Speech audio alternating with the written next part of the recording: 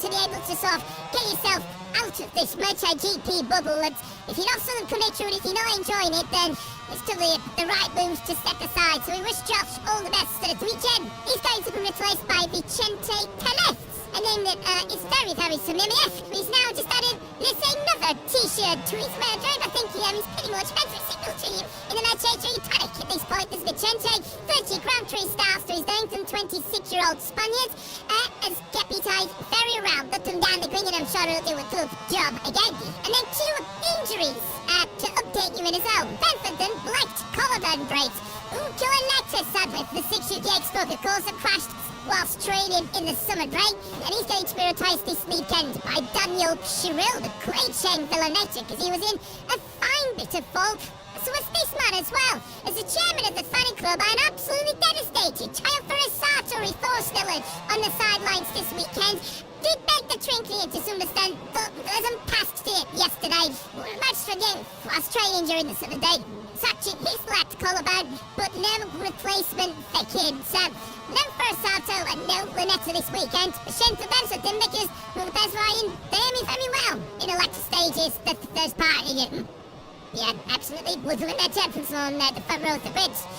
Secondly, before we started our summer break, and his Jack Sabre's in some great form, did manage to fresh out off the jump Grand Prix, unfortunately, but he's been showing some great form recently. Forsato, of course. First double lobster artist trash for mine at the Saxon 3 weeks ago.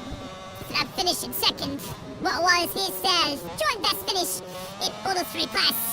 And to did for a settle. Really shown in fits and starts this year. And he is a front runner. You know, nothing stupid. His foot advisory is just on that street, so he did the song.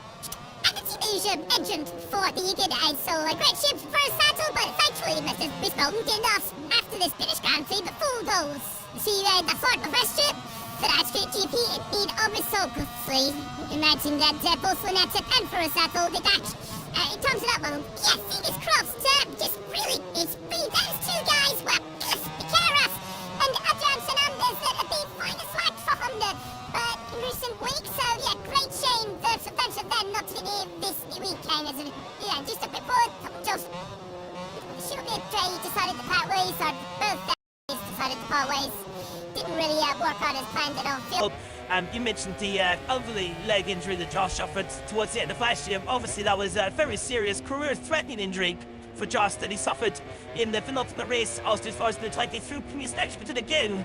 As the flashing map, his first flying rag, pre-season catcher, arrested his injury comeback, merely to him on the back, so coming in to this season, and I think the team were doing very decent with Josh in the first 4 or 5 races. He said, look, more pressure for results, just get your confidence back, get back up the speed. And I said himself in the last 4 or 5 races before the summer break, there just wasn't really any, and soon was they coming. And yeah, Josh was unable to score a point in the first half of the season, and yeah, clearly they should be coaching it. It is a brutal sport. It is cutthroat out there, and if you're just not at it, if you're not enjoying it, you want a smile on your face. Well, Tim, it'd be difficult out there. This Sonic Crayfather, I'm trying to and colleague often says, it goes without saying, if you're 11 out there on the bike in Austin, it can feel very, very lonely. It's a one-man sport, we can feel very isolated if things aren't going your way. So I think the right nature, Josh, has plenty of talent, as we see in the junior categories, and then in little spits and starts in this Metro Tour World Championship as well. He's certainly not career over for him, but I'm sure he's going to...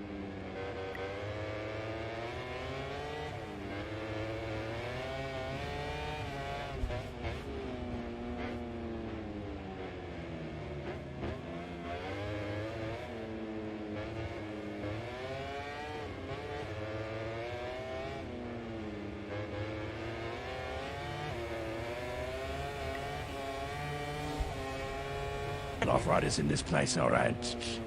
But when he was recovering from his leg injury, he didn't have the luxury of being able to diet. I remember speaking to him during pre-season, and he was saying, you know, to recover as quick as possible, I've had to just beat the normal sort of diet. Not with it sort of slimmed down, because then you wouldn't be able to see less quick when you would length. So I think that was another reason that, but that was one of the kind of factors which led to and Stickers net pride going this way.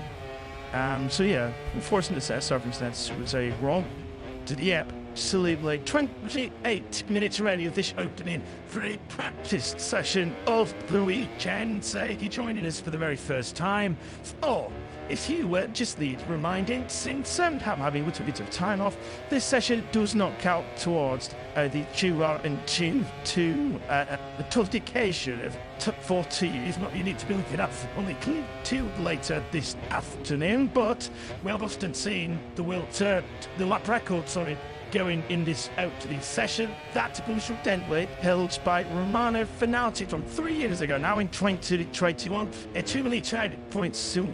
Well, not. Expect for report to go this weekend. World 3 has been faster than ever in 2024, smashing that records and race records.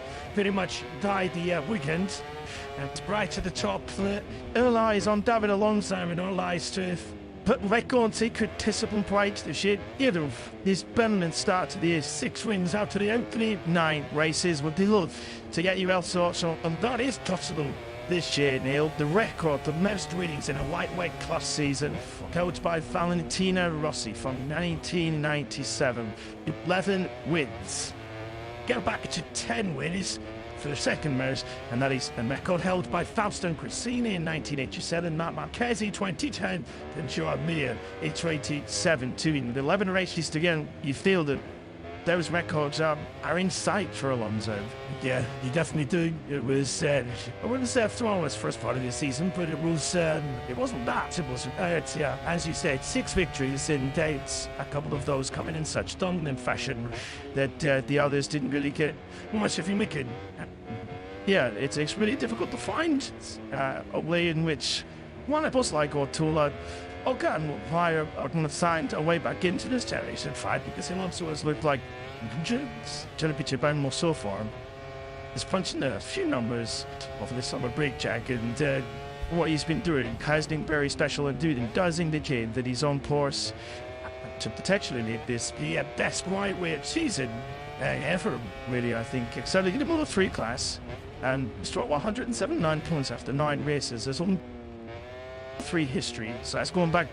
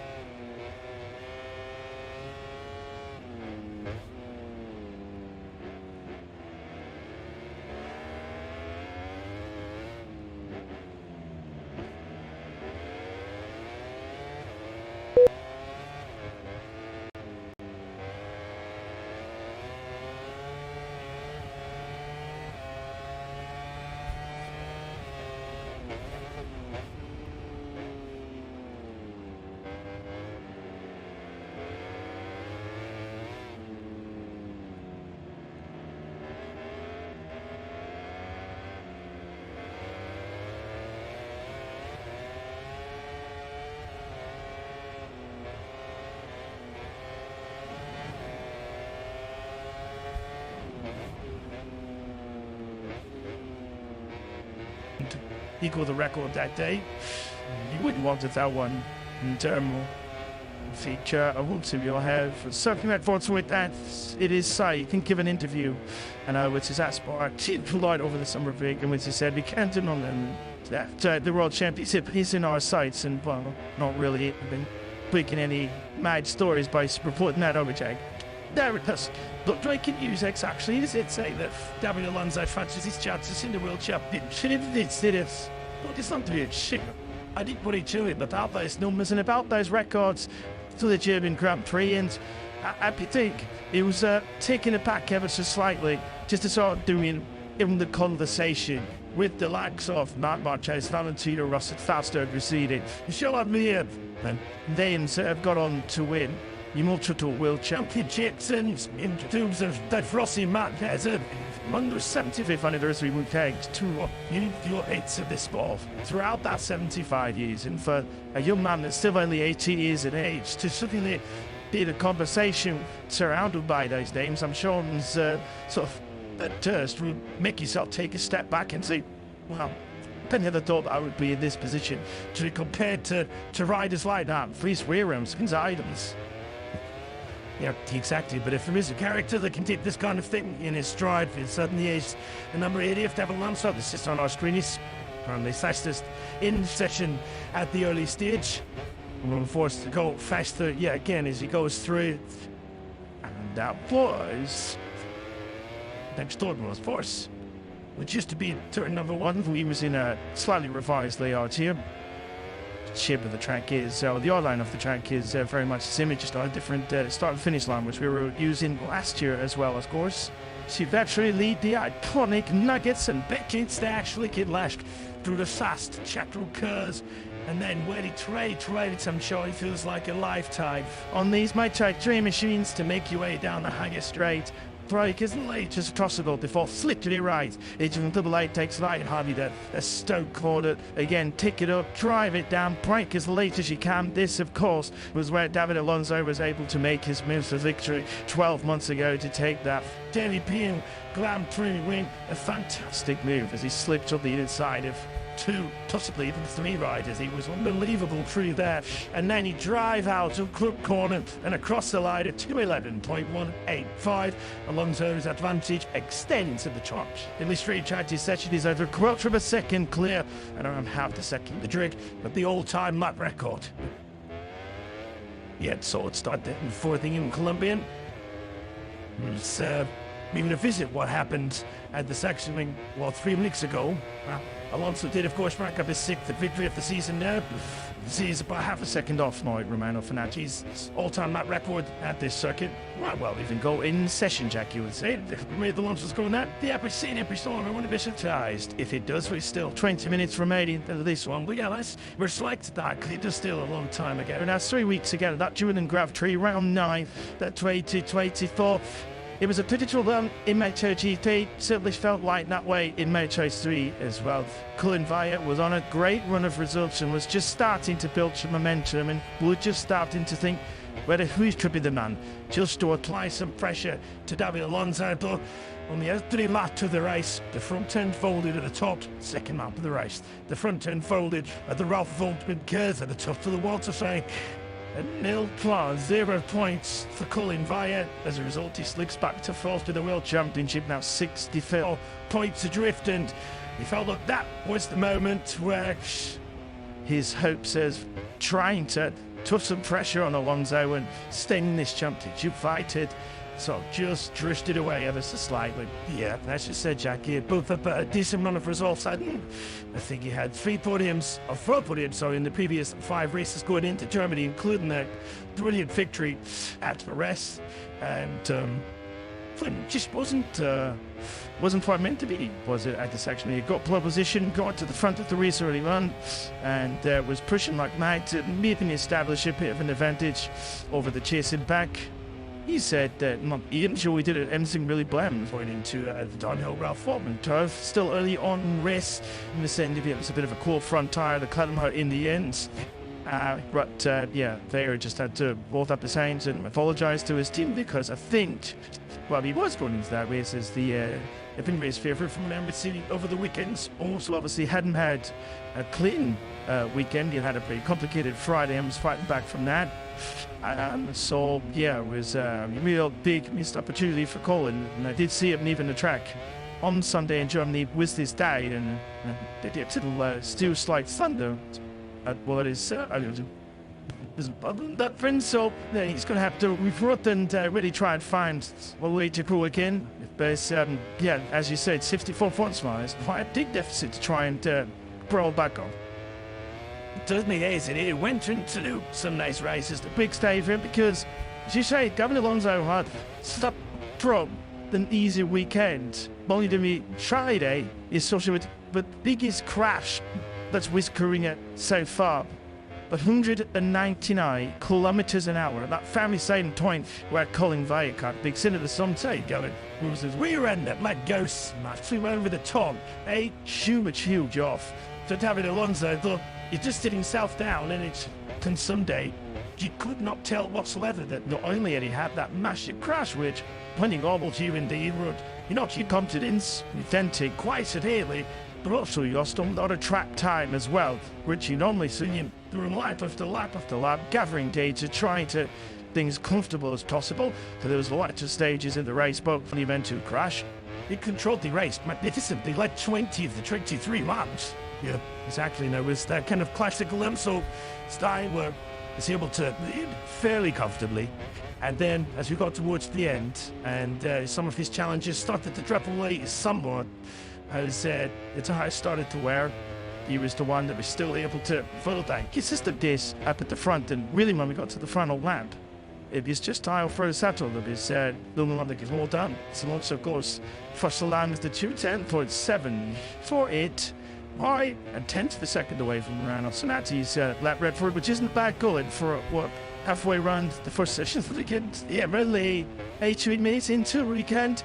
I think our prediction is the all-time lap record going this morning might come true in just a few moments as David Alonso gets it all kinds of wrong on the brakes. Brakes at turn 16 and 17 there. Just 16 odd turns, rolls through the gravel trap. All okay though for the young Spaniard. Big have to say is still impressive so far this year. 5th in the World Championship, 3rd consecutive point-scoring finishes. He was 8th at the Sachsenring. He was once again another sort of one-year-old race. Wherever he is, trouble soon follows, and although he wasn't given any penalties or getting into too many escapades, so certainly some brave moves been surrounding, but we've come to expect that now for the 64. Yeah, absolutely. It's necessarily at Willen in France. What is David Munoz, but for the first half of the season, we can safely say that he is a much more consistent customer than the rider that we had seen in the previous 2 seasons in the World Championship. And as you say, no was said. 3rd in the World Championship. I think that's a fair reflection of his early season form, and wouldn't be quite put him on the level of the top 4 that we had in the Championship. Alonso, Tourma, Volcado, and Fair. But I also think a top 5 overall would be a pretty good progression from last year, and then you'd probably have to look at 2025 as the season when he will really go for the World Championship. Yeah, J2 agrees. Still only 18 years of age. He's the youngest rider out there at the moment is David Munoz, despite being so young. He's got plenty of Grand Prix to pace. This is going to be Grand Prix start number 40 this weekend. By the time the season finishes, he's going to be going into next year as, no doubt, a title favourite, and with 50 Grand Tours of experience under his belt as Alonso comes across the line, and then the 20 minutes into the weekend is up to this same ultras that is a brand new all-time lap record of this Silverstone circuit. Catch it. But none of that, the championship leader, David Alonso. And you think, after a 3-week break, after sitting on the beach for a couple of days and doing a bit of training, and might need a session or two to get back into the zone, but Alonso is throwing his little Aspar CF motor machine about with such confidence that it's like he's never been away. And that's to a few runs. Jack and Aston and the sectioning were by no means a disaster. It did finish 5th in Aston and 1st at the sectioning, but they certainly run devil weekends like we'd seen from him earlier in the year. So maybe he's just going to try and do another one of these clean sweeps that we saw a couple of times around this season. We know how good he is on the brakes. That's where he gains all of his time. That's where he just has a little step on everybody else. And put here last year, plenty of heartbreak. He says next time out we go to Austria, where he was challenging at the front before crashing out. But you feel that he's a different character this time around. You'd have to say that he's going to be big favourite. Among the rectal radio circuit have shown just going to sit in down to the ground. And then he just got the victories and was able to take in the latter half of last year. He's certainly taken a step up now, so it's going to be a very, very tough man to stop. It's David Alonso, if he continues in this fine form that he's got the series himself in. Should definitely note the man second at the moment, a good start to the weekend to Stefano Netta is at then on this particular circuit as well. Stefano Netta actually led a Moto3 Grand Prix for the very first time at this very circuit last year. Little result does Netta, because already there are wheels in motion. Now that MotoGP seems to be sorted for 2025, let's say 2 deals are coming on quite nicely and potentially started to turn to Moto3 in it, where these riders are going to be settling and ended up in 2025. We already feel that there's going to meet for maybe even another, making a step up to that 2 next year. It'll come as no surprise. Rumours in the paddock suggesting David Alonso might be on the Netto 2 next year. Bit of solid fifth. Yep, exactly. But some rumours that I heard yesterday linking the likes of Whatley to maybe step up from Little 2 next year. Already done a test, of course, as well. And we know, well, we don't know, but seems as have at least learned of his Meta 2 teammate, and Ayagiri's going to move up to that OGT. Potentially Sergio Garcia might move up as well. So there's definitely run for his spot. Sounds like an easy option. So Ortella, having already known the team, already done a test, to step into the fold.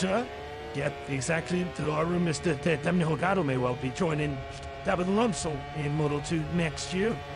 Well, Disney are linked actually with Aspar's Moto 2 squad, and you would obviously not be given a prize for guessing that Aspar will want to get their hands on David Alonso as well, so perhaps they'll be running 2 rookies in 2025. The Holgado link does make sense as well. Holgado won the Junior World Championship with Aspar squad. He's got a very, very good connections. The relationship with Nico Tirol, who before he took over from Giro Dorsoy, were also the team managers, the junior squad in the Junior World Championships. That would make sense. Gulf Reviews started to filter through around this time last season. Then Danny Holgado was going to remain in Moto3 for another year, which caught us all by surprise because he was leading the World Championship at that point. So we thought that he was absolutely a given to be making the move up. But in the end, you feel that, well, then he can be very cutthroat at times. KTN and the Touring Mobility Group feel that they totally got the decision right on that occasion to allow Holgado another year of learning and developing in the junior category, the lightweight class.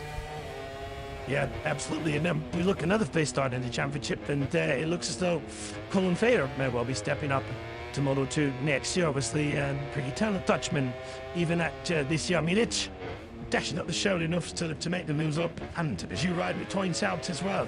I don't think he's stopped growing yet. There's another year in the Moto3. He's able to gain a couple of inches over the winter months. He's going to put him at a huge disadvantage. He is thrilled that he's built for a digger dike at this time. You know, actually, they so. The conversation was someone related to a Moto3 riding yesterday, and they were pretty unsold out. And another couple of Moto2 riders who were out by the MotoGP teams for next year, which might free up an extra spot to the Moto2 class. The potential where they more secret riders like Stefano Netta, you've been in this category for a while, are seeking a start too as well. But when you can Stefano's season with the likes of the riders who just mentioned might be a little trickier to find a person that need to be fast next to him. Though Ronnie Deal confirmed officially for 2025 that of Joel Kelso. They're doing deep. It really cost to Stefano and Edge's team. Ex-Sealy, the level of MTA squad run by Alessandro Tonici. David Munoz, I believe, is contracted for 1 more year with the Belay Motorsport squad as well, so they'd be surprised to see him there. And of course, we'll see, as we always do, a few names stepping up from the junior categories, making their debuts. In the World Championship next year, we may well see. I certainly wouldn't Ellie the Great next year. Debuts in the latter half of the year as well. I saw the Love Racing squad and Eddie O'Shea teasing some potential years coming over the course of the weekend. Did you know that the Chente track is concerned for the next Eyes Grand Prix, the European rounds, that being here at Silverstone, Austria, Bassano, Aragon, and then up second round with a Bassano that is replacing India/Kazakhstan. So potentially, room at the end for Eddie O'Shea to step up to the World Championship paddock ahead of schedule to the slyaways in the latter half as the year. Simpson got some news on that during Fossil weekend. Yeah, maybe even today. There might hear some confirmations on that. I think Eddie was still 17, doesn't turn 18 until the later part of this year, which might coincide with the flyaway time off the Simpsons. So that will be pretty cool, interesting to see. And the Brute step up into the World Championship, and again, he was done enough in the Red Bull rookies recently, and the Junior GP to suggest that he's ready to need that step up to the World Championship. This man should be named Portuary was Israel. It was a multi-year deal. They grew between Angel de Queiroz and the Leotard Racing squad. You have to say, he's been very, very impressive, this Clarence. It is up to you here so far. Won it's the Rookie of the Year charge, 8th for the World Championship with 60 points to his name. Thanks to a commendable ties finish last time out in Germany. It is on a great run as well, all the way through from that podium finish in Austin back in, mid-April. He scored points in every single Grand Prix, following on from that, a run of 7 straight point-scoring finishes, and it's exactly what you want from your rookie. You've never out to any part of the World Championship season. He's doing a great job so far, and with that huge expectation, if it's that is only the second man in history to the Red Bull Rookies Cup, Alonso Junior World Championship in the same year. So there are big things to go field for Queiroz over the next couple of years in this Betcheck 3 parts. Yeah, absolutely. And maybe even in the second half of this season as well as the second part of this season, because we're not yet halfway through. This is a gross round number 10. Also, I did the half 2024. The David Jack, and that was a really strong performance from Queiroz. Did the sex ring just before the summer break. Fight on 14th and came through. And a really strong ride to fifth just behind his teammate Adrian Fernandez. And that's been a good couple of ones for the number 36 after his group race before that at Assen.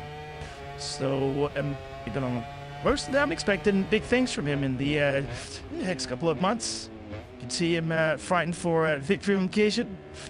The races to come, Tig just kind of reached that level, and as you said, Jack, he has been pretty consistent, which I think is a difficult thing for rookies to come across, to come by. He's already found that knack of this is where you're finishing inside the top 10.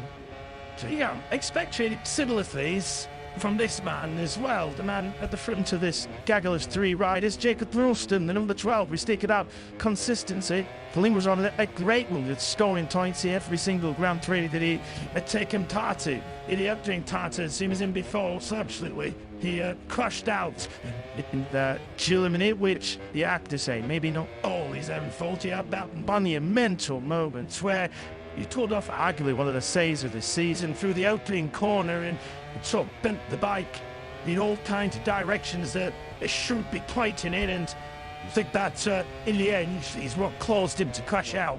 Yeah, I think there was 1 or 2 Blackton Sons, but maybe wasn't really happy with him helping Queiroz. So I think they came together when they were exiting turn number 1.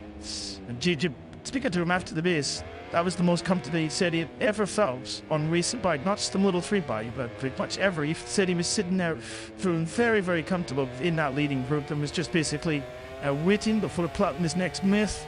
So he was bitterly disappointed that he thought maybe even a chance of scoring the podium finish. I managed to get away, as we see a good light on something there for Scott Upton. Fountain just behind there was there until you were aware that we went to third front twist stuff ending up in my team. You've seen Scott was on 7 week in races with Scott. Started the weekend really well and having a really strong Friday. Actually, if he'll be able to translate that through to the rest of the weekend. He was able to do that, of course, at the Saxon where he scored his best result of the season today. 10th place, his first top 10 of 2024. And sitting pretty competitively inside that leading group for the majority of the race. I have to say, that is very, very impressive from Scotland. He's just gone under Romano Tonati's old full-time lap record on a Friday morning. It has been competitive on a Friday morning this followed up. Never as much as this. That is very, very good signs for Scott Ogden. If you're only 39 1,000ths of a second, they drifted David Alonso. He's got into the lap record in the first session of the weekend. Not doing a bad job. He's got high hopes this weekend. He thinks he can be really competitive. Yesterday, when chatting, was targeting top 5, top 7. Well, he firstly said top 10, and then he went, Phil, do you know what? Top 5, top 6. And he just had to climb him down a little bit and say, let's a top 10, let's move from there. Let's not get carried away. But, do you know what? I'm in the wrong. They've been top 5, top 6. It isn't. The 11s have just amazing. So, but yeah, blah. A great way to start the weekend to start. Yeah, loads of fast lap times coming in, as you can see on the better news screen. Lots of red sectors for the likes of Yamine Protola, Tetsuki Suzuki is on force to go. Fastest days was David Mjof. And that good is not. The new lap record holder was produced by Series Silverstone Mars who rose ahead of the Japanese rider. With stuff from number 36 to 210.210. That is the new lap forward to beat. Flesic weeks on as well. Tatsuki Shizuki, who never really seen too much of in the first half of 2024. He's excellently flying. He's got Adrian Fernandez ahead of him. Scott Ogden as well. Now, doing the lap by himself, it seems. What a great, that is Ogden. A 2-minute 10.363. Does have Wader ahead of him and goes 4. And then Tatsuki Shizuki fires to the top of the time tubes. Well, welcome to the party. Got 2 great times. You at last. You know he's got it in. What a great lap that is. 2-minute 10.15. Certainly Friday morning, certainly free practice. We're half a second under the old tripod record already. You know, they've just gone under the old lap record with absolutely blown it to smithereens. Watching the style of the Lothrinian, you know, oh, he definitely blew the couplets off. Yeah, it didn't take long. Just about half an hour to do that. That's it. Alonso drifted down to 8, but he's not pretty happy with that. He's not content with that at all. A 10.5 up, and we're going to see a 2-minute 9 already on Friday morning, do we, mate? Yeah, certainly did not expect that this early into the weekend here at Silverstone, but down land so much as though he's on course to throw it. He's over 3/10 of the second up through split number 3. Well, we see it already on 3 occasions this year where Alonso was topped every single session throughout a weekend. Free practice 1, practice 2, Q2, and the race as well. We've not seen it for a while though. Netherlands, did he go to plan? Germany, did he go to plan? So we're starting this weekend, like we've seen David Alonso do before. Is this going to be that 2-minute 9? Would be a historic lap so early on in the weekend as well. Certainly looks like it's going to be if he's able to hold that advantage from the final sector. Alonso comes over the line. Look at that, a 2-minute 9.923. Rest a lap. These Moto3 guys are absolutely flying on Friday morning. To the level road is out a good measure. The total of cleanses here on Alonso with his own 2-minute 9. This is incredible stuff. A bit of consistent stuff from the top 2 in the championship then, and Altola showing that he was pretty much the equal as David Alonso. So he feels as though you can match the championship leader on this occasion. You seem to remember Altola 2 years ago leading the race here. That was probably the first time that he had led a Moto3 encounter in his career.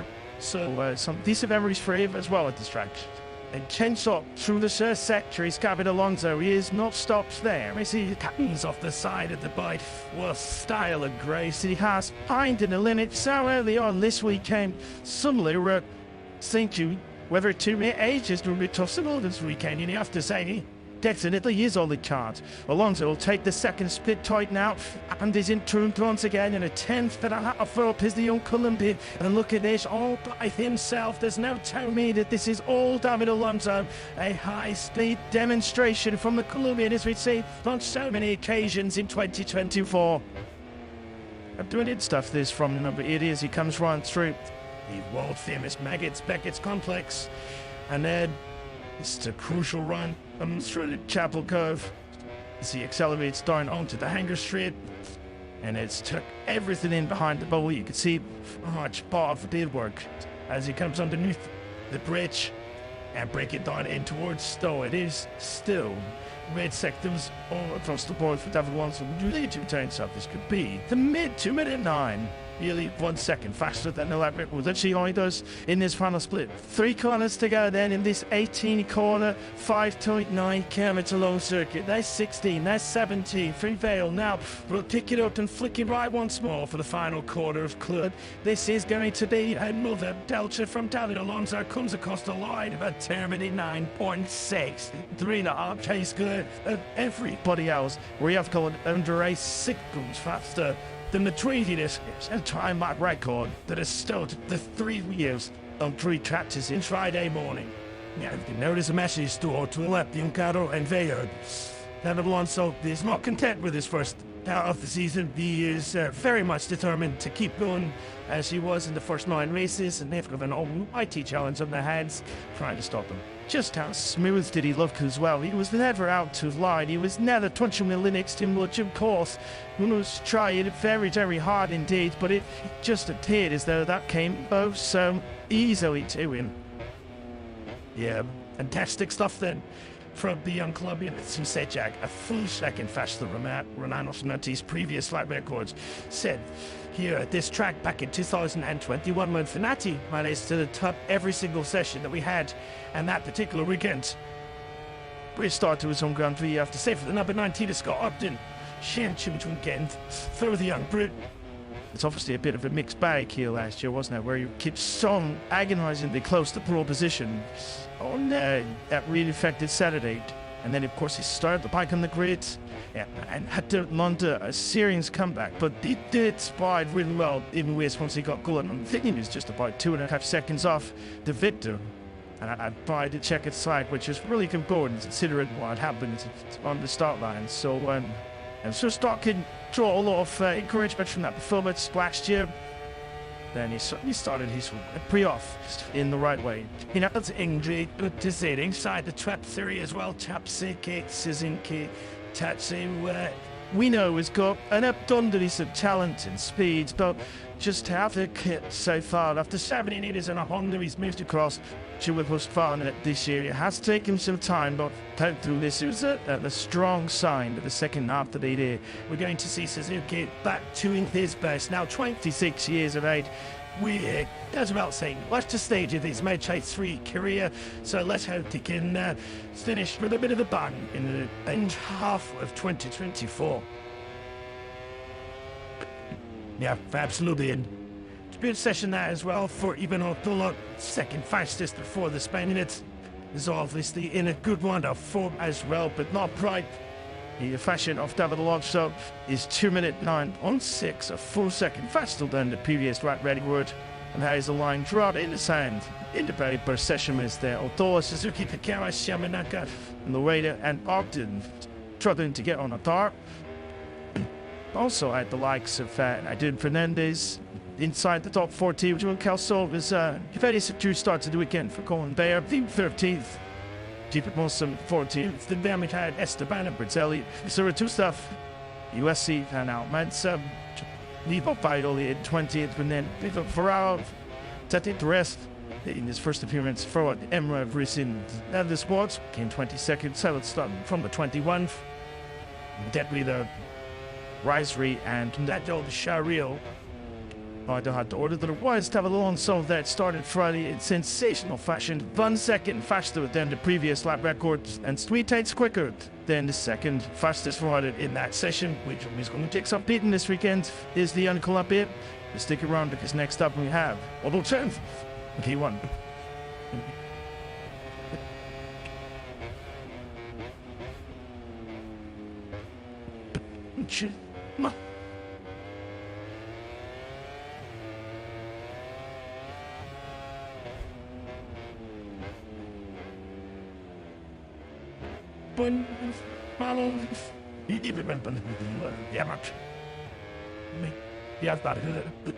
Received you by people.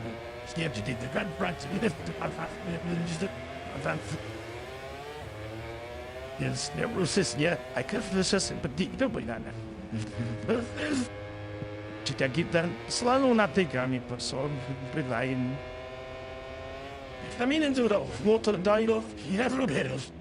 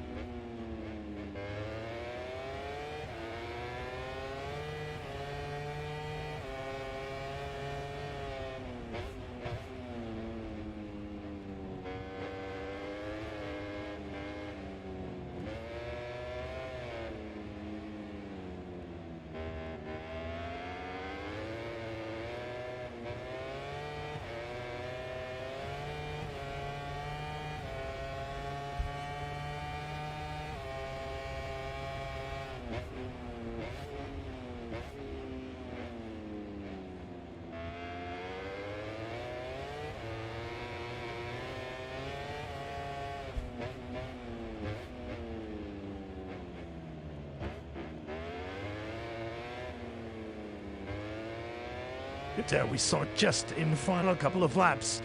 One or two riders able to make the difference over the rest, but man, he was just always concept coming out of the gate.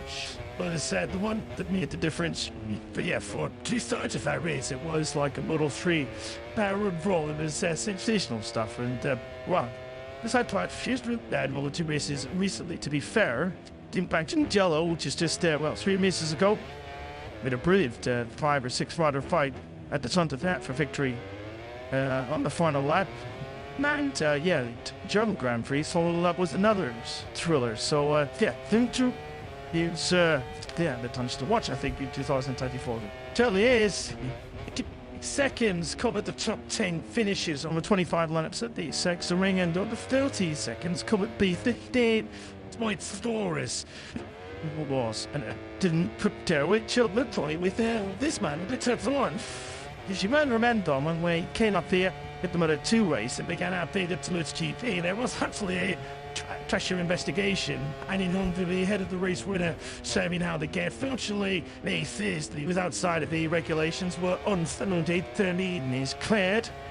The method the Turbo Grand Prix victory for him. Instead, did not want to fight. To second place, continuous fine record, of which only the top 2 riders in the World Championship, Sergio Garcia and Igor, outscored in the last little 3.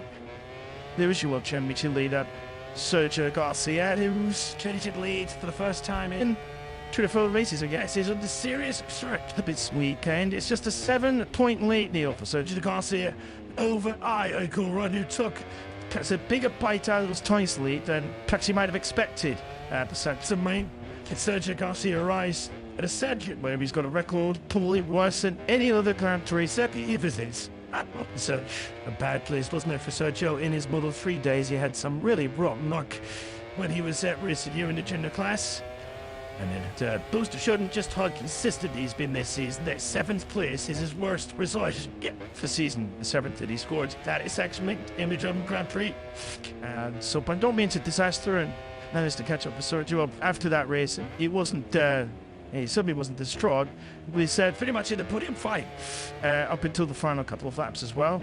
But obviously losing some fairly substantial points to his teammate Igor.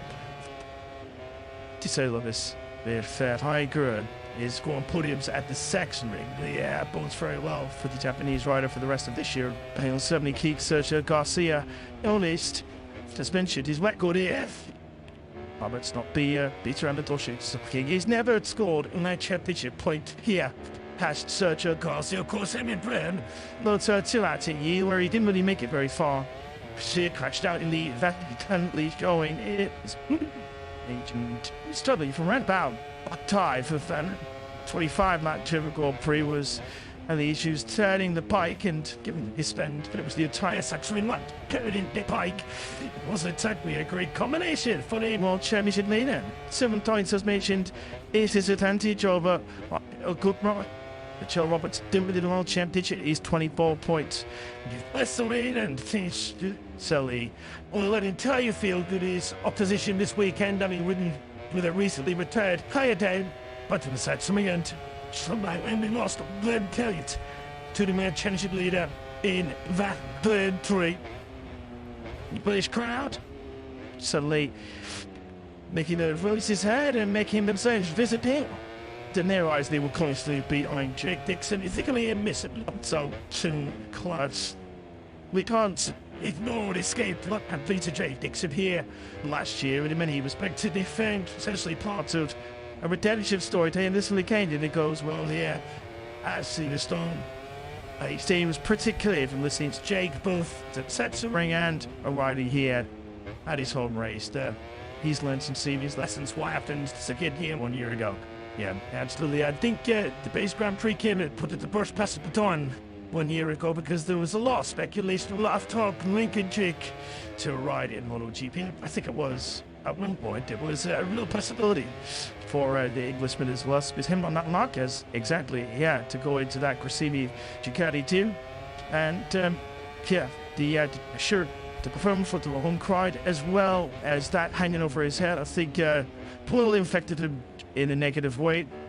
Jake says that he has a couple of interesting options on the team for next year. Obviously, a few of them being away from the Asbar squad. So interesting to see it work by Duke goes. Looks as though it could be staying in middle two for another year.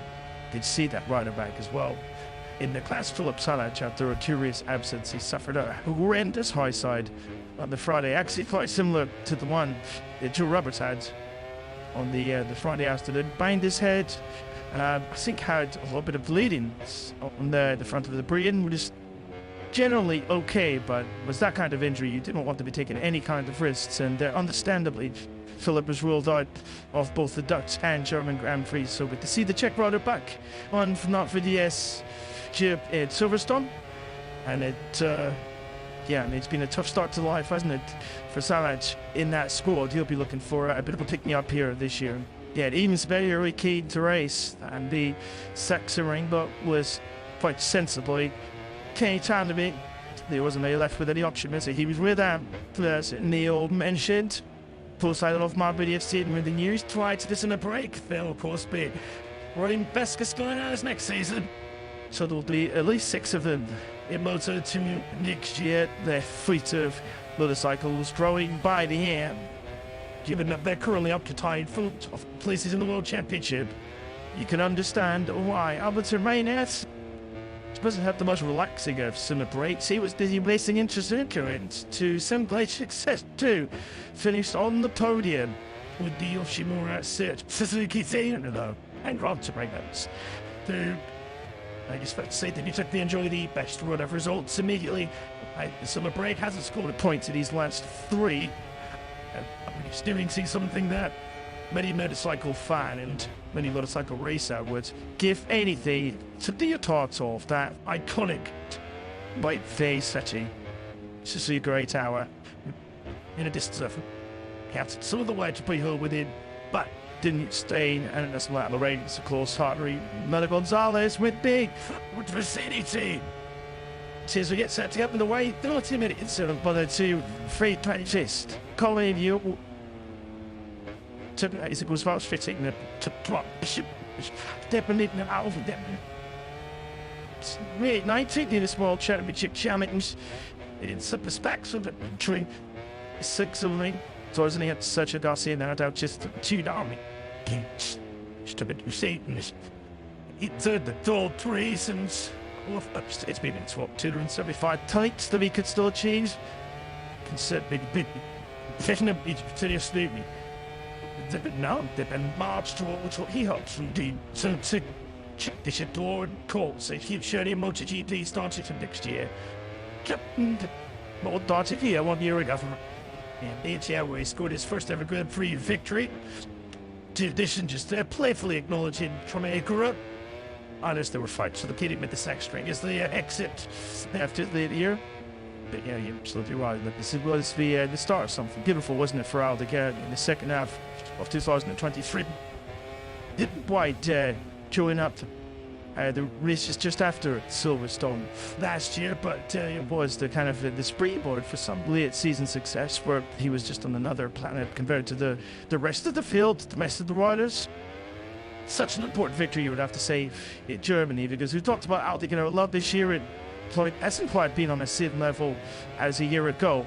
Take a little bit of time to get to understand the friendly tires and why this possible chassis works with him, but I think when it's really time to do so, he's just starting to come through and get that second, the first place at the Dutch German Grand Prix.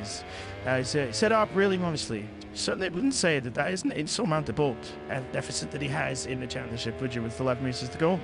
The 21 races have taken place since the British Grand Prix rushed it, including that race that he won.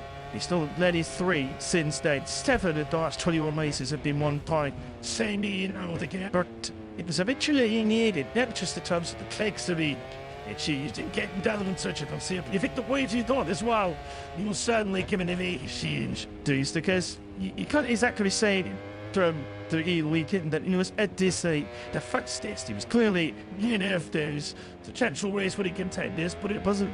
It's probably now to get away on that. Why would be so indeed. What stage of that season where you all his needs from Saudi Modi, he was going to win the race. He said he had to fight for it. I think he won through his head in the Grand Prix to stay patient, as I say, just when it was very easy to get in boiling. So anyway, that is that's Upton didn't say he didn't identify the right moment to if it came in Kilish says minus of Torini did. I mean, should have seen the VT two about leads and certainly started to struggle. Damn struck, but it goes ready then. Days of the race where he was able to get himself into the lead, and Jake Dixon in particular was stuck the other side of that I believe the VT, but he did have a bit crucial break. Yeah, but that's what Dixon was saying after the race. He was pretty confident that he had the rhythm and the speed on used tyres to go for me to fight with the two. And Dixon Vance, they got to stop the mind. Vietti in particular, as you said, Vietti is such a late breaker, and Dixie just straight on front of late by down into, I think it was 212, and then it's one at the section ring. Had he be able to do so around the area, we've been a really interesting fight between the number 96 and the number 54 in those closing laps. He said, "Was man to play with just right, just perfection." And this year, they let you one miss from rest. I mean, we're in the season, but I think that was even more impressive. That one at the section, just because he managed to keep such a cool head in such a frantic house for the first 2 souls for race. It's basically just society, not it shouldn't. Totally stunning results together over a more consistent basis on the London Water Breezes. Hasn't technically the podiums in a row together so far this season. Previously, it was followed by this weekend of the season, and not literally a circuit that he's never conceded among his match. He finished in 7th place. And it still feel at this stage of the season, anyone will try and tipping the check thing in the World Championship. It is meant to die, still the wheel, tightening challenge in and to do this here, and now you're going for NT Hubbies. And side Joe Roberts to the only fans of an racing thing. Just let me know, forget. And also, taste for the steel to the disc score of. So he's sick in the points. He's 77. Or he's on 7 points and 70 off female championship lead. Blinking you'd say 7th, 89 off at least, probably a little bit too far, but this stage to the ancient tighter Chelsington, and you should congratulate Alan. It's the Dudley or he double close to the side breaks, not check up on Yarn, who was tied it up, waited at this long-term girlfriend. Not let them the same. The celebration too. Suddenly he found him and his teammate Chubby Carter wins on social media. Carter Lewis is just retaining himself from an injury. It's like the children. What? Even a Steve Wise for a minute. When we sit marriage, Jimmy. Put a cookies to be the early stages of this free for decision. No, this start then from Kinnett here. Good West. Had a very disappointing. Those races of the first part of the season didn't manage to score anything in Dutch Grand Prix or the German GP. Similar story, really, isn't it, for the number 44? Just able to just run all results together. In fact, in Kinnett's first part of the season, aside from his victory, his first ever victory in Moto2 in Portugal, it says these are his other best results. So it's been taking in for you would have to say for Kinnett so far. Disappointing. And that championship challenge has not materialised at all. The same edge days since then. So it's now with only 27 points have been scored by Kinnett in the 7 races since his maiden victory at Mitsubishi. Didn't start one of them. Absolutely crashed in practice. It didn't. It's very fair figs who's doing dessert thing. Just analysis. I better take to see the checkered flag like this. Was only struck broad to create to his thirst for its ends this season. It voted Dave, this man spoke to Tartars. It touched for it. Hasn't been the great since then. Top 5, way outside the top 10. But to listen to before each of the clutching out each of those races. There's no way former Moto3 winner. It's been about 7 years. So that he was second to female to go. Here, what is to everyone? To this stadium. into his season, but the longer his season has sort of materialised, he's sort of faded out of championship contention. I'm certainly hoping he can start to string some results together and maybe pick himself into the conversation, because he's certainly argue that at the moment he can there's only outside Nick Yang with this band championship platform. 205.39 is his current session to think what talking for veterans, the only time I've ever thought about it yet, held by Marco Secchi. With a good tweet, look, he's just under a 204, 203.988, the best race out there. Held by Volheda Bottom. Although, well, job on me this weekend, but the forward team. Good to see for a hit back in Woodland class. He's impressed on a couple of previous showings he's had, not according to that thoughts, particularly in Barcelona when he ended up second, I think, at the end of play on Friday. He's quickest, wasn't he? But his first, yeah, to run, exactly. There was We're only touch of the season too, which he scored that weekend. Exactly, so I hope certainly has a bit of history there at this circuit. Sitting on the podium here before a source of victory. Here before in the MotoGP category, so saying that I've expected something here this weekend. But so we have a chance of now transferring with mine. Expect there is Jim Lopez said early decent speed. And a great performance, we have to say, by Roberts at the Sex Ring. One of its best of the season when you consider the circumstances. At Burgundy's left came in, what was it, just 9 days before the race at the section ring, and I think going into Germany, the up in 2 months, if he's been anyway from that, which is it, store subtrot, but it's not but Saxon, it's their consistent street, and the Saturday qualified impressively in the 11s, just a few places back of some of his principal. Chip rivals, in fact, close ahead of Sergio Garcia. And yeah, I was expecting a bit of a drop off from the first 16 close match of that German over just did not come to pass. New to the next straight to an awful lot more, but he got in the German Bob to review, told him it's Sergio Garcia finish on the podium, and that said as he went from the sidelines, they extended that World Championship lead out to 23 points. He only did well, tried Fred. At the end of the Saxon race, you think he would have beaten your Amos, Dopsy to Hogan's friend, Joe Roberts, and to the kitchens again. As the wicket thing is, didn't go for too much too soon on Friday. Of course, it was a difficult situation to get his head around and to adapt to a very difficult way of riding the fight.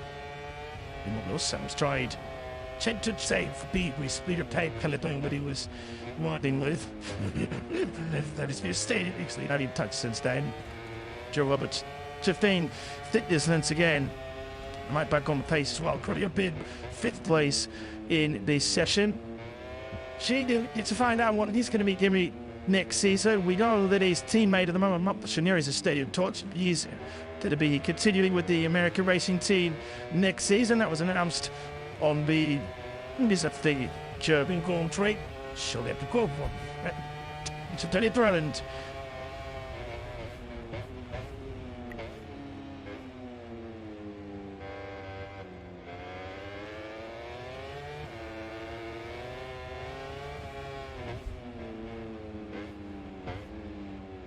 There was still some.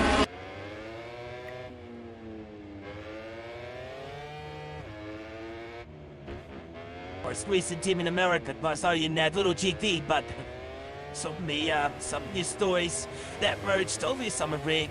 Like thinking, surprisingly, my purpose seemed what to try the truth was.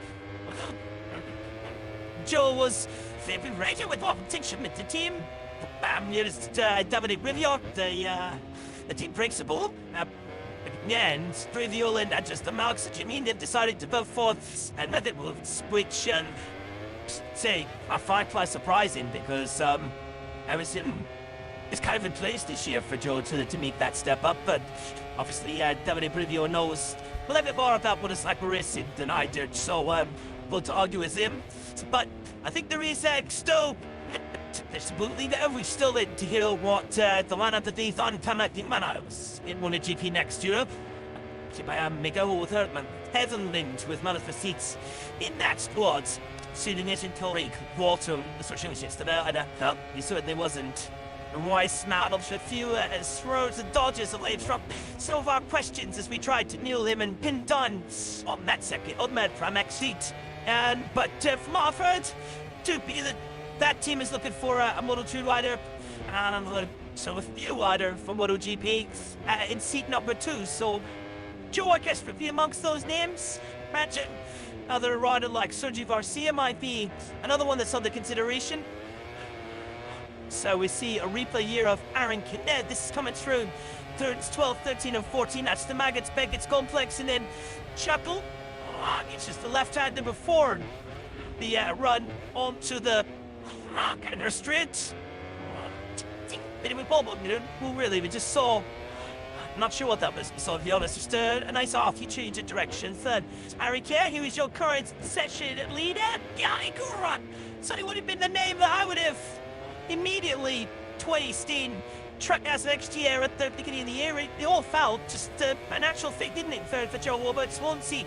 Clearly demonstrated this season that he was a Moto2 championship contender, and to make the case for Joe, not that he needs any of those to underline his credentials, because he's demonstrated them from the start of the season, but he is the only challenge slider within remote sweep of the World Championship. And alone, of course, something your college riders that we've seen take and win this year, but Joe Roberts is 24th on something World Championship lead, and he's on 66 points. And 46 points, we'll say, ahead of the next Chowex rider. Smeddy Gonzalez down in 6th place in the World Championship. He's gelled beautifully with the Brody tyres this year, and he's certainly shown a level of maturity. The ability to maximise his tolerance at every race we've seen so far this season. It's the sixth ring for the Aston race so far, should I say. He's still in every race he started so far this season.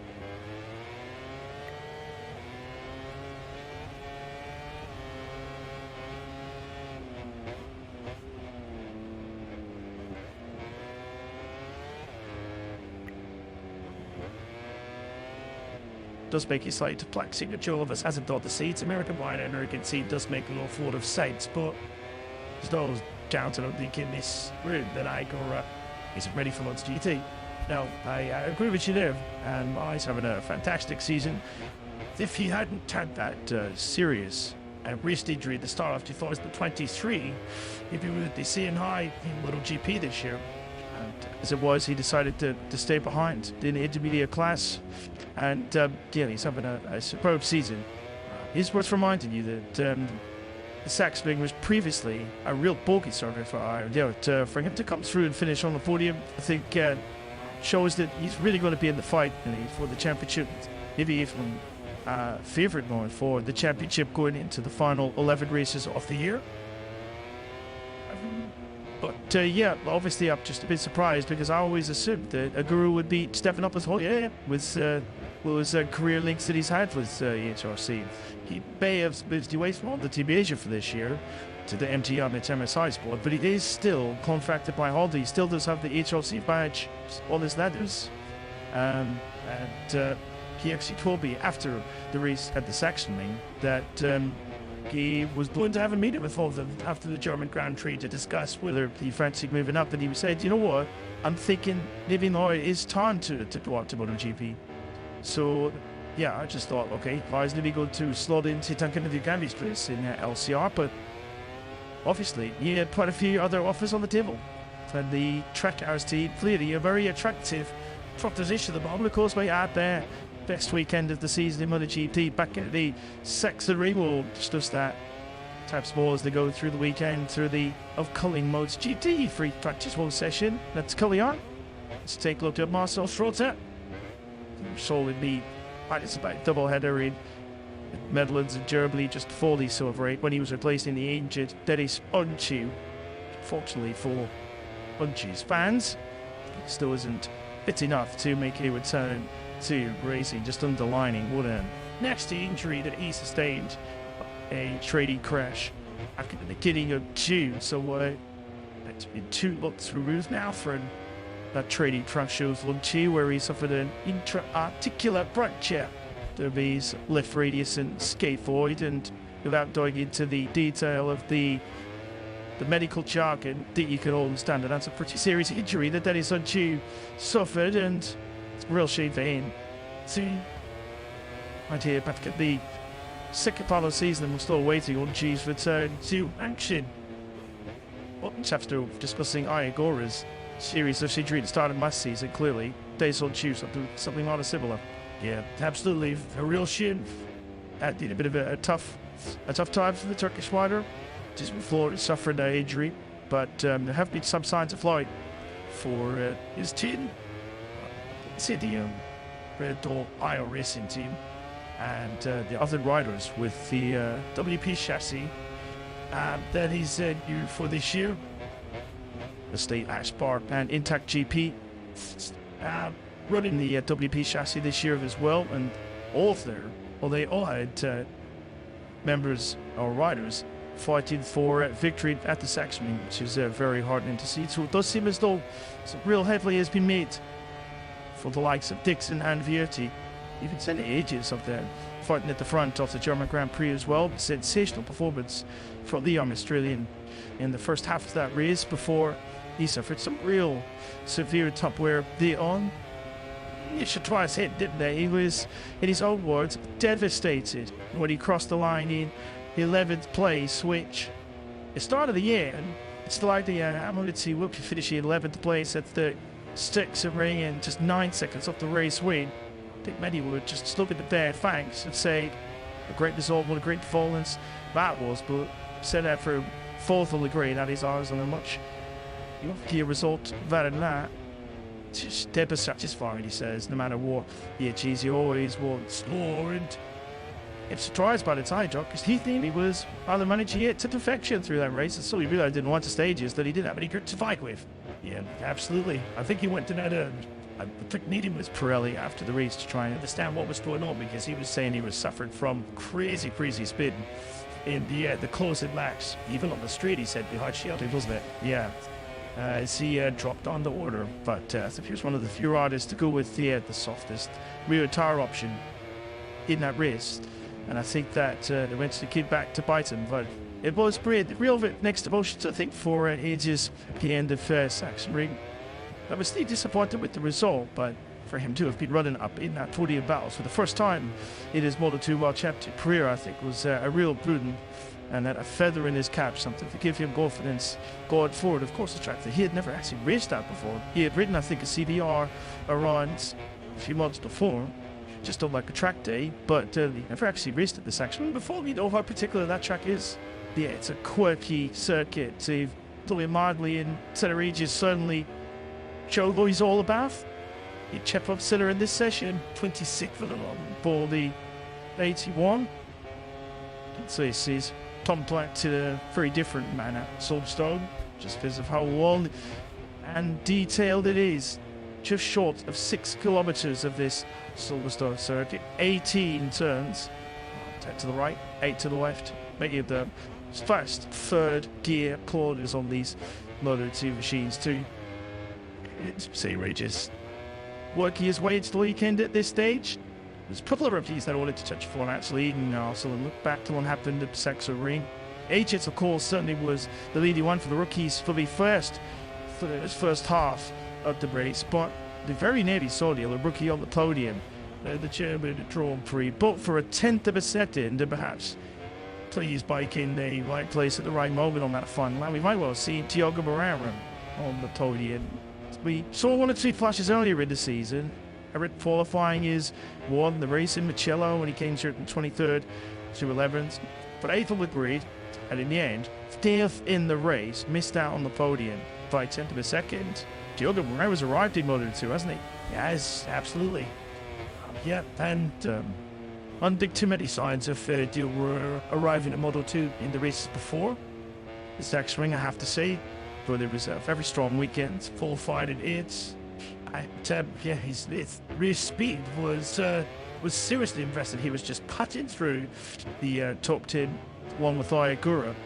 Really, really unfortunate not to manage that podium. did manage to pick off Celestino Vietti on that final lap with the Guru, but didn't quite make it onto the podium. But still, a stunning ride for him. Getter was back at Assen, where he was actually up towards the front in the early laps before he getting some friction tire issues and fell a bit further down the order. So I guess the signs were maybe there in the first couple of laps at the Dutch Grand Prix. But yeah, sensational stuff from Herrera. And it's the ride that we were, I guess, somewhat expected this season. Rather that we'd always been told is more suited to bigger, heavier machinery due to our heat trains away from the track. And we certainly saw it there in Germany. And I remember a couple of years ago, he was on top position here in the Moto3 race too, going on to finish inside the top 6. And the top 6 is exactly where we find Diogo Herrera at this stage of free practice. 6th place at the moment. The home favourite, Jake Dixon, has made the ideal start at this stage of the British Grand Prix. Still very early days now, and he won't be counting his chickens just yet, so nor shall we. He's a tenth of a second clear of Aaron Canet. Celestino Vietti third. Some most recent change sits up. Tall left stand out the sets are in Igor field through Manny Gonzalez and Diogo Herrera. It's not pointers. Oscar Scoro heavy at the top of the field. There's Prantry Magicus Tate.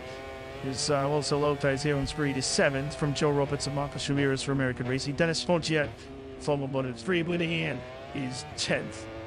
So yeah, to go all the way back to 14th place at the moment for last year's British Grand Prix winner. So I mean now to get 2 places behind the True World Championship leader Sergio Garcia. Yeah, I have to say I'm a little surprised. That it is just all the early stages of the first Moto2 session of the weekend, but considering the success of Aldeguer at this track a year ago, and considering the dominance of the Bus Tour chassis and the last kind of big, wide, fast, fluid circuit that we visited, which is Assen, I was thinking that we were something similar there with 3 or maybe 4 Bus Tours up inside the top 4 positions of most sections, but as I've played on like that so far, still obviously 15 minutes in this session to go, but the likes of Dixon, Abchina, and Vietti looking very strong at the moment, so good stuff from the top 3 per elite as it stands. And you can see that they're actually doing something quite special, because Manny Gonzalez is in 5th. He's a full 6/10 of a second off Dixon's fastest time, so if I used to see those kind of gaps in this Moto2 class, he dealt to Dixon this weekend. The main challenge thing to overcome isn't mechanical, it isn't technical around this circuit. He's done so many laps around here over the years. He knows his way around this Silverstone circuit. It's all between the ears really for Jake this weekend, and he just managing himself through the weekend. And he spoke very, very clearly at the end of German Grand Prix for the Estonian to stare that too much pressure on himself here last year to deliver for Browdy. You don't want to go through that kind of experience where he was in virgin tears last year of a one collision with Downbender. But having gone through that experience last year, J3 clear that he won't make that same mistake again.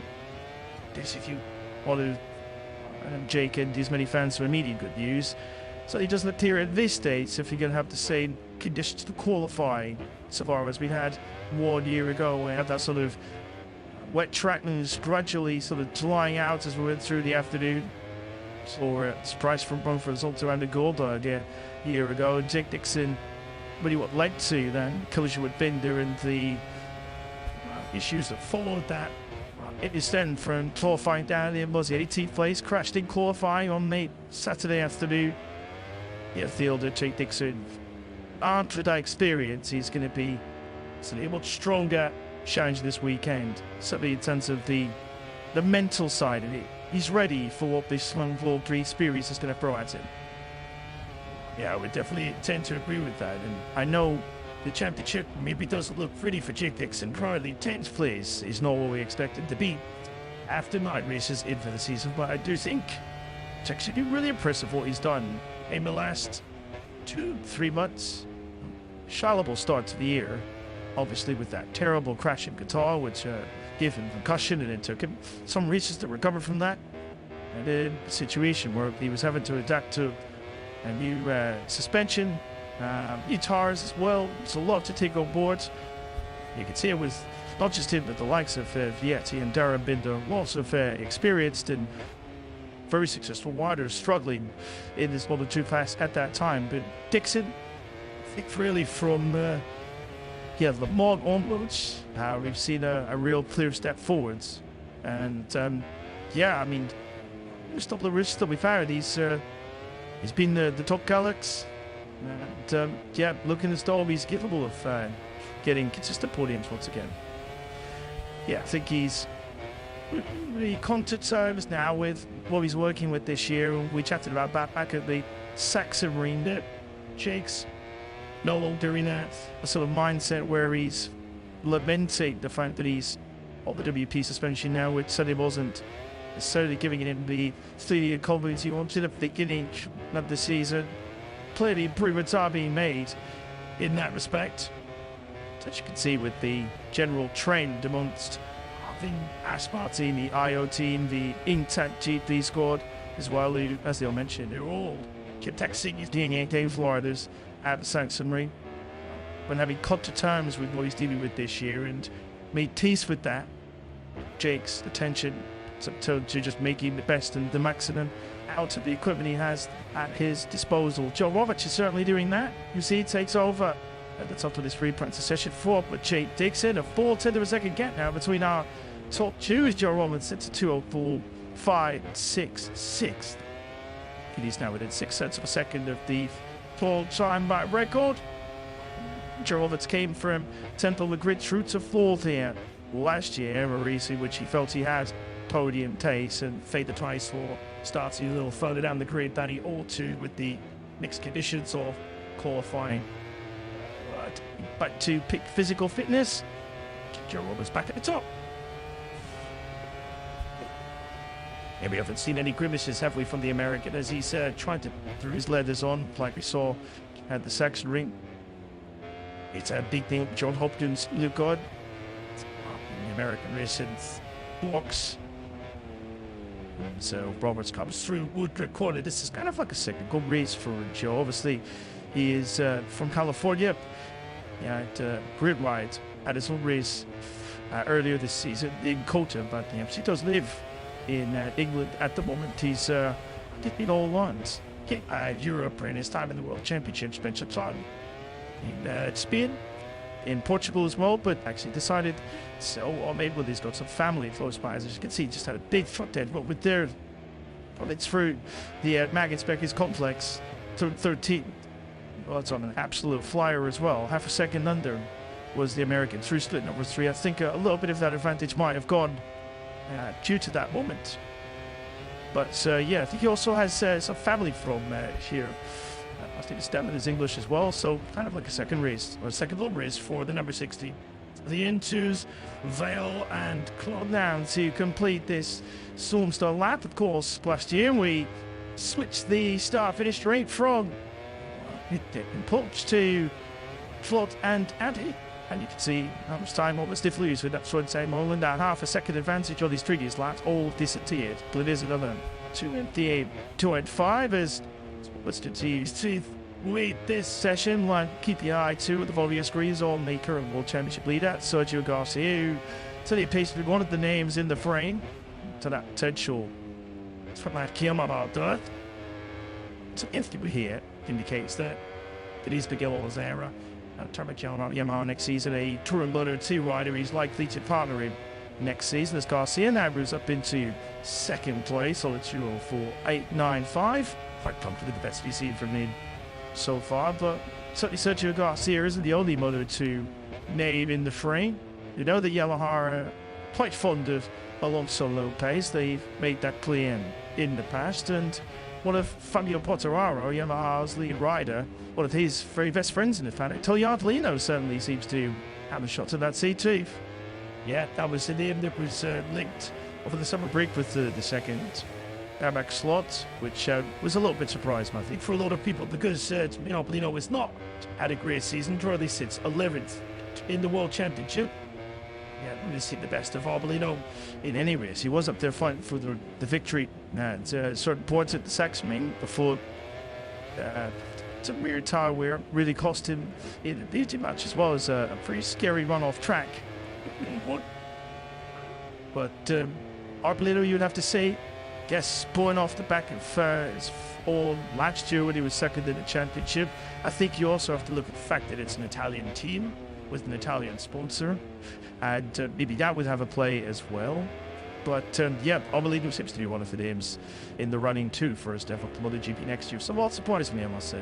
And if he was to Fabio Quartararo, died of performance just in his diet, but he does know Tony Arbolino to the most. This time Fabio Quartararo says, hey, Tony's ready to spend all the time with him, and I see how much work he puts in off the bike, see how much he's get showed and glowed all the years, and he is ready to MotoGP. He leads this free apprentice position now, does Tiger Tony on a 2:04.522, so he does now take advantage away from Joe Roberts, and certainly this season has fallen way short of Tony Arbolino's expectations, but it does appear as if he is making his way back towards the front again. Letting Grand Prix at the Saxon for the first time this season. First start since he first won that. Hit the water Australian Grand Prix late last year. In the cage, wind and rain of Phillip Island. Tony Arbolino, I mean, qualified now inside the 10 and finished there each of the last two Grand Prix. Certainly the lack of trophy confidence that he was suffering from early on in the season is starting now to seep away. You know, that was your current leaders. Let's both bench United and move something to ninth place. Bench data on the 60th day for the Blake Tarnos team as we reacquaint ourselves with their very distinctive new course game. Taken over from the Jassop squad. Bench data at 9th at the moment. His teammate Jaume Masia is in 16th position. It's Chantra now moving to the top 3 quickly.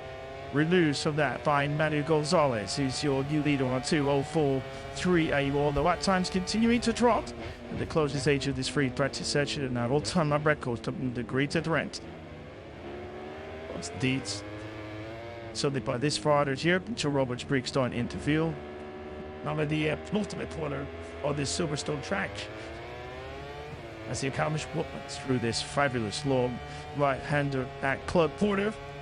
Roberts loses a little bit of time in that final sector. Yeah, again, see that John Hawkins is identified for his point. Painted line just there. Cadet Morton still lives, wanted to have a go. And even Jealous is fast as fun. Could yet shield lap record in this session. You have to say, Lewis, because we're down to a 2:04.158 from Aaron Kinnaird. We're not just 1.5 tenths away from lap record set by Marco Bezzecchi here 2 years ago. An interesting picture forming, I'll say quickly because it's about to change. It's currently an all-Calyx top 6. Sergio Garcia now makes an all-Calyx top 4 as he moves into 5th place on a 2:04.6. Garcia 5th, Goran 8th, Aldeguer 12th, and Lopez 15th. For the moment for the Vortex and Toscascuro certainly not going to fall so far in this British Grand Prix weekend, although we're still very much in the early stages. Povich, it was about 2 complete on that, which might move on inside the Chep 6. It does indeed. 6th place for Abroad, just ahead of his former teammate Sonke Chantra. Chantra certainly right in war. Hard looks always it's out. It's at the Chervin free weekend. This was boisterously quick through all Friday, but then basically his weekend went south in a hurry on Saturday morning when he crashed right at the beginning of Tractis 2. Chantra certainly felt that the interesting that Tractis 2 session on Saturday morning put him well his back in to clear line, and as a result of that, Chantra qualified way down the field in 17th place. Chantra's last couple of races are kind of falling Iagora's few races to fall down, where he quickly came from 17th on the great team. Strong results. Chantra's done 17th to 5th and Assen, then 17th to 6th at the Saxony. When you factor in that he also came from 13th to 5th at Le Mans, so it suggests that the race pace of some Chantra is a much above. He just needs to give himself the best plus speed shot at using it, but qualifying Yeah, absolutely. That's, 23 places he's gained in the last couple of races. Actually, the top lighter, so you'll have a keen eye of developments to all. Should show that ever beat 17th of the Great Germany, shouldn't. No, he was head and shoulders above the rest in terms of speed on the Friday. As Aaron Canet goes faster yet again at 2:04.021. Well, just a tenth of a second off Piasecki's lap record. That's Alex Baumgartel from Calix down in the Fantic Racing Team box. The blue and grey shirt. His time, of course, between Calix duties and other duties in 2024. The boy has over 3/10 of an advantage over the next fastest rider. That is Madave Gonzalez, who's gone off the ball ever so slightly in the last couple of races. 9th and 12th places for him. So he didn't drop away in the championship fight. Idora improves once more to a 2:04.6. He's in 6th place. Certainly all the indications are here. We'll see some new rubber fitted at the end of this free practice session. Just indicative of how far Jane Dixon's dropped down the articles. He was the leader of this session, 10 minutes or so ago. He's now back to 11th place and 9 cents of a second off the pace. And Jake Dixon still letting around in the 2:05s at the moment. Jake Dixon doesn't have his eyes on time attacks at this stage. Sonket Tetra certainly does, as he now moves up into 2nd spot. And maybe say that that's a sign of confidence from Dixon if he's still lapping perhaps on older tires. We're assuming that is the case if he's still doing 2:05s. So a bit of a different strategy perhaps for the number 96. Of course, this doesn't mean anything this session in terms of who will eventually go to Q1 and Q2 tomorrow automatically. This is a free practice session. And we get to Q1 this afternoon. The tournament should start to come to its full fun tomorrow. Still rather perplexing though, isn't it, to see there's your scores by and large. Langwell should get the attack. Lower than within 6/10 of a second of Chinet. Alonso Lopez sitting up there at the end of that most recent laps, and he won't be improving on 12th. Every now and again across the line, stays back in 14th place. So last year's British Grand Prix winner is a 2.25 down on Aaron Canet at the moment, which is something of a surprise. She didn't be sounding the alarm bells just yet for Slammy. You need to expect him to be slightly more competitive than that in the first session of the weekend. Just Vietti plans a place into 9-5. Gora is trying to gain ground on Aaron Canet. He had a very strong first half of the lap, but Dora is lost half a second or so. The third sector of this lap, that third sector takes you through Klopp's corner, through Maggot's Beckett's. Toby's third sector is completed in the middle of Chadwell curve, and the end of the lap sees Idora half a second down on Aaron Canet. It's the second half of the lap, or the final sector of the lap, takes you from Chapel all the way down to the finish line, and Idora certainly won't be enjoying how much time he lost to Aaron Canet from much total onwards. Yeah, we're not done quite yet. The checkered flag is of course side. See Joe Roberts is not going to trouble the top riders and the top names with this time. He's lost quite a significant chunk of time through that third sector, but Aaron K is absolutely on one as he comes from Vaggets and Beckett's. Gives the a little bit of time. So that could still be the first rider of the weekend in the 2 minutes race here at the Silverstone circuit. He's going to benefit from the switch of Albert Arenas coming down this hanger straight as he breaks down into Stowe corner. And it was that left foot just hanging off ever so slightly if you'd take as his normal style. But we'll see if they beat in Q1. But it is a faster lap time again, either way. And before we connect now through Vale and Camp Corner, the finish line is right on the exit of that final tour. He touched the beam now, and it's a 2:04.167 and a very satisfied thump of the tank for Aaron Canet, who tops this first session of the weekend by 2:02. That's following some of his own rallying cries on social media. Aaron Canet, he told back a few days ago, shine was his rallying cry before he said a couple of days later, manifest, believe, receive is the message from Aaron Canet as he tried to channel and take some inspiration from some of the great Scotsmen of the last few decades, including and Senna, amongst others. So a couple of days ago, to me, it's personal. So as if he's writing a movie trailer for his upcoming British Grand Prix weekend. But motorcycle racer and part-time philosophy, it's scriptwriter as well. We can maybe include told another 40 still I could run through brick walls for him. And after reading all that, he'll be hanging a couple of goals so either FF4 when you get home, I think, back to Barcelona next week, Lewis. That glitched in that first session of the weekend, so whatever he was telling himself when he says you're going away, day to the vert trip. Connect from Chantra and Gonzalez in Friday morning's Moto2 pre-practice session. Tuesday the 4th from Tony Arbolino and Joe Roberts in 6th place. Our leading championship challenger, I guess you would call it, with no distance intended to land you know. Restore the 89 points off the World Championship lead. 7th and 8th for the NT Helmets MSI. Best scorers of Igora and Sergio Garcia. Garcia, as mentioned, looking to do something that he hasn't done before, so I'm still in that store some points. So if he does it this weekend, you feel that his World Championship lead is going to disappear in the direction of Igora. Igora was positioned ahead with Garcia in that morning session.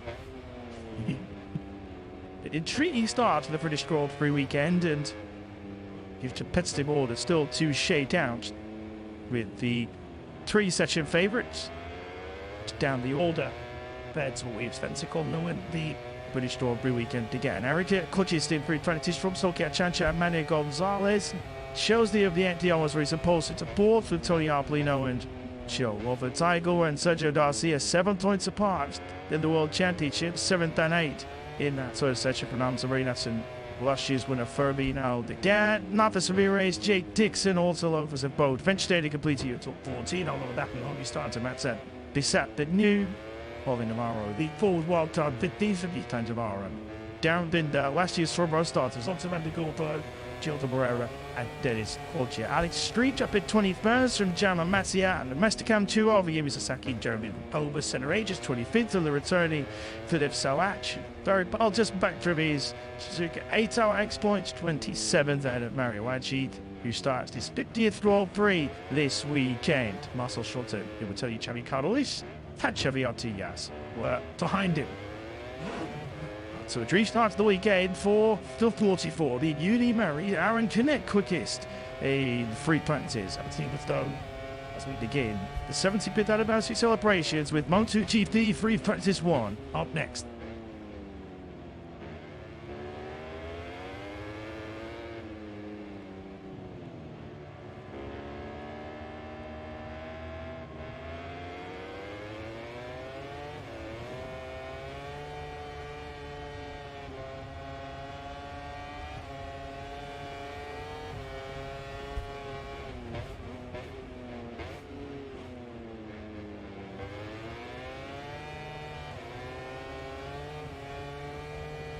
Moto2, one name that's been linked with that ride. Fernandez needs a real big weekend and pretty quickly. He was the second quickest Aprilia this morning. Of course, the quickest Aprilia was the quickest of the lot. Maverick Vinales, who was T1 this morning. Mal Fernandez ended this morning's session in 12th, and he's yet to finish a Sunday Grand Prix so far this season. Of course, we saw him having problems before the race even began in Qatar, as Marc Marquez doing what he did for a lot this morning, actually, when he was struggling to stop that GP23 Ducati. But Fernandez, who does have reasons to celebrate this weekend, this is his 100th Grand Prix this weekend across all classes for the 25. Guilty of a rookie mistake, he termed it in Portimao. He said he'd been telling his crew chief all weekend. The particular corner he crashed out, but yes, we very calm, went offline and then didn't follow his own advice, which saw this Grand Prix come to an early end. Hard to believe, isn't it, with how strong and how good he was, the promise and potential he showed in that Moto2 World Championship campaign, that he comes here. This is MotoGP appearance number 40. He's only ever had one top 6, and that was right to the back end of last season, the 5th place in Valencia. I mean, can't believe that we're saying that, because he was so blooming good, wasn't he? Yet in Moto2, pushing Remy Gardner all the way to the championship battle in 2021. And the present night, he's under the cosh and needs a big result here in Kota this weekend as we pick up Pedro Acosta. who doesn't seem to matter what challenge you put in front of him. He just is able to get on with the job, or effortlessly working his way around his coach circles. Caught up with the mechanics this morning, and they felt that this would be arguably his biggest test of the season so far. Well, it's costed a flight cooler. Although yesterday, you really don't say, oh, why you commentate this choice, but hey, I will let him have that one. Yeah, he's exploring the limit, shall we say, so far. Today, of course, we did see him running off a little bit this morning. It was a session of two halves this morning. He was down the back of the field for the first half of the session, bolted on some new tyres, and was immediately up inside the top three as the rear snakes left, snakes right, as he tries to get it stopped from, well, the thick end of 300 kilometers an hour down that back straight down to around about 60 Ks for the first gear, turn 12, and unfortunately, he was nowhere near the apex that time, but he's on a first. He won't be the last to make the mistake through there. There are so many big braking stops around this Kota layout. This anniversary weekend, plenty to look forward to on Sunday. The main feature race day here, as all is Edmund MotoGP teams, a world race in special retro liveries. The teams unveiled in the in a special ceremony in Trick Lane yesterday. Mark our words, Matt Burr Lewis has been the country of Southern Trade for that in Trick Lane. Day off absolutely thought so to fuck the nod to by the GT's a glorious test. We'll say, not biased, but I think I'm a Thursday favourite. All will be revealed that later on through the course of the weekend. So many celebrations going on through the course of this British Grand Prix weekend. Now, where were we? Well, see, a long time ago now, to each other, Grand Prix and the Sanctuary Ring. We certainly have some late drama. Boy, Marty, I've led the whole of that German Grand Prix just 2 laps away he was from coming to Silverstone with a 20-point lead in the World Championship. The Martin alone for the second time this season, just as he did in the Spanish Grand Prix, slashing out of the lead. Picked up Bagnaia, dig you to pieces. And Bagnaia was staring down the bar with 20-point deficit in the standings, and he told us to you the Great Britain leading the championship for 10 points. And the Italian on a golden run.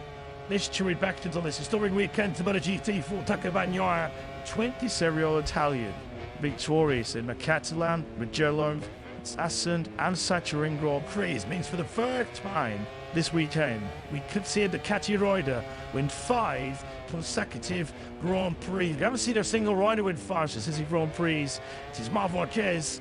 He had that golden run back in 2014. He's the man to beat. He said had a busy summer playing Lewis. He tied the knot, got married to his wife. The big congratulations to the now Mr. and Mrs. Bagnaia. He then was back on circuit at Royal Ducati Ring, putting rather eventful. I think it's better to say your face. But I'm sure we could ring that one off later. It's been a busy celebrate for Taka Bagnaia, but Lewis, the form he took into that summer break was absolutely devastating. Brilliant performances in Catalonia, Mugello, Assen and Sachsenring in particular. And once he tends to get into this kind of turbo patch, once he tends to hit the front of the World Championship, he's very hard to contain. He is a strong front runner. When Jorge Martin extended his World Championship lead to 44 points in the Catalonia Sprint, and he got one odds on Taka Bagnaia leading the World Championship into the summer break. But that's the scenario we found ourselves in after that penultimate lap mishap for Jorge Martin all the way back at the beginning of last month at the Sachsenring. Martin saying it was important indeed his career, and it was time for him to learn from this. Clearly the form that Taka Bagnaia is in, it's not leaving Jorge Martin with much margin for error. It is to keep pace with the reigning world champion in this title battle. Bagnaia is your leader by 10 points, but has all the momentum as we return to action here at Silverstone. Of course, for the outstanding moments, for the most memorable moments of that German Grand Prix at the start of July, was that historic moment for the Marquez pullers. Marc Marquez once again producing an astonishing comeback from the 5th row of the How many times has Marc already done that so far this year? And on the podium with younger sibling Alex, the first time since the Aoki brothers at Imola back in 1997, the two siblings just stuck together on the podium. There's a legacy of that big crash at the Sachsenring. Didn't really bullet too much as it is the race. He took the strongest painkillers available, and it has been a very eventful celebrate for Mark Marquez. Of course, he did get his first taste of World Ducati Week. What a festival that is for the Ducati. The bustling Margaret, fantastic reception. They really have welcomed him with open arms. He said he's got a clear indication now. Blinking means to be part of the Borgo Tanagali factory. It's more than just a racing project. It's a brand, it's a lifestyle that they've been part of Ducati. But in that race of champions, Lewis, he just could not help himself. Judy, at last corner Longi, in that following a corner on Nicolai Berligan. Yeah, he made his presence felt, making no mistake of that. Even in a quote-unquote charity race, Marc Marquez does not leave anything on the table. He races to win, as do Ducati as a whole. And while we're speaking of World Ducati Week, last weekend, they've got some good news to share with us as this pretty strong pre-weekend gets underway. They had extended their collaboration with the VR46 team. No great surprise with that one. Certainly was the news of Pramac, which is the Yamaha was made official. There was no other scenario really other than VR46 staying with Ducati. The question still remains whether Pavic Gianantonio here on street is going to stay with that team. All the noises, including from Fabio himself, are the answer is yes. We're just waiting for the official confirmation. Yeah, Valentino Rossi's squad conserving just prior to this Hungary Pavic session here at Silverstone, and they will have, of course, a two-rider lineup. That's no great secret, but they'll be one GP25 in that garage next year. Ford factory bike, and it looks like after his outstanding start to the 2024 campaign, his first run in the VR46 camp, Fabio Di Gianantonio, we expect to get the GP25, and of course it looks like it'll be Frankie Morbidelli who will move over from Pramac Ducati into Valentino Rossi's project. It's Maverick Vinales and the factory pretty team, while both tend to love life at the British Grand Prix. Vinales, the 29-year-old Spaniard, has a phenomenal record here. Top 5 in his last 6, including a 3rd place in the sprint last year. 20th, that's 5th in the Grand Prix 1 year ago. He'd been on the podium in his previous 4 starts here at the British Grand Prix, including that 2016 win for the factory Suzuki. Of course, on the opposite side of Gary's Lewis, Aleix Espargaro winding down his career as a 3-time rider in the MotoGP World Championship. We know Aleix will be leading HRC Challenger's test rider next year. Aleix Espargaro, he will be one of the big contenders this weekend. You feel if he can stay injury-free, truly his first MotoGP title with the MotoGP is a Moto4 try here in 2021, and he was absolute dynamite here 1 year ago. He was dynamite here before that too, wasn't he, in 2022, right at that deep crash, tumbling through Farm Curve on the Saturday morning, which top tied to obviously had a winning 2 years ago. He did win here 1 year ago, one of the great rides of 2023. Aleix Espargaro came from 12th on the grid to beat Pecco Bagnaia on the very last lap in a race that is such a challenge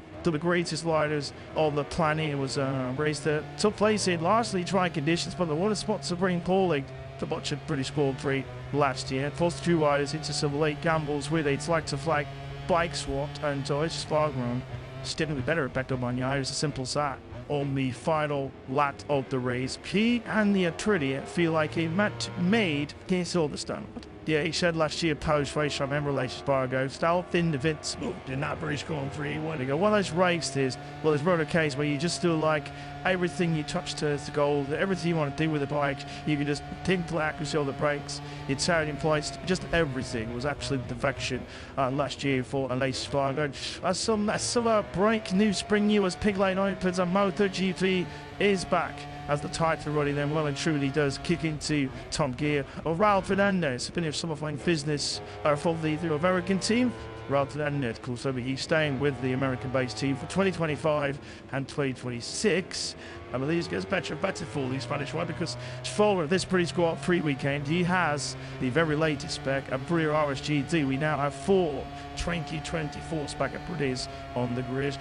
Fernandez upgrade to that spec sheet. He briefly tested it at the post-race test in Moret on the right day. And of course, another Spaniard has been dizzy at work in Ireland. Two other Spaniards in terms of a Japanese factory to use. Tuan Mir some right. Re-upping with HRC and a Repsol Honda for 2025 and 2026. Unfinished business, he claims, at HRC. I think a few weeks ago, you would have been time that you would harder and cash on real estate funds. And right at the start of proceedings yesterday, as we were getting set to see the unveiling of those special 70th anniversary liveries. Alex Rins, as we kind of expected he would do, confirming he will be with the factory on our team alongside Fabio Quartararo for both 2025 and 2026. So, Lewis, we are now starting to form a clearer picture of what our 2025 MotoGP really looked like. Yeah, the Alex Rins news surprised no one, really. It kind of felt that was just a matter of time before that was announced. So the Yamaha are making steps in the right direction and improving how they pass the race certainly down this Honda wall with Joan Mir, but I think certainly Honda needed to retain Joan Mir going forward to keep the 2020 world champion into the fold. If they lost another MotoGP world champion a year after losing Marc Marquez, he would have been another Hamilton Tour HRC. Just a quick final thought now on Ralph Hernandez that you saw a moment ago. The Triller scheme that you saw in Matt Trackhouse Aprilia, that is not the special Metro livery that they'll be running on Sunday, albeit it does look slightly similar to that. Trackhouse have changed their livery, but the remainder of the season on a more permanent basis, so that almost Suzuki-esque blue from the team run by Davide Brivio. That will be the colour scheme that you will see for Ralph Hernandez and Miguel Oliveira for the rest of the season. And as we were discussing city season, Miguel Oliveira is certainly one of those names still with a hope to find for next season, although all the noises both from the media and from Miguel himself are that his likely destination might well be Tanat Miyama. One side is somewhat intellectual supply teammate maybe, as well as all kinds of noises about Tunde Arbolino, someone like rumors emerging from Francesco Mate on the screens of HRC's renewal with Joan Mir. Give a look at some unfinished business. Maybe also like that, a lack of options. If you thought like if he's good ones for it, Mr. stated what a large pay give for Joan. Obviously, wasn't John willing to take it as well. Coming back to you, the girl there. Seems like he's a shoe-in for one of those seats next season, and Pramac with fellow Camptonocci lead the way there. They've got strong Italian connection. This is not a old favourite. An Italian look. Must want Tony Arbolino's name has been mentioned in dispatches through the summer break. Very, very close friends, of course, with Fabio Quartararo, the 2021 world champion. But Quartararo said yesterday to the media that, of course, he has a lot of loyalty to Tony Arbolino, but he does feel that he is ready to make the step up and came to by the GT. He's not biased for these fields. Tony is ready to take the next step up. 2 more years in with your MotoGP, as I told you from Alex Rins. But one surprise name though, Lewis, in the summer break has come into contention for the second seat. Trackhouse race because I think all of this, when Trackhouse came into the championship this season, of course they did make it. I'm thinking always about the fact that they were an Origin team, obviously. They had big desires on developing and nurturing and working with American talent in the MotoGP World Champions in the future, really. And of course, that instantly lit up the rumour mill that, well, Joe Roberts, his day old on, going right into Joe Roberts. If he has a strong start to 2024 Moto2, surely it will be not only he'll be with that team, not say, because the name of Ayagura has cropped up as he seems like he's the Red Hot favourite now to be moving alongside Ralph Hernandez. Yeah, as you say, the Joe Roberts Trackhouse link-up just felt like a natural fit for much of the season. As soon as Trackhouse arrived in MotoGP, it kind of felt as if that was his natural destination in MotoGP. Clearly, for whatever reason, Trackhouse want to go in a different direction, although they clearly do want to go for the young rider out of Moto2. I guess there's two sides to the story. First of all, from Joe Leppert, he can't really do much more than he's doing at the moment. He's demonstrated this season that he is a Moto2 championship contender, which is the best thing he can do. The boy of Pat MotoGP. But there is no question, one of the merits of Joe Roberts or Ayagura has also demonstrated he is ready for MotoGP. He's probably second in the Moto2 World Championship, 7 points behind the Punts leader Sergio Garcia. There is a number of the names essentially in the mix. He'll be second. Pranat Yamaha no seats. Cannot make all one. I mean, Lieutenant Fell was just destined for a place at LCR Honda once he was ready for MotoGP. Of course, he is still affiliated with HRC, and many were pinpointing him as the natural replacement for Taka Nakagami at one point in the future. It certainly feels as if Ayagura is going in a different direction, and Trackhouse is certainly going in a different direction from the Whatley destination, which we thought was Joe Roberts. Yeah, I think clearly when Ayagura he looked tired, but on the Team Asia, that was the first indication he was trying to distance himself as much as he possibly could from the prospect of joining on, because at the moment we know he's been more publicised. It's obvious when you look at the standings on the top a whole lot, mate. At the MotoGP World Championship right now, they're trying to find their way out of it, but if Ayagura can find himself on the late spec at Tilliramas GT, that would be so exciting prospect for the Japanese team. Let's take a bit of digging around trackhouse racing yesterday just to see if the outdoor rumors were true. Things like they are bang on the money, and I think there's a sense inside trackhouse that Ayagura has proven himself competitive in every class he's raced in at World Championship level, and importantly he's proven himself to be competitive and race-winning potential on Calix and Boston Schoolmasters and Abdullah Torelli ties. I think that's what's called the attention from trackhouse racing managers. Still nothing official about Ayagura's future. I mean, look at the timing screens, and surprise, there's two match rate reviews that are making nearly Cadway here at the Rich Grand Prix. Remember, they're straight down to business, a 2:00.319 ahead of his teammate Alonso Spargo by the 1,000th of a second, which is pretty tight over this 6 kilometre lap followed by Silverstone. Well, let's head down then as we look at the World Championship, or probably World Championship leader, of course, for Neymar TV. Lost that point advantage, and the seeming with that tonight. So that lap crash as we watch him running off track in these very early stages. We can get a word to our pre-match product and the team manager, Gino Bolso. Are you joining sign for the first time this weekend? Yes, he does. Good morning, everyone. Gino, before we get started on this awesome circuit, I have to ask, because we haven't had a chance to hear from you since Saxon Reach, and after a great performance all weekend from Norway, he almost got it to the checkered flag, and he didn't. Please give us your feelings. Oh, you must have been hard to swallow. Well, the weekend was a great performance. You need with the crash of the last to go. I mean, it's that happened. It's not the first time we see something like it from the right in front of the race. People also happen with because happen, and when you are at the limit, honestly speaking, they are really close to the maximum speed that we can get in on track right now. The limit is so high, and sometimes it can happen. We go to the data, and during these 3 weeks off break and summer break, and we changed everything. We found something honestly, we are now really concentrate on modifying my bike, and in a way we're getting the ride, especially at the last lap of the race. So now we are really focused on that. It's a lot of points to go, a long way to go in the season, I'm sure. Always going to put up a good fight. And what about here? How do you see Silverstone layout? I know it's beautiful to ride, but how does it suit the GP24 and Solvay? Well, they'd be going to say because we have a new bike, we have to start again this year. On the data that we have from last year, I'm not sure really do because Normandy is not one of the best track for him, but as we saw last year in Misano was the worst track ever for content.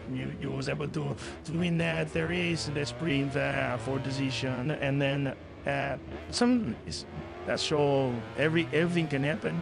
We can never not even this seed like it's another year, it's another Mike. We have an incredible riding talent, so we need just to work on it, and for sure something good to happen.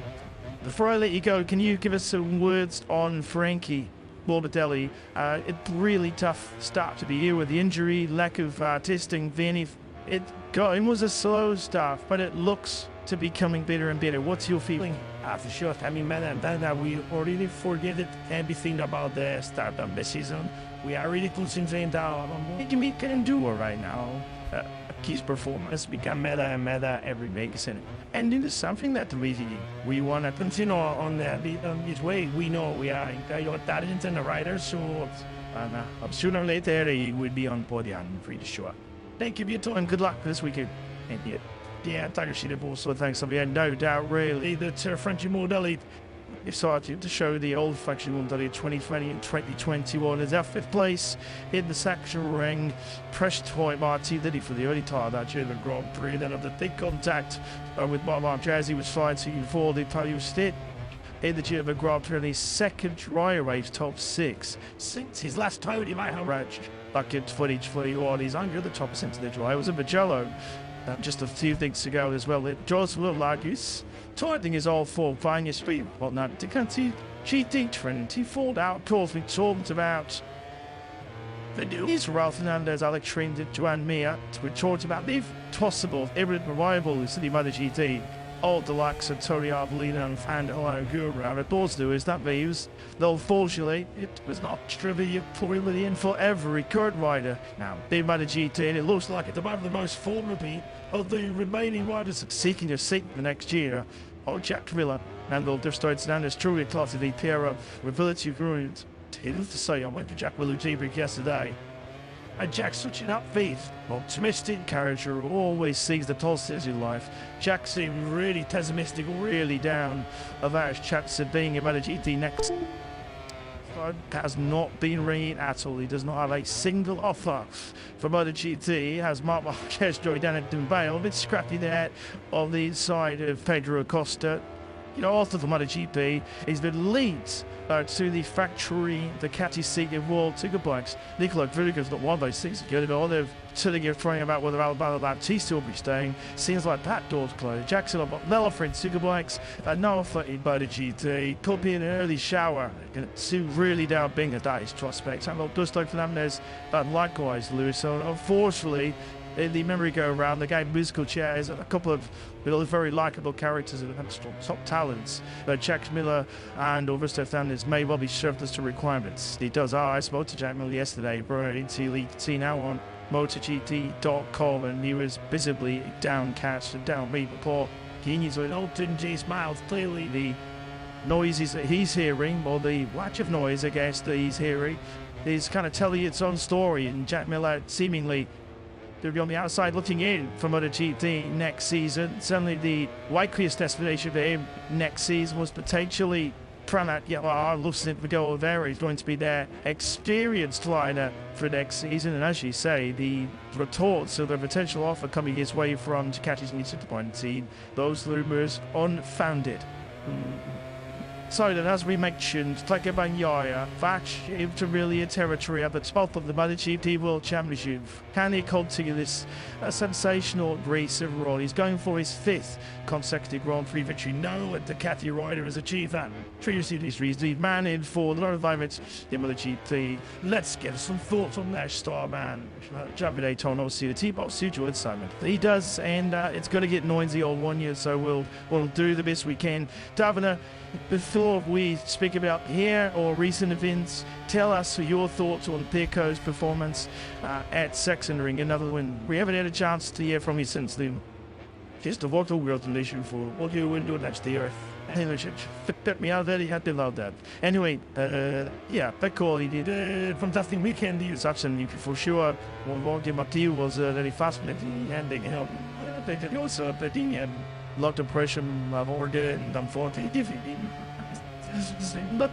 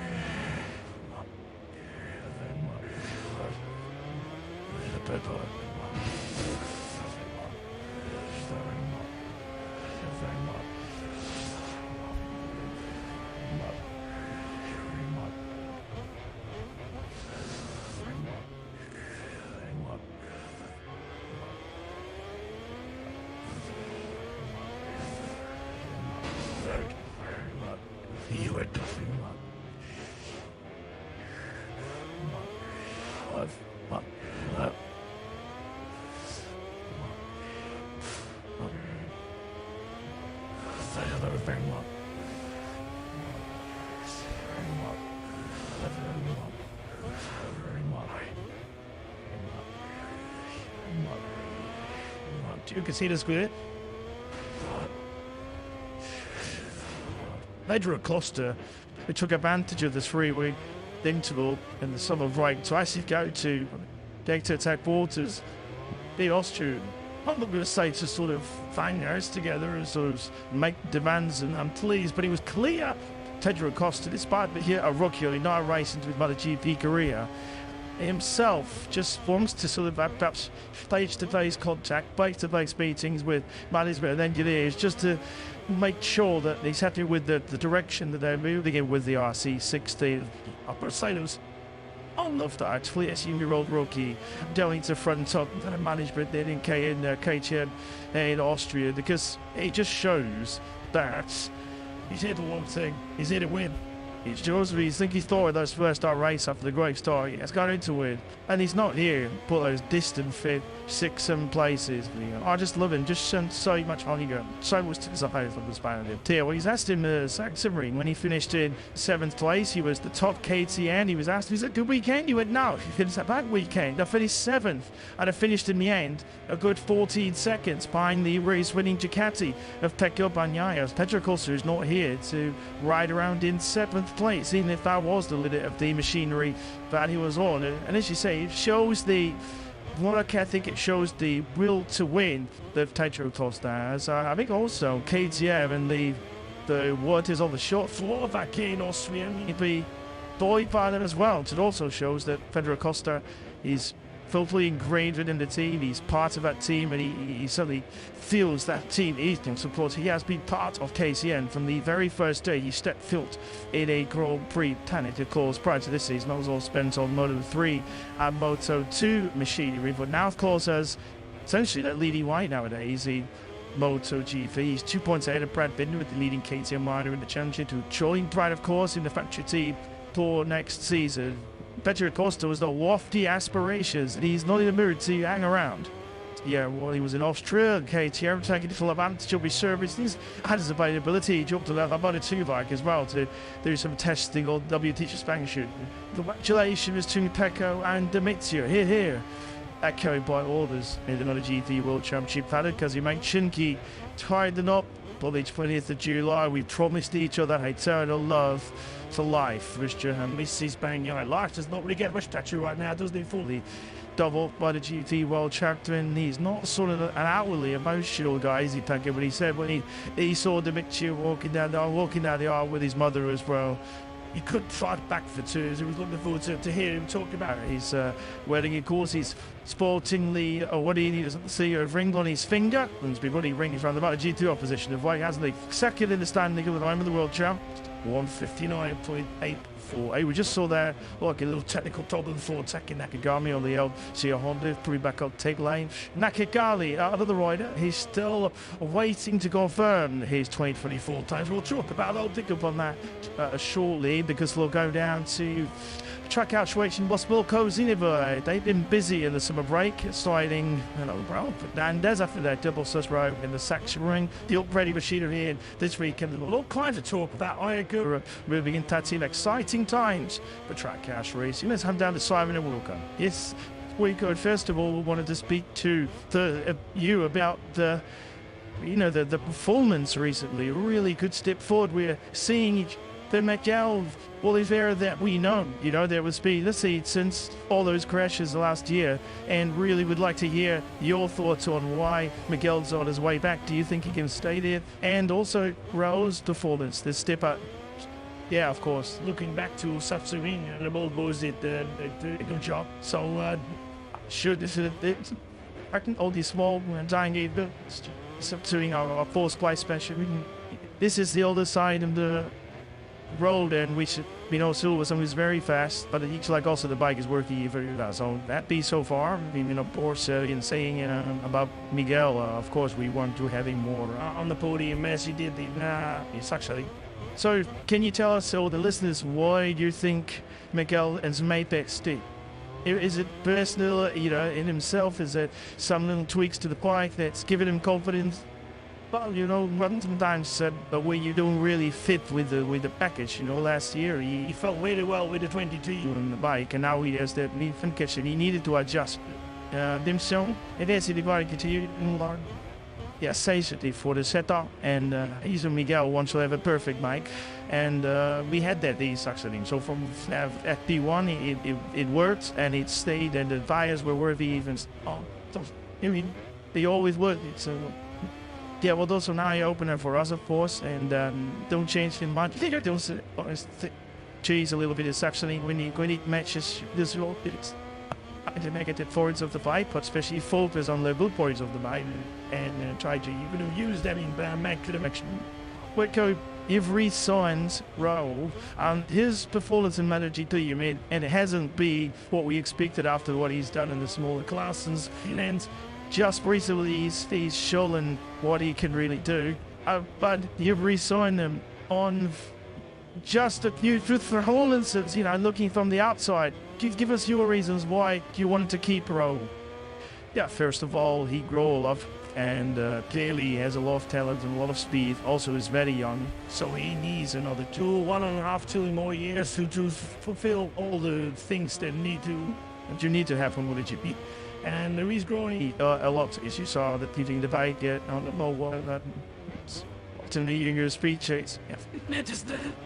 We want to hear what you'll say. I'll just let these couple of points go fast. And I have Remy's next stuff, but he's a little way away. Carry on. Yeah, well, leading the race of fourth in Barcelona was an eye-opener for us as well, that he has that talent to the break three and to risk everything to say that on the wheelies too. See the twin play from this weekend, so step by step he learned a lot, and his speed increased. And also singing that the Garland, he has the same bike as Vidrell and the other two upper air riders. Well, look, one last thing, I know you are there to say what you can't say. Martina was a shoe-in, like that an American rider would get to ride for an American team, and it's not happened yet. Now there's whispers and Ayagura around the paddock coming to ride for you. Is there a possibility of a Japanese rider on your machine next year?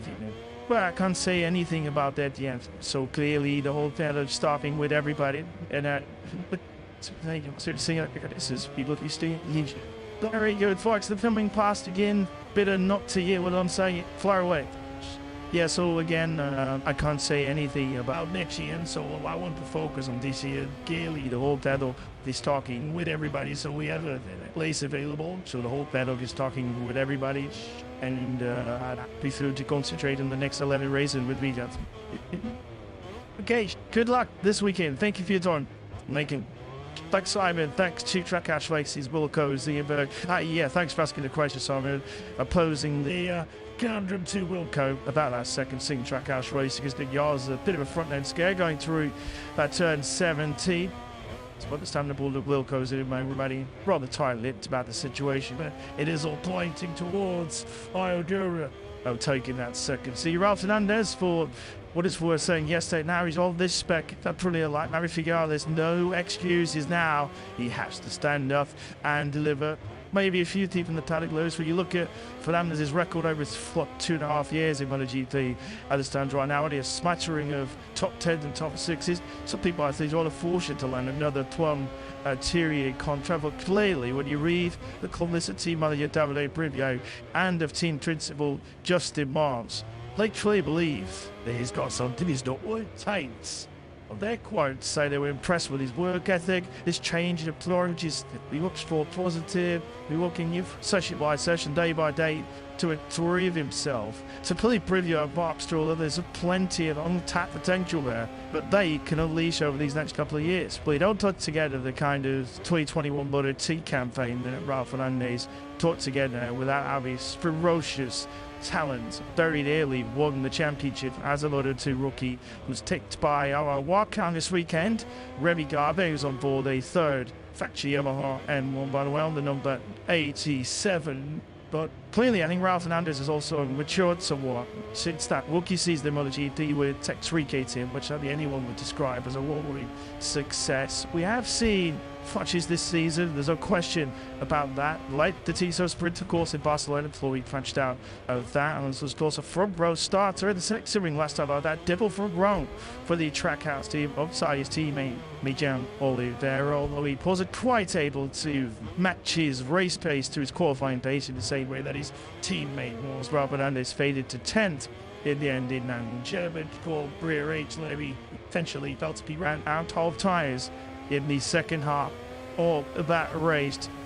With the 2024 spec in Aprilia in his box out for the first time this season, that's a race week, and as you say, the excuses have gone. Not that for 1 second, Raul was making 80 on that 2023 spec in Aprilia. He was doing a pretty solid job on Dorden. For with a 2-year contract now in his pocket, Ralph Fernandez now has the security to unleash the talent. I think you all know he's there. Yeah, and the Hamilton happened by getting the 2024 upgrade for the final 11 Grand Prix means when you're the same spec bikes as Oliveira, Espargaro and Vinales.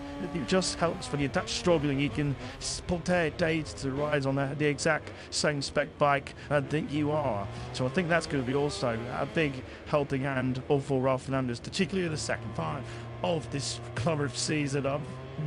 Say, well, get the trenching with the Solid Fat Footage. I think myself, I seem to recall, I did say not that long ago, the Gerald didn't get the track ash race your blue road. I'd eat this desk. So I'm radiating over this catch up and the salt temperature. Because got to say, from all the conversations that we've been having, if Johanna Singsler is in the Tanner, Agura's name does keep caught up, and it seems like indeed has more than that particular race of the Moto to Sergeant Clinton's Roy Martin back in the pre-Republic Racing Garage, and he leads the way for locks of 59.627. 5 riders, and then they taught the British Grand Prix weekend, the totally 2-minute barrier. Late Sparger, the one of them, the race for the year last year, taking back behind the world champs. So the Jarl is 4th, and Marc Marquez stayed the final of that grid set to 4 laps in the 159 so far. Of course, as we mentioned at the very start of this session, we are celebrating the 75th anniversary of Grand Prix motorcycle racing throughout the season, but this weekend is the official birthday bash, if you like. Of course, we've seen the retro liveries revealed yesterday.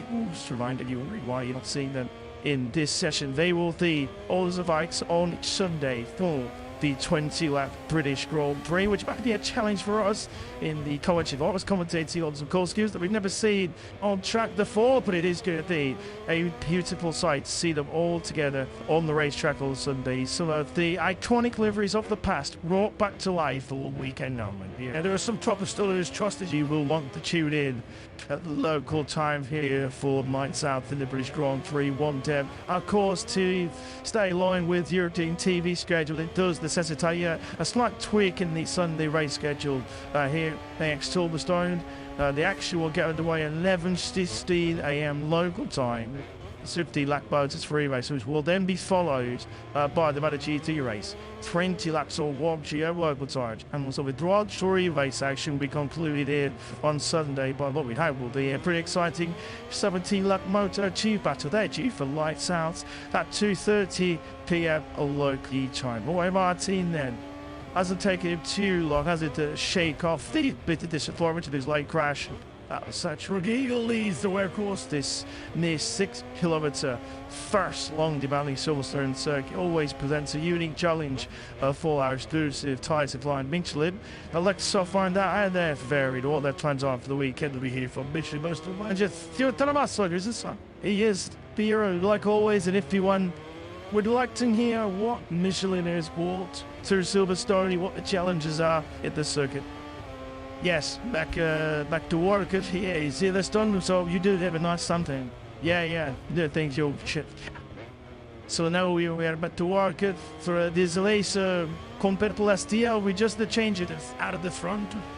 Soft and medium are the same. The out of the front is at one step out of them compared to last year. This to compensate, the bike. That they are more and more demanding on the front, more aerodynamics out of the braking. I imagine that would play into the hands be the right choice. Weather conditions, as temperatures, orders, we really hand to you. Yeah, that's correct. Last year, for example, everybody raced with the front softer because it was cool. This year, it seems better. The condition temperature is a little bit higher. Also, during the weekend, it should be quite stable, same as today. So good condition, and just in case the track temperature is more than 75 degrees, they can use these at the front to add more stability on braking. But here it's the same as last year, soft and medium. The work we need to do is on the soft, and we need to understand is the soft is able to do the sprint race, because last year the sprint was in wet condition. So we never used the soft in the racing, the sprint condition. So this is the work we have to do today. Understand this is the soft convenience sprint fun. Why we know that the medium he can do the race, their own race offside, because last year we used the medium as the performance was good. So this is the head to news is Whatley there at the front. See we did that. Also understand if they have soft is able to do the sprint. Just a little more info before I let you go. The corners here are really low, fast. There's quite a few that you're driving on the sides of the tire. What are the difficulties? Yeah, the circuit. Yeah, this circuit is that is faster. You have longer corners, not a lot of braking. Very few out of the braking. So there is front. There's not this track is not demanding only the front end on the front tire. But on the rear, yes, because you'll have not a lot of acceleration. You'll power it down. A very high speed, so the rear is the one is suffering more because the temperature will go off. Well, it's not a problem. The consumption no, because the track is not abrasive. It's quite smooth, so the problem here is the high speed and the high temperature on the rear tire. Thank you, Pierre. Good luck. Yeah, thank you. Especially with solid track to make lose Gerald Trimas. So yeah, he couldn't talk yet. Completely contrasting circuits, judging the Saxon ring and to Silverstone, the shortest track on the calendar to the longest, the tight and twisty turns of the German Grand Prix, banging to a wide open 5.9 towards a Silverstone circuit. Here's from Richigamme, of course, back for another play on the factory as a wild card. That wild card's initially designated for Tony Stark, Cal Tropslow up short of relished the chance to have raced in front of his home crowd for one ball time, but the long going and rather long standing right-hander shoot means that Cal Tropslow was enforced. He fails to get up to his place in the British Grand Prix. Cal, of course, a pole position on the podium finisher in MotoGP here previously after Silverstone, so he'll be looking forward to the chats to maybe one last fling in front of his home crowd. Not to be sadly, but stepping in a more than capable replacement is obviously Richigamme, 2021 Moto2 race for him here, of course, at the British Grand Prix and most consecutive outings for Richigamme. Of course, he was the injury replacement for Alex Rins last time out at the Saxon. Rins, of course, missed that outing after the huge high sign at the start of the GT and Assen, and regardless, speaking to our colleague Jack Upload yesterday, was certainly ordered to be invited to sit by this weekend, as Pedro Acosta's gone down in the very early stages of this British GT weekend, and wherever he's drawn off, that bike has made it an awful long way to the fence. He's gone down at third 6, so that's at the end of the Wellington Straight down into Luffield, down to Luffield Corner. Yeah, that was the most priced that corner here at Silverstone last year, coincidentally, into Brookings we go. Well, of course, he's going to go into Brookings completely. He missed his break. Him after that, he's going to tip away with the gravel trap. There's the order. Yet he tried to save it. He initially thought he had saved it. And then just with the air fronts approaching, just wasn't able to quite sure. I don't think make it really count that as that crashed. How we really is he crazy into the gravel trap. Yeah, just tip to left, just quite keep his balance, Johnny. Acosta then just makes live contact with the air fronts. On top of then for the rookie finds himself in 8th place. And like 7 gliders that now are found 159 laps. And they are back to in his on the move. He's gone to 3rd place in the factory, the Chatty. And Gian Antonio, do we think, he is all set fair to remain with Project the Bullet 6 next season? I mean, who's going to get better for this year? As he might well do with that factory supported GP25 in the Italian Catholic Series. He's 4th, they're on 59.30. What Jazz has slipped down to 7th place. Let's look the mark from through this spectacular section. Through Lord can pull that push nipple was on the old configuration, the final corner right now, of course, for Marquez in 2019, lost a classic British Grand Prix to Alex Ridd. That remains the 4th closest 20th plus finish in our 75-year history. You've indicated just what a bastion British Grand Prix that was. Through that woodcan corner, you're flat out, your pins rear tire spinning, 5th gear, about 230 kilometers an hour on the inside. Keno's literally cost him half to give that one up. He's all on place of the paddock Bastard Show. Yeah, that crashed out a couple of years ago. You could have walked into the tape lane from there. Of course, as of last year, we now switch to the Hamilton Straight, of course, named after the 9-time British Grand Prix winner on 4 wheels, Lewis Hamilton. That's the area of the circuit where Marc Marquez is approaching now as he tips it left into Brazil before the right-hander of 12th corner, turns 17 and 18. From the finish line, white on the XE. Though this is final corner, Marc Marquez stays the moment in 7th place, despite this being the longest lap, one of the longest laps of the year. That's part of 2 minutes. That's for half a second. That was your top 10. And in 5.5 turns, lose your top 12. In this first session of all again. Here's the beast. Having a strong end to this FD1 session here at Silverstone. T3 unbelievable to improve on his best of a 1-2 going for an 8-2. He was close. What should be going? No, it was the tree. The slack fault. I tell you. Also in 2022, just 1 second he was off the Tony behind Jack Rilla. He's only top 10 in 3 Grand Prix and the sprint in the Premier Chassis at Silverstone. As we look at Marquez, this is through Luffield, and they'll really start doing the Steve widen the tower that she ditchleys for each room. Look, this is just for the view. Spectacular section, so many spectacular sections here. Our Silverstone hard on the brinks. They're now into Cops Call that 3rd gear, 180 Thomas Tower blind entry into what was the first corner of the current layout from configuration. And he's now turn 9. And they sweep them through the absolutely brilliant jaw-dropping maggots. The factory section stakes his way through that section on the engine there. One of the latest bar under base for the achievement were the last left. To the attack about you on Bridge Grand Prix. Success to your left here. 2.5 minutes of the session remaining. Jack Miller looks like he's out from leadership of fresh medium rubber. Of course, with the left and take over, touch summit or down in our headsets. We give a pressure as in starts. So down into that formation Marc Marquez that is Dolt, the Catty. Back, well, it's not a repeat of his Friday monster high side of the Satchel ring down through the wall on Kerner turning over, but that bottle with me back on the summer right. The trip to the gravel trap for Marquez down at turn 15. We saw him walking way to the sea. It looks like he's A-OK, but see that a few times 12 waiting into that start corner. Of course, Marco Bezzecchi lost a potential win there last year when he called it the slipstream and the aero effect of Pekka Bagnaia off out of him. A cycle of Venom one happened tonight, so it was touching on that and get on for your ride into the Cambridgeshire by the despicable ways of the left hand as Marc Marquez just away from that Mercedes Ducati. Who on Sunday, 1,015 days it will be.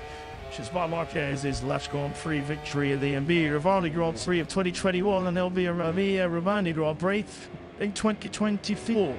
Of course, we will be visiting Rosano, so the San Marino Grand Prix in early September. Well, that will, as always, an allocated slot on the original Grand Prix calendar.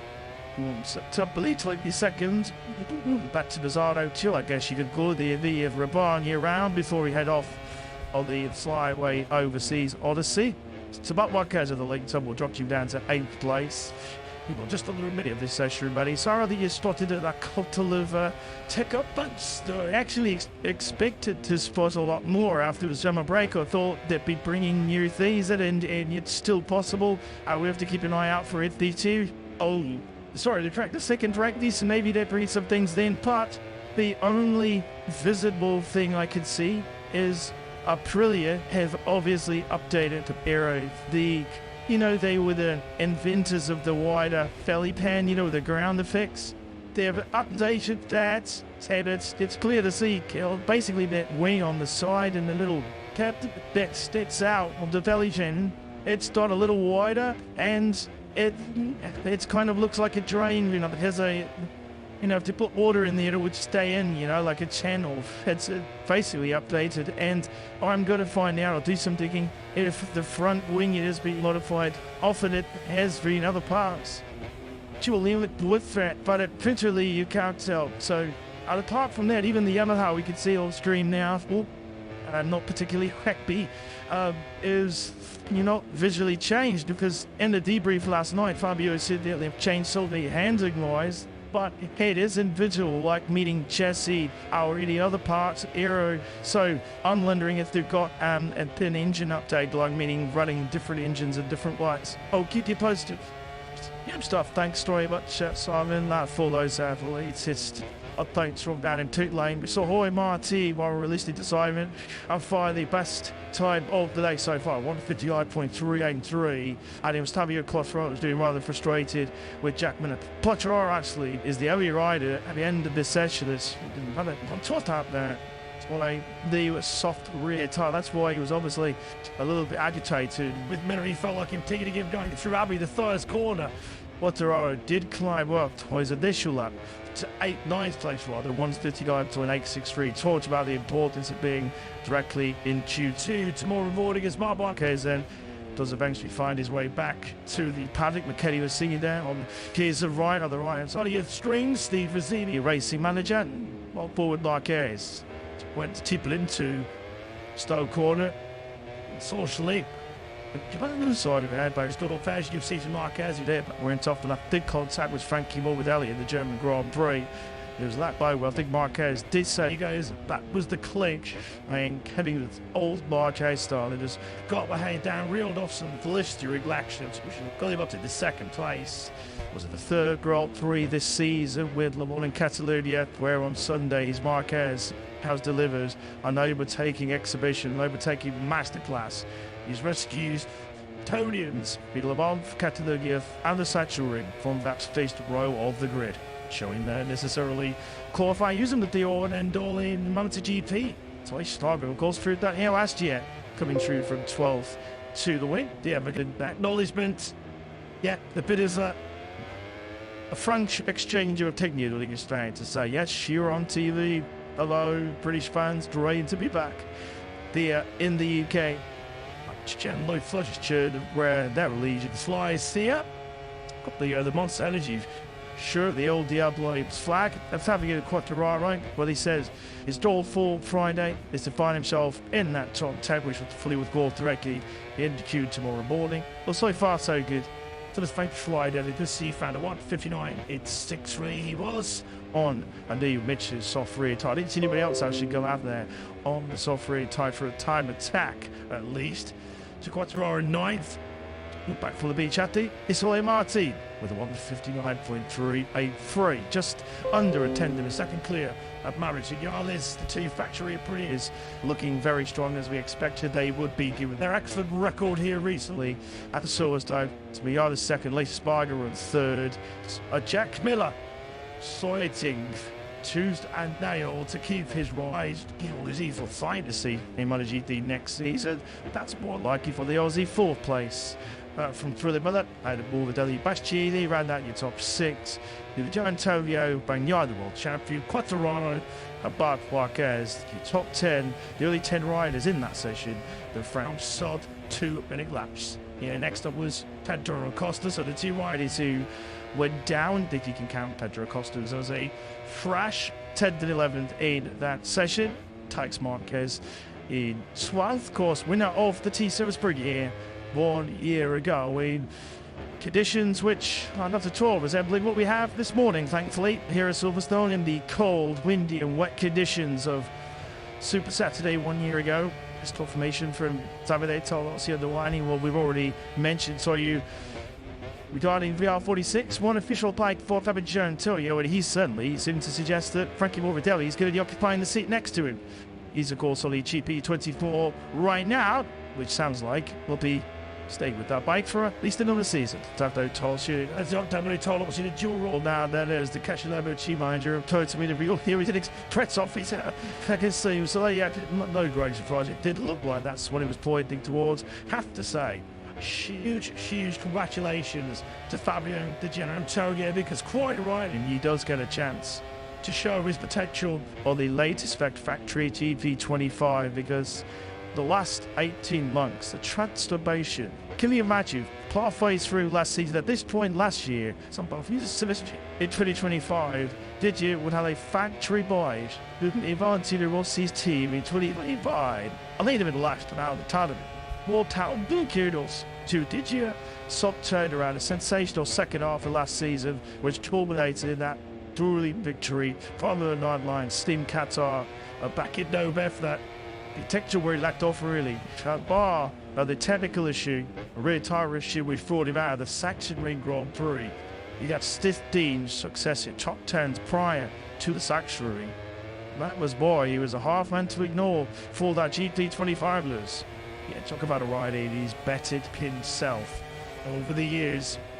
As mentioned, less than 12 months ago, Fabio Antonio looked like a MotoGP rider on prolonged time and essentially dashed his way into the R46 seat for this season. As you say, he made the ride zone for Pablo Nieto, Valentino Rossi, just Ricci and everyone else in the top dresser of that team. They couldn't ignore Digia after his victory in Qatar, which he very nearly backed to another one in the season finale in Valencia. And of course, Marc Marquez has been by far away the strongest rider on a GT23 so far this season, but Fabio Antonio has certainly been the next best by a considerable margin. I'll tell you what, if we ever have a Chuan Neil look like this, there's living like a winner. For I think a lot of them thought, let me try this. It's rapid. If you get yourself into Paris time, if you take care of that more as well. More stop, don't give up. Actually, kind of football the 2020. What did GP World Champion again? Fabio Antonio pounds me bring. Let's not forget, Lewis, he robbed up to Valencia, the final Grand Prix of last season, called for the other traditional tungsten season test session. He came with a plain set of black letters, just fun thing of praying that they would have a rise, a place on the grid. Of course, you might remember when he was absolutely gutted that he didn't get the reps to hold the seat, which he was his. And now, just the funny old game about a league level professional sport, because Fabio the Gian Antonio was supposed to get thought to be on a Honda this year. It did blow down. Luca Rodini, this did putting out things with the car circumstances of fate were. Luca Rodini's decision to take the rental on the season. I looked at the fourth, so the Gian Antonio to show to try to be a VR46 and an opportunity that he has seized with both hands, and if signs himself next year on the same stick bike as Marquez and Pacquiao Bagnaia. What a story, with an official Ducati contract in his ticket as well. And that's why I draw the contrast with last year when he as you say, he turned up to Valencia with centre playing black nose in one hand and his CV in the other, trying to secure himself a job for next year. He's now got 2 years of Richigamme salvage trolling his way and a stick-shoulder machinery, the match of Marquez and Tacto Bagnaia. Of course, just to bring that point up once again, the Ducati contingent shrinks for next season. Of course, there will be only 6 Ducatis on the grid.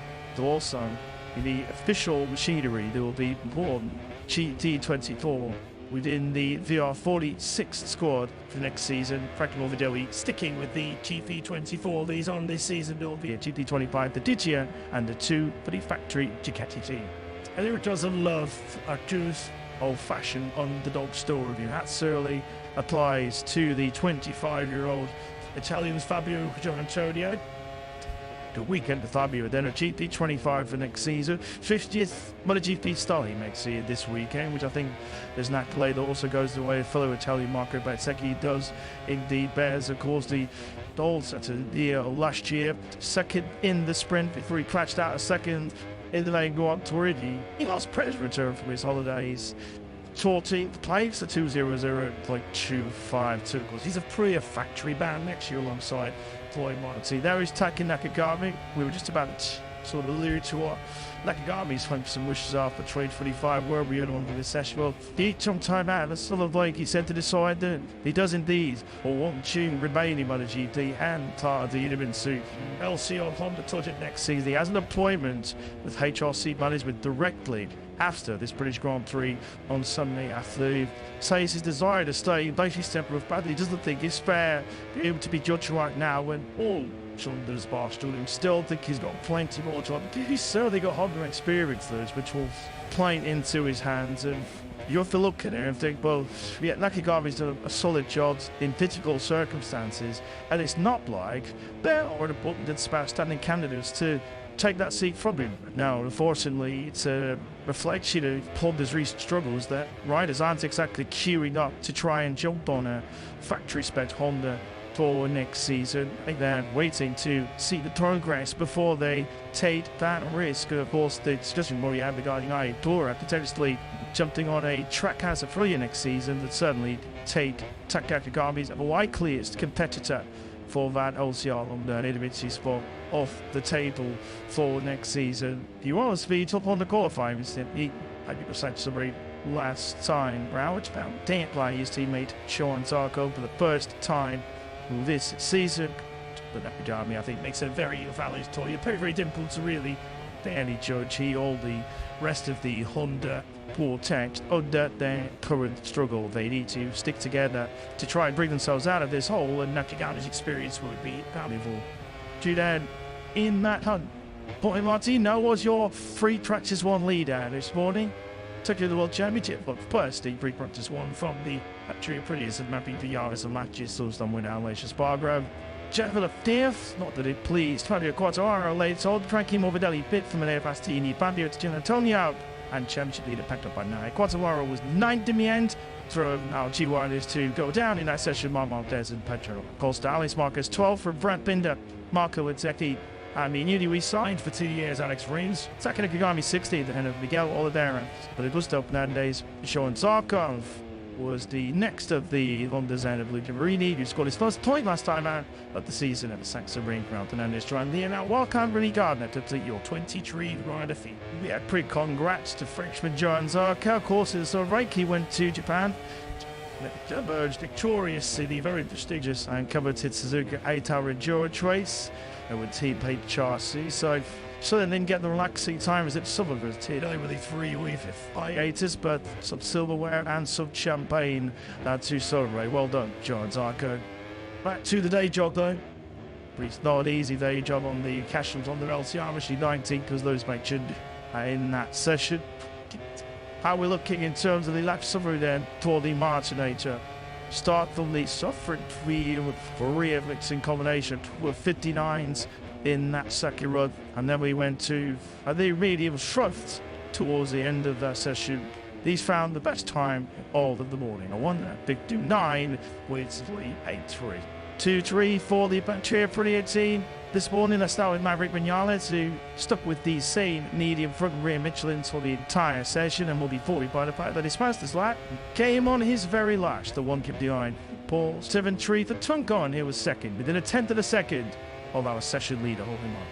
Elijah Spargaro, mate, looking to make it back-to-back British Grand Prix successes here, had Silverstone and Vidal starting himself up inside that top three. Lucky teammate Vinales, it's when pole session was up front. Medium for rear tire late. Just left 3/10 back of Martin. Had a good start to the weekend.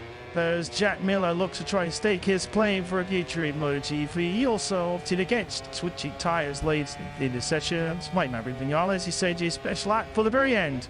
59.77.4. Well, our circuit, which measures 5.9 kilometers of length, all the sectors, are pretty long here at Silverstone. 27.2 seconds he took Maverick Vinales to negotiate sector one. He was a tenth and a half clear by Martin and the German Antonio. Jack Miller winning one of his time in sector two. He was a tenth clear of our two championship contenders through that. Boy Martin, that's Hobbs and Ryder in sector three. By a whisker ahead of the chief factory, Elizabeth Spargaro and Vinales as Alton Pecco Bagnaia flagged into the radar in free practice one, but he did set the fastest fourth sector of the session at 10th or clear for a party. So MotoGP is back. What a weekend to do as we celebrate our 75th anniversary. Special celebrations coming your way throughout this weekend. And Troy Martino dropped down to second in the standings after his late blood to bring Germany going into the summer break. But leads the way Hairleaf in the British Grand Prix. They're all chasing the Martinator, going into touches this afternoon.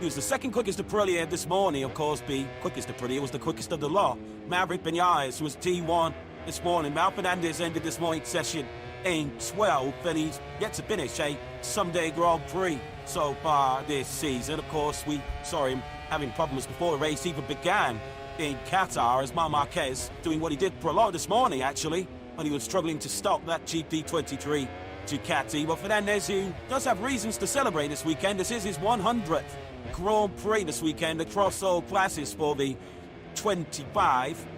Guilty of a rookie mistake, he termed it in Portimao. He said he'd been telling his crew chief all weekend. The particular corner he crashed out, the Richigamme went offline and then didn't follow his own advice, which saw his Grand Prix come to an early end. Hard to believe, isn't it? But how strong and how good he was, the promise and potential he showed in that Moto2 World Championship campaign. But he comes here. This is MotoGP appearance number 40.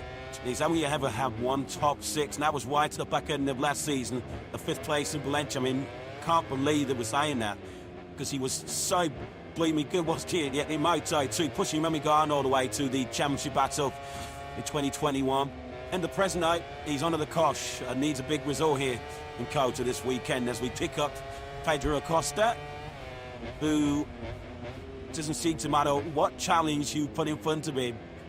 He just is able to get on with the job, or effortlessly working his way around his coach. So guys, caught up with the mechanics this morning, and they felt that this would be arguably his biggest test of the season so far.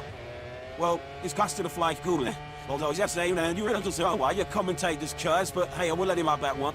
Yeah, he's exploring the limit, shall we say, so far today. Of course, we did see him running off a little bit this morning. It was a session of 2 halves this morning. He was down the back of the field for the first half of the session, bolted on some new tyres, and was immediately up inside the top three as the rear snakes left, snakes right, as he tries to get it stopped from the thick end of 300 kilometers an hour down that back straight down to around about 60 Ks for the first gear, turn 12, and unfortunately he was nowhere near the apex that time, but he's on a first, he won't be the last to make a mistake through there. There are so many big braking stops around this Kota layout. This is another of them into turn 1, while we've already seen Marc Marquez run wide earlier on into turn 11 and into 12 huge heavy braking zones, where of course you need that braking stability, which is why generally riders favour the harder front tyre around here. Yeah, when you see those hard braking zones, you know that Kevin Schwantz had some influence in the design of this Coda circuit. Great to see so many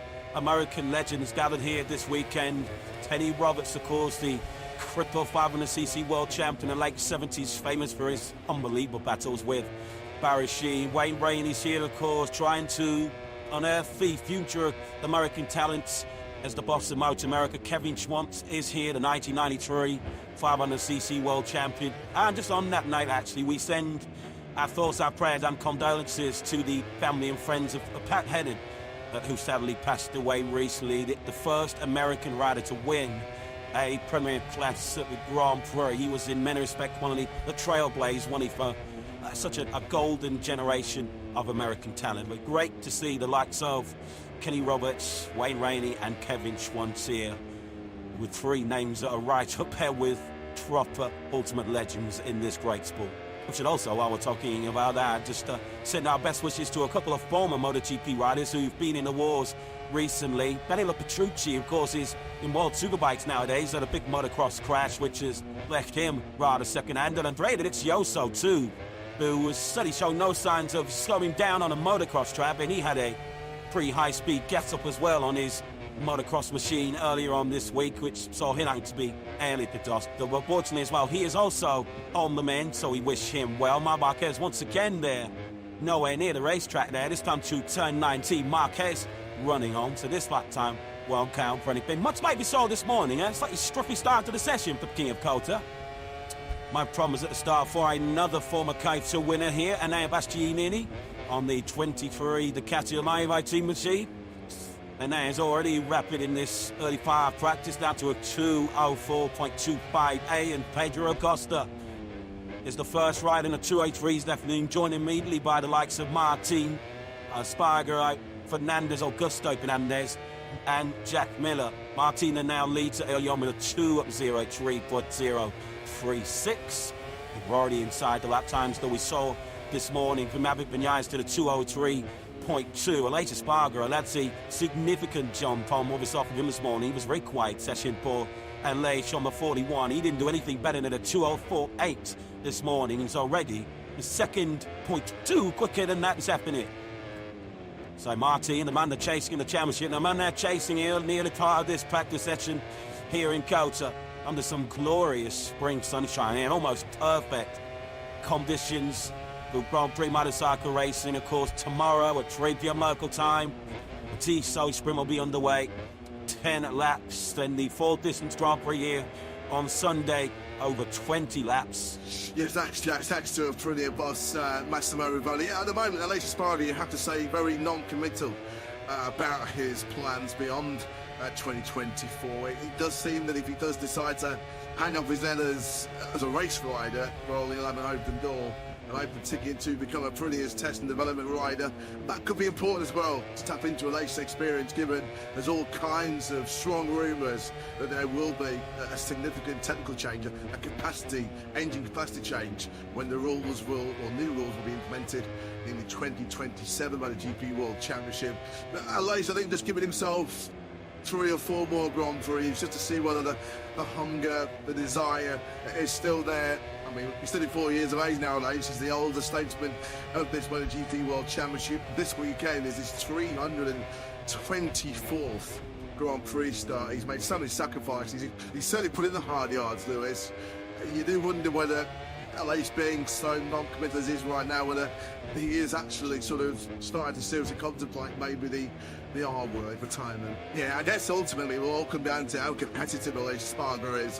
For so many of these riders, the enjoyment comes from winning. The enjoyment comes from being competitive, and if Aleix Espargaro isn't, I guess that will make the decision for him. Of course, he's been put in the shade a little bit recently by Maverick Vinales. It's so easy to forget, there's just a couple of rounds ago, the first race of the season, so many of us arrived at the Losail circuit on the Sunday of Qatar, fully tipping Aleix Espargaro for victory that weekend, that afternoon, and it all went wrong in the race itself. In fact, the last 5 times now, Aleix Espargaro has finished the Grand Prix. He's finished now in 8th place, and has been in the top 6 since Motegi of last season. So that's the kind of streak that Aleix Espargaro's going to have to try and snap out of if he can. There's no question how high and esteem Aprilia holds Aleix Espargaro in. They love him to bits down at that Noale factory. He's been such an integral part of their rise from also ran wooden spoon merchants in MotoGP half a decade or so ago to now being genuine race victory and title contenders. Because from Aleix Espargaro's point of view, it's just how much more gas is there in the tank. It's a training regime coming into this 2024 season, which certainly isn't the kind of thing you do when you're winding your career down. But I guess Aleix Espargaro, the longer this season goes on, particularly if he's not able to extract the maximum out of a Prix, he may have a decision to make. He said pre-season his future is in his hands. It will be all down to speed and results. And whether, of course, Aprilia wants to keep him, or whether they'll feel like they need to move in a different direction, maybe bringing on some younger talent on board. What is not up for debate is that Aprilia will somehow keep Aleix Espargaro in the fold in that test and development rider role, which is a role his brother's fulfilling very well at the moment at K2. I think Aleix Espargaro was in Jerez, wasn't he, early this week before he hopped on the plane across the Atlantic to carry out his latest duties as what I'm told is a phenomenal pundit and analyst at Spanish colleague Dazar. I actually saw Paul near the press conference earlier on doing a few interviews. So he's still doing a sterling job behind the scenes for KTM. Joan Zarco on the motorcycle with the team that won this very Grand Prix here 1 year ago when Alex Rins was sat on top of the LCR Honda. It's a really, really good weekend actually for LCR last year because Rins was second to Bagnaia in the Tissot sprint as well. Talking about Pecco Bagnaia and the factory Ducati team, let's see how they're faring so far here in Kota. Former kind of winner now, Bastiani's fourth, one place out of Bagnaia in fifth place. Let's get some thoughts of Mauro Gassini, the Ducati team was, who is with Jacob today. Yeah, certainly his first opportunity to get the chance, for me anyway, to chat with Mauro, and a pleasure to do so. What a start to 2024. It's certainly not been easy for you. Stepping in, you've already signed Pecco, you've got his teammate to sort out, you've got Pramac and VR46 deals to sort out, and then last time out, Pecco and Mark coming together. A busy start to 2024. How have you found it all? Yeah, I mean, one of the biggest annoyances because, I started working at Ducati 20 years ago.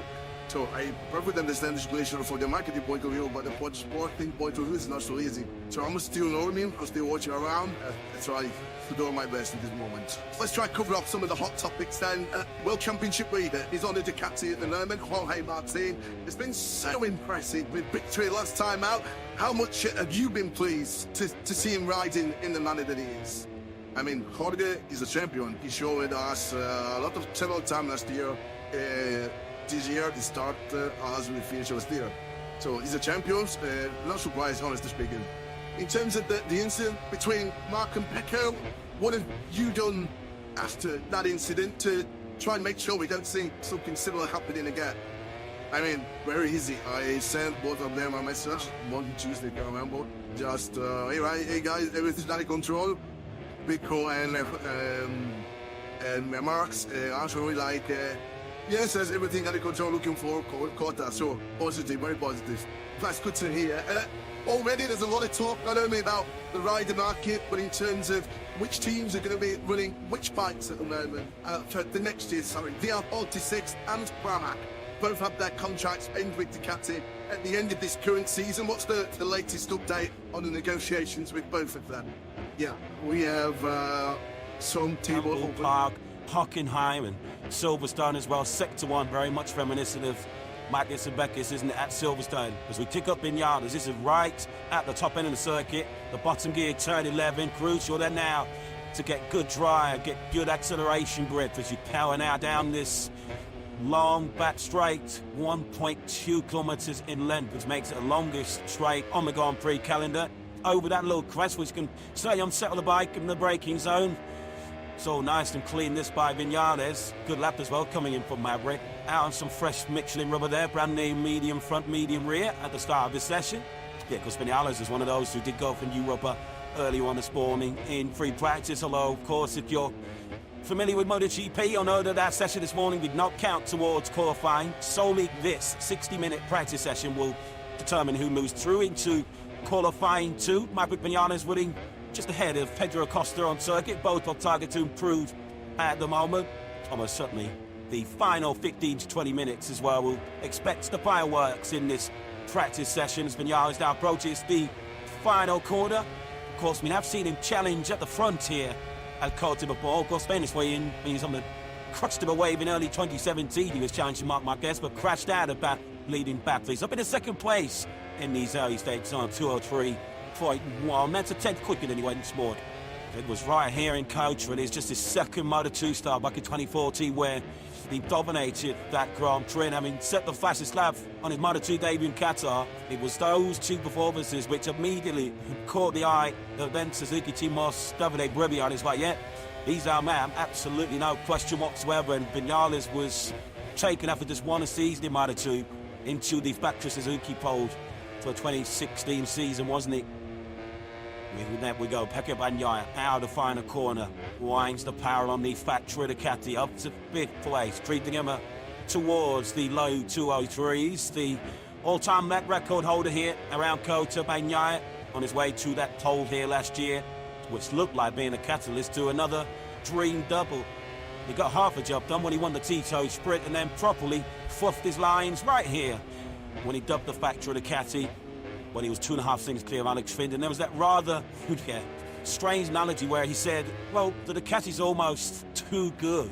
You don't get any sort of warning about when you're going to actually lose control. And it certainly raised a few eyebrows. That's a post-race statement last year. I don't think there were many riders playing the violin for Pecco. When he said that, I think many riders would have happily swapped for the too good motorcycle that Pecco Bagnaia eventually took to the World Championship. Of course, that's been a bit of a feature for Pecco Bagnaia on occasions over the years, making mistakes when arguably he's not under pressure. It feels like when the pressure's at its highest, that's when Pecco Bagnaia is at his best, as he proved late last season in battle for the World Championship. So many of the incidents and crashes Bagnaia say in Grand Prix have been when he's in rather unchallenged positions. The unchallenged lead he had here last year, he was in a very safe second place in Argentina last year when he crashed, safe second in India when he went down, and he looked like he had the sprint under control in Portimao too when he made that mistake. So Bagnaia will feel keen to iron out those mistakes, because it's very clear already after just 2 rounds of 2024 that Jorge Martin is not going to leave many points out there to be snatched by the rest of them. Bounce back ability is what Bagnaia needs here this weekend, and he has delivered in the past. He's not normally a rider that dwells too long on setbacks. If you look at his most recent DNFs, his powers of recovery have been pretty amazing. Immediately after his last 9 DNFs, he's then gone on to win the very next Grand Prix on 5 occasions and be on the podium in 2 others. So if the omens are to be proven right here this weekend, Bagnaia will bounce back strongly from the setback, shall we say, of his decision to engage with this spam down at turn 5 late on in that Portimao Grand Prix, which has certainly got MotoGP trending all the way around the world on that social media. You do feel that that was just a little bit of an appetizer for what's to come over the remaining many, 20 races, 19 races in 2024? Fair to say, it divided opinion, didn't it? The Marquez of Bagnaia bust up in Portimao, and as you say, it feels like the sign beast to come, because you can't imagine Marquez is going to get much weaker from here. He will surely only get stronger as he adapts to the Ducati GP23 and shakes off some of those old Honda habits. And likewise, you'd imagine that the Ducati GP24 will just get stronger as the year goes on, as the current spec machine does tend to extend his advantage over the year-old bike as we go through a season. But Marquez is Marquez. He's a phenomenal talent, of course, 8 times world champion and chasing an 8th victory here at the Circuit of the Americas. Well, of course, he's not tasted victory here since 2021. And Marquez, I guess, likewise, has a score to settle with this Circuit of the Americas. Of course, he missed the opportunity to compete here last year. Getting quite acquainted with that P1 in MotoGP right now is this young man, Jorge Martin, who flings the Prima Prima Ducati through the high-speed turn 18, the right-hander that completes 3 rights, brings into the final sector. He'll then bank it left 390 now to the final corner 20. Another lap that's right on the money here for Martin. The man, good look at that medium from soft rear tyres. Another low 203 from the Spanish rider. First corner, which is right at the top of that brow. It sort of flattens out the gradient as you reach that first corner, and it's sort of a tricky first corner to get right at the start of the Grand Prix. So many different lines available through there. Marc Marquez, who knows the fastest line through just about every single corner with this Circuit of the Americas. 6th at the moment for Marc Marquez, 2:03.175 for him. He's improved by the thick end of a second on what we saw from him earlier on this morning. What about our most recent race winner here in coach, Alex Rins, last year? Still trying to understand what he needs to get the best out of himself and the new factory Yamaha. Alex at the moment down in 17th place. He's currently actually in the pits right now. A best of 2:03.991. And there's some rather interesting news that's breaking here right now at the Circuit of the Americas in Austin, Texas. Some of our colleagues at motorsport.com have an interview with Lynn Jarvis where it seems that Lynn Jarvis has confirmed that 2024 will be his farewell in the MotoGP World Championship, of course, fresh off the back of retaining Fabio Quartararo for 2025 and 2026. Well, that was one of Lynn Jarvis's final accomplishments at Yamaha. It wasn't a bad bit of business, was it? So, yeah, Lynn Jarvis, it seems, deciding to step aside and chase some new adventures in the future, whatever it is next in line for Lynn. Has been such a stalwart, such a loyal servant to Yamaha. We wish him well in his new endeavours. Yeah, quarter of a century at the helm of Yamaha. It's been quite the story, hasn't it? So much success over the years for Yamaha, of course, and much of it with Valentino Rossi on board. Of course, Jorge Lorenzo and Fabio Quartararo have also registered world championships for the Yamaha brand. They're a long way from that at the moment, and their road back towards the front, a key part of that was securing the services of Fabio Quartararo. As much as we talk about improving motorcycles, there's arguably no better tuning pile. They're a fast rider on top of it, and there are very few faster than Fabio Quartararo. Although, of course, this might be one of the circuits where he might have his work cut out to be top Yamaha, of course, with the record of Alex Rins that you alluded to. A twice-ball winner here in MotoGP, a winner in all three classes of racing here at the Circuit of the Americas is Alex Rins. So you might well give Fabio Quartararo a hurry up this weekend, but Quartararo, of course, locked in for the next in the World Championship at the moment. Bastianini's in third. Of course, that pole position in Portimao, which he backed up with a second place in the race itself.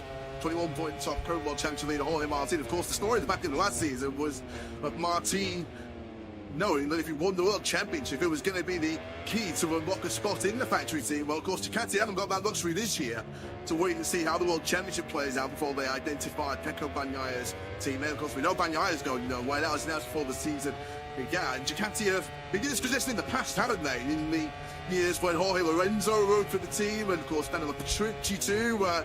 I'm trying to make a decision midway through the season regarding their long-term future within the factory squad, and timing that decision correctly and identifying the right candidate is not going to be necessarily easy for Ducati, because there are no shortage of candidates who would quite happily jump on that bike alongside Pecco Bagnaia. It's not just a two-horse race here at the rodeo, is it? Between the Beast and Martin, you have to factor in a certain Mr. Marquez on the 93 machine, who certainly has factory aspirations of his own inside the Gas Tech 3 garage, where we will find a superstar in the making, no question. Pedro Acosta top three this morning, at the moment sitting in fourth place, getting himself very familiar very quickly with the demands, the unique demands and challenges of this COTA circuit.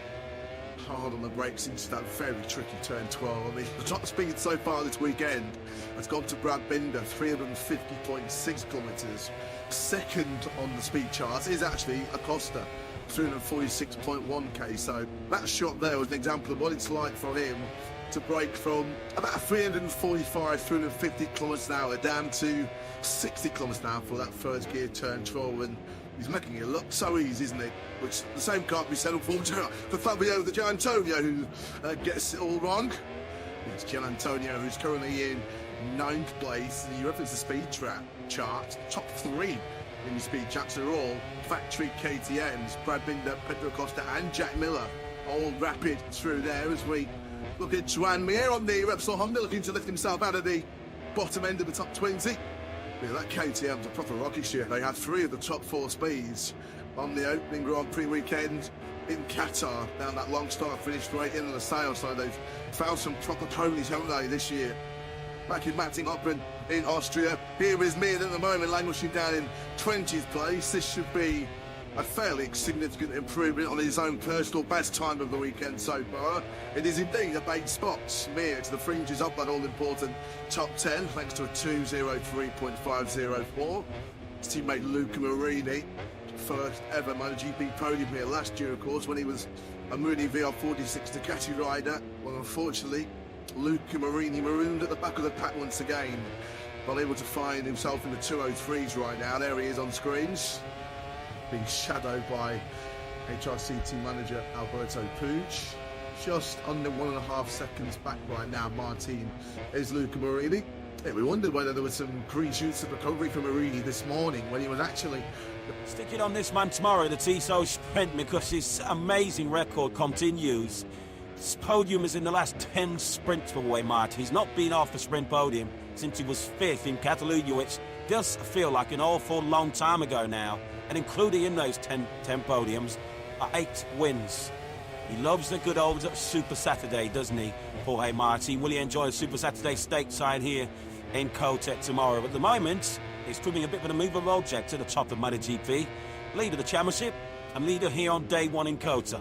As we discussed earlier on this morning, I think he'll be more than happy for Marc Marquez and Pecco Bagnaia to dominate the headlines by running into each other, or for Pedro Acosta to enjoy the limelight, which he's earned, make no mistake about it. But Jorge Martin will be quite happy to just fly under the radar if it means picking up more valuable World Championship points. Of course, he's the only rider after 2 rounds who's been on the podium in every single race and sprint we've seen so far this season. A couple of 3rd places, bookended by that sprint win in Qatar and the Grand Prix win in Portimao. He's got a level of consistency and maturity that you could argue even as recently as a year ago Jorge Martin did not have. Yeah, 26 years of age now. He's coming into his prime, you may feel. Jorge Martin, certainly some good years ahead of him if he can stay fit and healthy. Maverick Vinales, fastest man this morning at the moment in 2nd place. Let's have a look at Vinales through this breathtaking turn 10. Real spectacular part of this circuit, the Americas. Full gear between 250, 260 kilometers an hour. Your eyes will be on stalks coming through here. It's very easy as well to get the bike unsettled, unload the suspension, and then ride the rodeo. So perfectly executed that though by Maverick Vinales, who really does look at one, doesn't he? At the moment with that factory of brilliant man and machine working in perfect harmony right now. So harsh, wasn't it, for Maverick to have the gearbox issue late on in Portimao. 20 points. It's a heavy blow to take in terms of the championship, and just for your morale as well. I mean, I suppose the consolation for Vinales was he was there all weekend in Portimao. Had great speed in both the sprint and the Grand Prix. Great speed as well in qualifying. Just a shame that it was that gearbox issue which really stopped it from being one of his best weekends in his Aprilia career. He'd done pretty much everything right, hadn't he, up to that point, and as good a ride as it looked at the time, he was an even better ride when we found out later on when he was grappling with during the race that he had those gearbox problems from very early on in the race. Every time he shifted from 5th to 6th gear, Vinales was encountering problems with the gearbox from that Aprilia. We talked about the end of his race on the very last lap when he was on target for 2nd place. But Vinales certainly will be a contender this weekend for some pre-weekend ports from Aprilia. We can catch a word now with Massimo Roland, who's a pit lane with Jack Appleyard. Now to you. Yeah, good afternoon to everybody. Good afternoon to Massimo as well as the guys in the box. We're just saying things have started pretty well for Maverick. Before we speak about the big news coming into the weekend, and Fabio's renewal at Yamaha and your thoughts on how much it really will involve on Maverick. How great it will see it go with so much confidence, it seems, at the land. Very good for Maverick. Let's hope that also Malaysia get the same pace. Regarding Fabio, I don't have much really to comment. He was a Yamaha rider, and would be a Yamaha rider. So, as I always say, priority for us is the bike. We probably buy as much as we can in order to be and take. I mean, we are more powerful on the market, and we get a rider say people he say me that. I ordered two. He's one an Asian Maverick with the very easy break. I ordered 3 would be also to see what that was up like, with the riders and see what can we make it choose together with them, with us. And then we go to option 4, 5, and 6. But obviously, when you have a super talented like Fabio or other super talented that can was the situation for few days, our job to listen and understand if there is a chance to promote them. So it's nothing strange, I would say. I'm not surprised that they stay there. So that's it. Aleix, speaking to the media yesterday, was saying that he wasn't aware if there was a concrete offer there for Fabio from Aprilia. Was there an offer on the table? The media reporting that 12 million euros he signed for, whereas Aprilia were only offering 4. Was the offer there for him? Well, not at all. When we speak riders, we gave a sort of understanding on what would be the condition in case of. Top Honda being pretty proud earlier on a 204.4. He's not really been able to go any quicker than that so far this afternoon. So it's plateaued a little bit for Marini so far over the course of the day. The other Hondas relative to me are all towards the back of the field line. Zarco down in 17th, Richigamme 21st, and Luca Marini at the back of the field. And of course, it was in this session, I bet it was in qualifying 3 weeks ago in Portimao, when the 4 Hondas were occupying the bottom 4 spots on the grid. Just when you think it can't get worse for them, it gets worse. But they'll be hoping that there are some signs of light here. It'll be quite interesting when you look at the speed charts here in Kota. The Ducati GP23s, the Batsecchi, Marquez and the Gian Antonio are right at the bottom. They're the thick end of about sort of 5, 6, 7, 8 kilometres behind some of the other motorcycles here. For sure, I didn't really think the GP24 made such a massive leap forward. But yeah, Gian Antonio is exactly 10k slower than Binder down the straight. So, bit of an odd one, something to maybe potentially look at. Well, let's head down to pit lane. There's so much talk about Pedro Acosta these days in MotoGP. The star rookie, of course, taking that podium finish in Portimao. Well, we've got the best person to talk about Pedro Acosta. It's his team boss, Javier Poncharal, who joins you. Absolutely, great chance to chat with her. First of all, wish him a happy birthday from earlier on this week, wasn't it? Well, I'm sure it was well celebrated, given the fact that you've now got another rider to have taken a Tech-to-up MotoGP machine to a podium finish. Did you expect it to happen that quickly then? No, honestly no.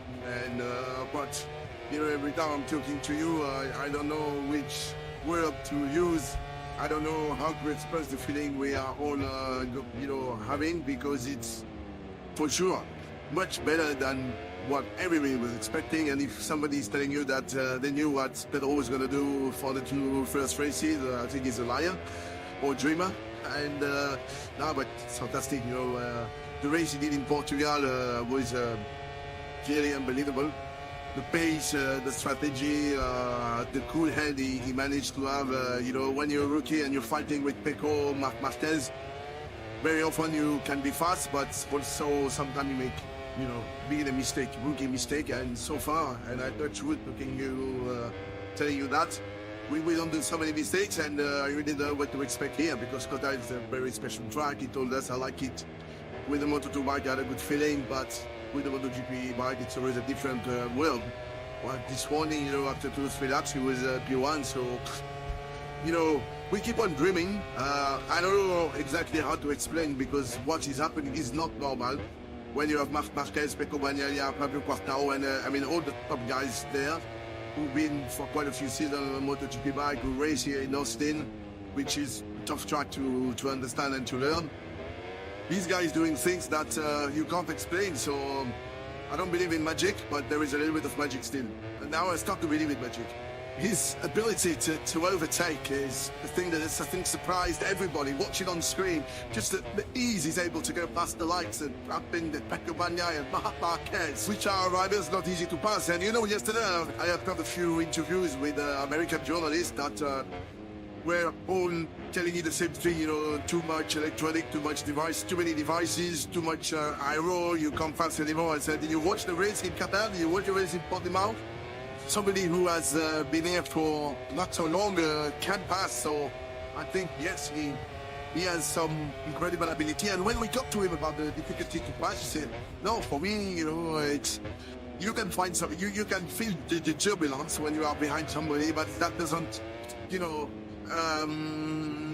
that doesn't stop you to be able to pass. And I don't have any great problem to pass. You know, if I can pass, the guy is faster than me, but it's not because of the devices or the arrows. So, guys doing everything perfect so far, and bit of magic, as I said. It's not a one ride, it's him. Augusto obviously had his struggles in pre-season. Just how difficult has it been for him for all of the hype, all of the talk, all of the headlines to be about the other side of the box? How is he dealing with all of that? Thank you for asking. Really, thank you for asking, because, okay, when I'm asked question about Pedro, I need to answer about Pedro, but thank you for asking. It was really difficult, you know. All through the winter, you know, testing was difficult, and it's easy to, I don't want to say to give up, but to find the energy, to find the resources of what can I do better, because I'm pushing 100% and I'm still far behind my teammate, especially your teammate. He's the one who can kill you, really. But I have to say that he's really strong mentally. He's worked really hard since, you know, Portimao. And here he's really good, you know. He's certainly second to the top guys. At one stage, you know, we were 1-2 in the beginning of that session, but I think Augusto is coming back. He's much better in terms of fitting with the new bike, the 24 bikes. He's much more positive attitude. He came here with more smile and less, you know, long face. So, you know, again, thanks for the question, because every MotoGP team is a two-riders team, and you can't work properly on one lane. So we need the two legs strong. And I hope, you know, Augusto is going to take what Pedro is doing. So riders eyeing his sig next season.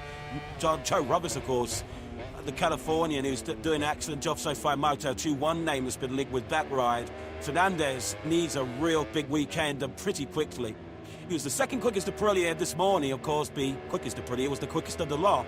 Maverick Vinales was T1 this morning. Mal Fernandez ended this morning's session in 12th, and he's yet to finish a Sunday Grand Prix so far this season. Of course, we saw him having problems before the race even began in Qatar, as Marc Marquez doing what he did for a lot this morning, actually, when he was struggling to stop that GP23 Ducati. But Fernandez, who does have reasons to celebrate this weekend, this is his 100th Grand Prix this weekend across all classes for the 25. Guilty of a rookie mistake, he termed it in Portimao. He said he'd been telling his crew chief all weekend. The particular corner he crashed out, but yes, be very calm, went offline, and then didn't follow his own advice, which saw his Grand Prix come to an early end. Hard to believe, isn't it, with how strong and how good he was, the promise of potentially showed in that Moto2 World Championship campaign, that he comes here. This is MotoGP appearance number 40. He's only ever had one top 6, and that was right at the back end of last season, the 5th place in Valencia. I mean, can't believe that we're saying that, because he was so gleaming good, wasn't he? Yet in Moto2, pushing Mamigan all the way to the championship battle in 2021. And the present night, he's under the cosh and needs a big result here in Kota this weekend as we pick up Pedro Acosta, who doesn't seem to matter what challenge you put in front of him. He just is able to get on with the job, or effortlessly working his way around his coach. So got caught up with the colour of the mechanics is why, and they felt that this would be arguably his biggest test of the season so far. Well, it's costing a fly cooler. Although yesterday, you know, you really don't say, oh, well, your commentator's curse, but hey, I will let him have that one. Yeah, he's exploring the limits, shall we say, so far today. Of course, we did see him running off a little bit this morning. It was a session of 2 halves this morning. He was down the back of the field for the first half of the session, bolted on some new tyres, and was immediately up inside the top 3 as the rear snakes left, snakes right, as he tries to get it stopped from the thick end of 300 kilometers an hour down that back straight down to around about 60 Ks for the first gear, turn 12, and unfortunately he was nowhere near the apex that time, but he's not the first, he won't be the last to make a mistake through there. There are so many big braking stops around this Kota layout. This is another of them into turn 1, while we've already seen Marc Marquez run wide earlier on into turn 11 and into 12. Huge heavy braking zones where, of course, you need that braking stability, which is why generally, riders favour the harder front tyre around here. Yeah, when you see those hard-braking zones, you know that Kevin Schwantz had some influence in the design of this COTA circuit. Great to see so many American legends gathered here this weekend. Teddy Roberts, of course, the cripple 500cc world champion in the late 70s, famous for his unbelievable battles with Barry Sheene. Wayne Rainey's here, of course, trying to unearth the future American talents as the boss of Moto America. Kevin Schwantz is here, the 1993 500cc world champion. And just on that night, actually, we send our thoughts, our prayers and condolences to the family and friends of Pat Hennon, who sadly passed away recently. The first American rider to win a Premier Class Grand Prix. He was in many respects one of the trailblazers, one for such a golden generation of American talent. But great to see the likes of Kenny Roberts, Wayne Rainey and Kevin Schwantz here, with three names that are right up there with proper ultimate legends in this great sport. We should also, while we're talking about that, just send our best wishes to a couple of former MotoGP riders who've been in the wars recently. Danilo Petrucci, of course, is in World Superbikes nowadays, had a big motocross crash which has left him rather second-hand. And Andrea Dovizioso too, who has certainly shown no signs of slowing down on a motocross track, and he had a pretty high-speed gas-up as well on his motocross machine earlier on this week, which saw him out to be early kadost. But fortunately as well, he is also on the mend, so we wish him well. Marc Marquez once again there, nowhere near the racetrack there, this time to turn 19. Marquez running on, so this lap time won't count for anything. Much like we saw this morning, a slightly scruffy start to the session for the King of COTA. My promise at the start for another former COTA winner here, Enea Bastianini, on the 23 Ducati Live team machine. And that is already rapid in this early part of practice, down to a 2:04.25A, and Pedro Acosta is the first rider in the 283s left, and joined immediately by the likes of Martin, Sparger, Fernandez, Augusto Fernandez, and Jack Miller. Martina now leads at Lyon with a 2:03.036. We're already inside the lap times that we saw this morning from Maverick Vinales to the 2:03.2. Aleix Espargaro, that's a significant jump on what we saw from him this morning. He was very quiet session for Aleix on the 41. He didn't do anything better than a 2:04.8 this morning. He's already the second 0.2 quicker than that this afternoon. So Martin, the man that's chasing the championship, the man they're chasing here, nearly part of this practice session here in COTA, under some glorious spring sunshine and almost perfect conditions for Grand Prix motorcycle racing. Of course, tomorrow at 3 p.m. local time, the Tissot Sprint will be underway. 10 laps, then the full distance Grand Prix here on Sunday, over 20 laps. Yes, thanks to brilliant boss, Massimo Rivoli. At the moment, Aleix Espargaro, you have to say, very non-committal about his plans beyond 2024. It does seem that if he does decide to hang up his letters as a race rider, well, he'll have an open door, an open ticket to become a brilliant test and development rider. That could be important as well, to tap into Aleix's experience, given there's all kinds of strong rumours that there will be a significant technical change, a engine capacity change, when the rules will, or new rules will be implemented in the 2027 MotoGP World Championship. Aleix, I think, just giving himself 3 or 4 more Grand Prix just to see whether the hunger, the desire is still there. I mean, he's 34 years of age now, Aleix. He's the oldest statesman of this MotoGP World Championship. This weekend is his 324th Grand Prix start. He's made so many sacrifices. He's certainly put in the hard yards, Lewis. You do wonder whether Aleix, being so non-committal as he is right now, whether he is actually sort of starting to seriously contemplate maybe the R word, retirement. Yeah, I guess ultimately it will all come down to how competitive Aleix Espargaro is. For so many of these riders, the enjoyment comes from winning. The enjoyment comes from being competitive, and if Aleix Espargaro isn't, I guess that will make the decision for him. Of course, he's been put in the shade a little bit recently by Maverick Vinales. It's so easy to forget, just a couple of rounds ago, the first race of the season, so many of us arrived at the sales circuit on the Sunday at Qatar, fully tipping Aleix Espargaro for victory that weekend, that afternoon, and it all went wrong in the racing. So, at the last 5 times now, Aleix Espargaro has finished the Grand Prix. He's finished down in 8th place, and has been in the top 6 since Motegi of last season. So that's the kind of streak that Aleix Espargaro's going to have to try and snap out of if he can. There's no question how high in esteem Aprilia holds Aleix Espargaro in. They love him to bits down in that Noir factory. He's been such an integral part of their rise from also rans, wooden spoon merchants in MotoGP half a decade or so ago to now being genuine race victory and title contenders. Because from Aleix Espargaro's point of view, it's just how much more gas is there in the tank. You change the training regime coming into this 2024 season, which certainly isn't the kind of thing you do when you're winding your career down. But I guess Aleix Espargaro, the longer this season goes on, particularly if he's not able to extract the maximum out of Aprilia, he may have a decision to make. He said pre-season his future is in his hands. It will be all down to speed and results.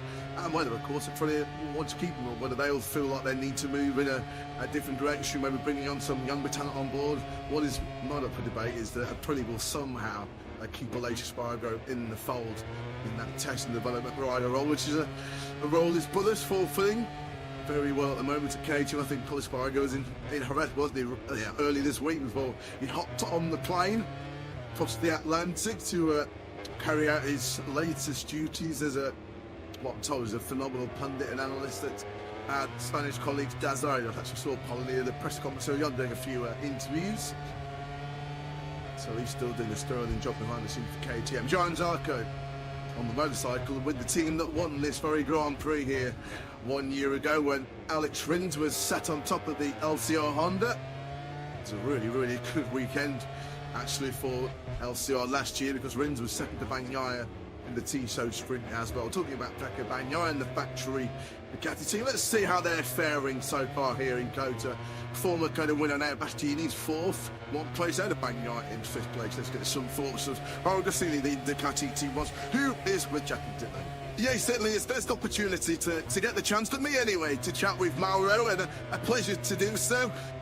What a start to 2024. It's certainly not been easy for you stepping in. You've already signed Pecco. You've got his teammate to sort out. You've got Pramac and VR46 deals to sort out. And then last time out, Pecco and Mark coming together. A busy start to 2024. How have you found it all? Yeah, I mean, one of the biggest annoyances because, you know, I started working in Ducati 20 years ago. So I perfectly understand the situation from the marketing point of view, but the sporting point of view is not so easy. So I'm still learning, I'm still watching around. That's why to do my best in this moment. So let's try and cover off some of the hot topics then. World Championship leader is on the Ducati at the moment, Jorge Martin. It's been so impressive with victory last time out. How much have you been pleased to see him riding in the manner that he is? I mean, Jorge is a champion. He showed us several times last year. This year, it started as we finished last year. So he's a champion, not surprised, honestly speaking. In terms of the incident between Mark and Pecco, what have you done after that incident to try and make sure we don't see something similar happening again? I mean, where is he? I sent both of them a message, Monday, Tuesday, I can't remember. Just, hey guys, everything's under control. Pecco and Mark's answer like, yes, there's everything under control, looking for Kota. So positive, very positive. That's good to hear. Already there's a lot of talk, not only about the rider market, but in terms of which teams are going to be running which bikes at the moment for the next year. VR46 and Pramac both have their contracts end with Ducati at the end of this current season. What's the latest update on the negotiations with both of them?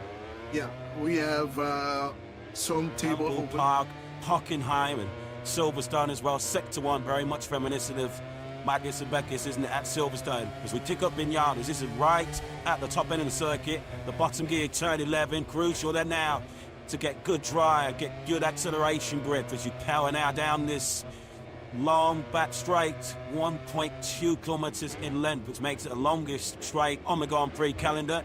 Over that little crest, which can slightly unsettle the bike in the braking zone. So nice and clean this by Vinales. Good lap as well coming in from Maverick. Out on some fresh Michelin rubber there. Brand new medium front, medium rear at the start of this session. Yeah, because Vinales is one of those who did go for new rubber earlier on this morning in free practice. Although, of course, if you're familiar with MotoGP, you'll know that session this morning did not count towards qualifying. Solely this 60-minute practice session will determine who moves through into qualifying 2. Maverick Vinales winning just ahead of Pedro Acosta on circuit. Both on target to improve at the moment. Almost certainly the final 15 to 20 minutes is where we'll expect the fireworks in this practice session as Vinales now approaches the final corner.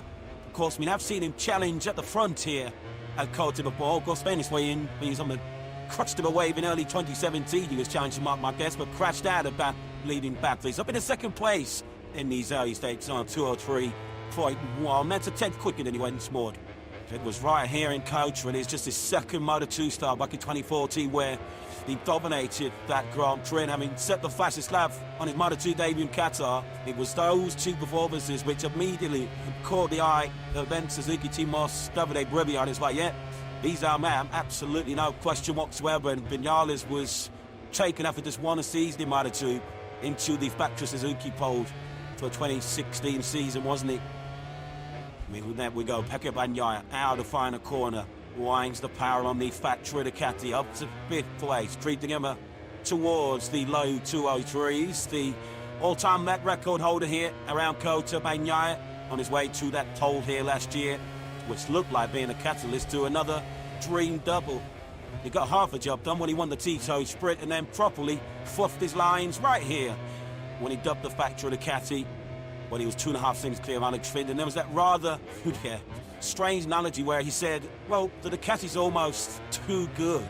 You don't get any sort of warning about when you're going to actually lose control. And it certainly raised a few eyebrows at a post-race segment last year. I don't think there were many riders playing the violin for Pecco when he said that. I think many riders would have happily swapped for the too good motorcycle that Pecco Bagnaia eventually took to the World Championship. Of course, that's been a bit of a feature for Pecco Bagnaia on occasions over the years, making mistakes when arguably he's not under pressure. It feels like when the pressure's at its highest, that's when Pecco Bagnaia is at his best, as he proved late last season in battle for the World Championship. So many of the incidents and crashes Bagnaia say in Grand Prix have been when he's in rather unchallenged positions.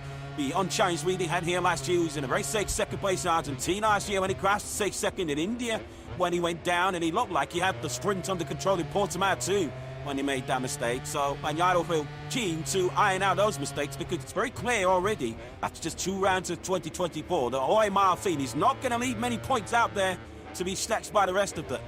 Bounce back ability is what Bagnaia needs here this weekend, and he has delivered in the past. He's not normally a rider that dwells too low on setbacks. If you look at his most recent DNFs, his powers of recovery have been pretty amazing.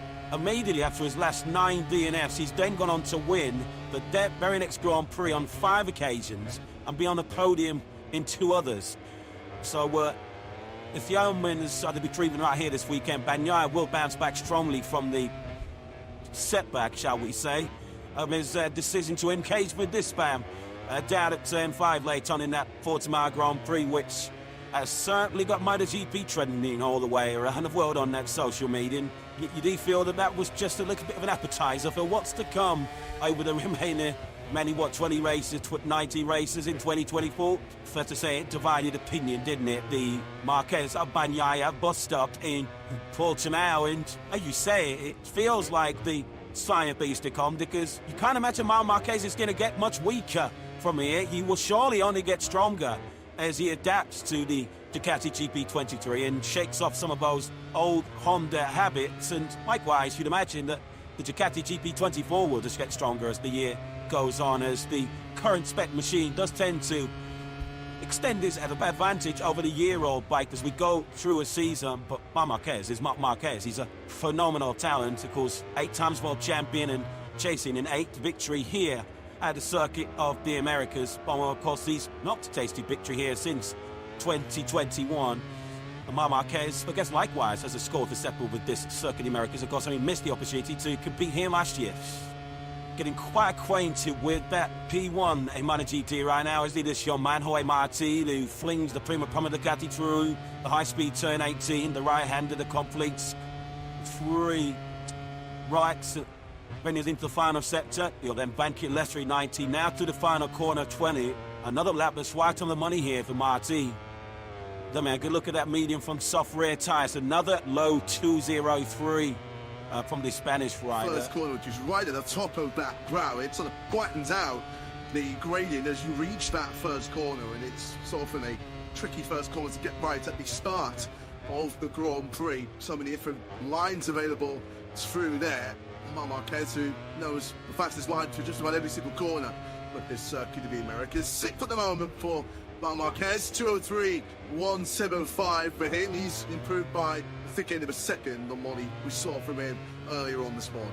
What about our most recent race winner here in Coates, Alex Rins last year? Still trying to understand what he needs to get the best out of himself and the new factory Yamaha. Alex at the moment down in 17th place. He's currently actually in the pits right now. A best of 2:03.991. And there's some rather interesting news that's breaking here right now at the Circuit of the Americas in Austin, Texas. Some of our colleagues at motorsport.com have had an interview with Lynn Jarvis where it seems that Lynn Jarvis has confirmed that 2024 will be his farewell in the MotoGP World Championship, of course, fresh off the back of retaining Fabio Quartararo for 2025 and 2026. Well, that was one of Lynn Jarvis's final accomplishments at Yamaha. It wasn't a bad bit of business, was it? So, yeah, Lynn Jarvis, it seems, deciding to step aside and chase some new adventures in the future, whatever it is next in line for Lynn. He's been such a stalwart, such a loyal servant to Yamaha. We wish him well in his new endeavours. A quarter of a century at the helm of Yamaha. It's been quite the story, hasn't it? So much success over the years for Yamaha, of course, and much of it with Valentino Rossi on board. Of course, Jorge Lorenzo and Fabio Quartararo have also registered world championships for the Yamaha brand. They're a long way from that at the moment, and their road back towards the front, a key part of that was securing the services of Fabio Quartararo. As much as we talk about improving motorcycles, there's arguably no better tuning pile. They're a fast rider on top of it, and there are very few faster than Fabio Quartararo, although of course this might be one of the circuits where he might have his work cut out to be top Yamaha, of course, with the record of Alex Rins that you alluded to, a twice-more winner here in MotoGP, a winner in all three classes of racing here at the Circuit of the Americas is Alex Rins. So you might well give Fabio Quartararo a hurry up this weekend, but Quartararo, of course, locked in for the next in the World Championship at the moment. Bastianini's in third. Of course, that pole position in Portimao, which he backed up with a second place in the race itself. 21 point top current World Championship leader Jorge Martin. Of course, the story at the back end of last season was of Martin knowing that if he won the World Championship, it was going to be the key to unlock a spot in the factory team. Well, of course, Ducati haven't got that luxury this year to wait and see how the World Championship plays out before they identify Pecco Bagnaglia's team. Then, of course, we know Bagnaglia's going nowhere. That was announced before the season began. Ducati have been in this position in the past, haven't they? In the years when Jorge Lorenzo rode for the team, and, of course, Daniel Petrucci too. He'll have to try and make a decision midway through the season regarding their long-term future within the factory squad, and timing that decision correctly and identifying the right candidate is not going to be necessarily easy for Ducati, because there are no shortage of candidates who would quite happily jump on that bike alongside Pecco Bagnaia. It's not just a two-horse race here at the rodeo, is it? Between the Beast and Martin, you have to factor in a certain Mr. Marquez on the 93 machine, who certainly has factory aspirations of his own inside the Gas Tech 3 garage, where we will find a superstar in the making, no question. Pedro Acosta top three this morning, at the moment sitting in fourth place, getting himself very familiar very quickly with the demands, the unique demands and challenges of this Kota circuit. Hard on the brakes into that very tricky turn 12. I mean, the top speed so far this weekend has gone to Brad Binder, 350.6 kilometres. Second on the speed charts is actually Acosta, 346.1k. So that shot there was an example of what it's like for him to break from about 345, 350 kilometres an hour down to 60 kilometres an hour for that first gear turn 12. And he's making it look so easy, isn't it? Which the same can't be said, unfortunately, for Fabio the Gianantonio, who gets it all wrong.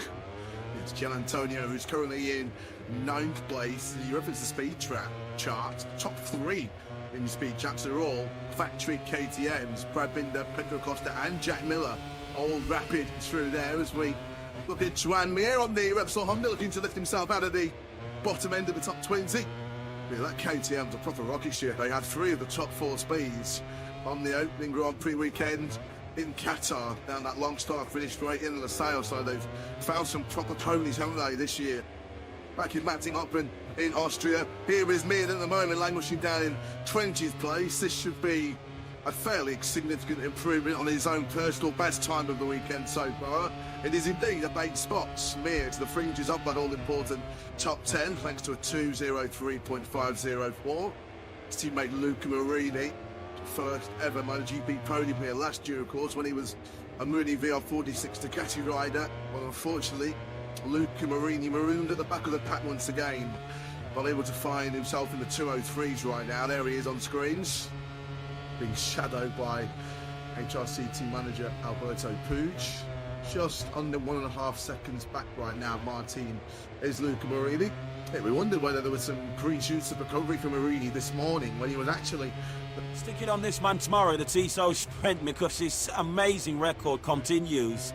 His podium is in the last 10 sprints for Jorge Martin. He's not been off the sprint podium since he was 5th in Catalonia, which does feel like an awful long time ago now. And including in those 10 podiums are 8 wins. He loves a good old Super Saturday, doesn't he, Jorge Martin? Will he enjoy a Super Saturday stateside here in Kotek tomorrow? But at the moment, he's proving a bit of an immovable object at the top of MotoGP. Leader of the championship and leader here on day 1 in Kota.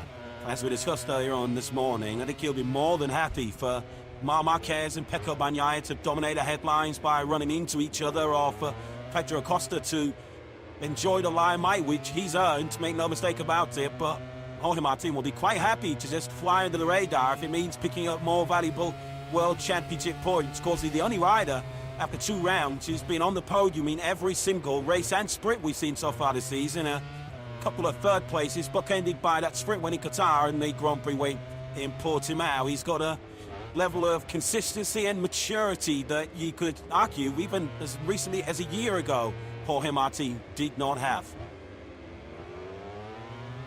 Yeah, 26 years of age now. He's coming into his prime, you may feel. Jorge Martin, certainly some good years ahead of him if he can stay fit and healthy. Maverick Vinales, fastest man this morning at the moment in 2nd place. Let's have a look at Vinales through this breathtaking turn 10. Real spectacular part of this circuit, the Americas. 4th gear between 250, 260 kilometers an hour. Your eyes will be on stalks coming through here. It's very easy as well to get the bike unsettled, unload the suspension, and then ride the rodeo.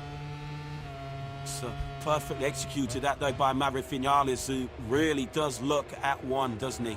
At the moment with that factory, a brilliant man and machine working in perfect harmony right now.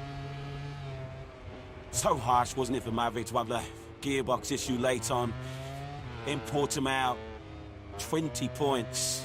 It's a heavy, heavy blow to take in terms of the championship, and just for your morale as well. I mean, I suppose the consolation of Vinales was he was there all weekend in Portimao. Had great speed in both the sprint and the Grand Prix. Great speed as well in qualifying. Just a shame that it was that gearbox issue which really stopped it from being one of his best weekends in his Aprilia career. He'd done pretty much everything right, hadn't he, up to that point, and as good a ride as it looked at the time, it was an even better ride when we found out later on what he was grappling with during the race, that he had those gearbox problems from very early on in the race. Every time he shifted from 5th to 6th gear, Vinales was encountering problems with the gearbox from that Aprilia, which ultimately ended his race on the very last lap when he was on target for 2nd place. But Vinales certainly will be a contender this weekend for some pre-weekend ports from Aprilia. We can catch a word now with Massimo Roland, who's in pit lane with Jack Applebyard. Down to you. Yeah, good afternoon to everybody. Good afternoon to Massimo as well as the guys in the box. We're just saying things have started pretty well for Maverick. Before we speak about the big news coming into the weekend, and Fabio's renewal at Yamaha and your thoughts on how much it really will involve on Maverick. How great it will see built with so much confidence, it seems, that the man. Very good for Maverick. Let's hope that also Malaysia get the same pace. Regarding Fabio, I don't have much really to comment. He was a Yamaha rider, and would be a Yamaha rider. So, as I always say, priority for us is the bike. We put the bike as much as we can in order to be, and it's we more powerful on the market, and we get a rider say people say me that. I ordered to his name on the Asian market would be very easy break. Priority 3 would be also to see what that was up like with the riders and see what can we make it choose together with them, with us. And then we go to option 4, 5, and 6. But obviously, when you have a super talented like Fabio or other super talented that can was the situation for a few days, our job to listen and understand if there is a chance to promote them. So it's nothing strange, I would say. I'm not surprised that they stay there, so that's it. Aleix, speaking to the media yesterday, was saying that he wasn't aware if there was a concrete offer there for Fabio from Aprilia. Was there an offer on the table? The media reporting that 12 million euros he signed for, whereas Aprilia were only offering 4. Was the offer there for him? Well, nothing to Kravoka. When we speak riders, we gave a sort of understanding on what would be the condition in case of Top Honda, in free practice earlier on the 2044. He's not really been able to go any quicker than that so far this afternoon. So it's plateaued a little bit for Marini so far. Well, with the calls of the day, the other Hondas relative to me are all towards the back of the field line. Zarco down in 17, Richigamme 21st, and Luca Marini at the back of the field. And of course, it was in this session, in fact, it was in qualifying 3 weeks ago at Portimao, when the 4 Hondas were occupying the bottom 4 spots on the grid. Just when you think it can't get worse for them, it gets worse. But they'll be hoping that there are some signs of light here. It'll be quite interesting when you look at the speed charts here in Kota. The Ducati GP23s, Bezzecchi, Marquez and the Gian Antonio are right at the bottom. They're thick end of about sort of 5, 6, 7, 8 kilometres behind some of the other motorcycles here. I'm sure I didn't really think the GP24 made such a massive leap forward. But yeah, Gian Antonio is exactly 10k slower than Binder down the straight. So bit of an old one, something to maybe potentially look at. Well, let's head down to pit lane. There's so much talk about Pedro Acosta these days in MotoGP. The star rookie, of course, taking that podium finish in Portimao. We've got the best person to talk about Pedro Acosta. It's his team boss, Javier Poncharal, who joins you. Absolutely great chance to chat with him. First of all, wish him a happy birthday from earlier on this week, was it? I'm sure it was well celebrated, given the fact that you've now got another rider to have taken a Tech-to-up MotoGP machine to a podium finish. Did you expect it to happen that quickly then? No, honestly no. And but you know, every time I'm talking to you, I don't know which word to use. I don't know how to express the feeling we are all you know, having, because it's for sure much better than what everybody was expecting. And if somebody's telling you that they knew what Pedro was going to do for the 2 first races, I think he's a liar or dreamer. And no, but it's fantastic. You know, the race he did in Portugal was really unbelievable. The pace, the strategy, the cool head he managed to have. You know, when you're a rookie and you're fighting with Pecco, Marquez, very often you can be fast, but also sometimes you make, you know, being a mistake, rookie mistake. And so far, and I touch wood looking you, telling you that we don't do so many mistakes, and I really don't know what to expect here, because Kota is a very special track. He told us, I like it with the Moto2 bike, I had a good feeling, but with the MotoGP bike, it's always a different world. Well, this morning, you know, after 2-3 laps, he was P1, so, you know, we keep on dreaming. I don't know exactly how to explain, because what is happening is not normal. When you have Marquez, Pecco Bagnaia, Fabio Quartararo, and I mean all the top guys there, who've been for quite a few seasons on a MotoGP bike, who race here in Austin, which is a tough track to understand and to learn. These guys doing things that you can't explain, so I don't believe in magic, but there is a little bit of magic still. And now I start to believe in magic. His ability to overtake is the thing that has, I think, surprised everybody watching on screen. Just the ease he's able to go past the lights and wrapping the Pecco Bagnaia and Marquez, which are rivals not easy to pass. And you know, yesterday I have had a few interviews with American journalists that were all telling you the same thing, you know, too much electronic, too much device, too many devices, too much aero, you can't pass anymore. I said, did you watch the race in Qatar? Did you watch the race in Portimao? Somebody who has been here for not so long can pass, so I think, yes, he has some incredible ability. And when we talked to him about the difficulty to pass, he said, No, for me, you know, it's you can find something. You can feel the turbulence when you are behind somebody, but that doesn't, you know, that doesn't stop you to be able to pass. And I don't have any great problem to pass. You know, if I can pass, because the guy is faster than me, but it's not because of the devices or the arrows. So, no, he's doing everything perfect so far, and with the magic, as I said. It's not a one-rider team. Augusto obviously had his struggles in pre-season. Just how difficult has it been for him for all of the hype, all of the talk, all of the headlines to me about the other side of the box? How is he dealing with all of that? Thank you for asking. Really, thank you for asking, because, okay, when I'm asked question about Pedro, I need to answer about Pedro, but thank you for asking. It was really difficult, you know. All through the winter, you know, testing was difficult, and it's easy to, I don't want to say to give up, but to find the energy, to find the resources of what can I do better, because I'm pushing 100% and I'm still far behind my teammate, especially your teammate. He's the one who can kill you, really. But I have to say that he's really strong mentally. He's worked really hard since, you know, Portimao. And here he's really good, you know. He's certainly second to the top guys. At one stage, you know, we were 1-2 in the beginning of that session, but I think Augusto is coming back.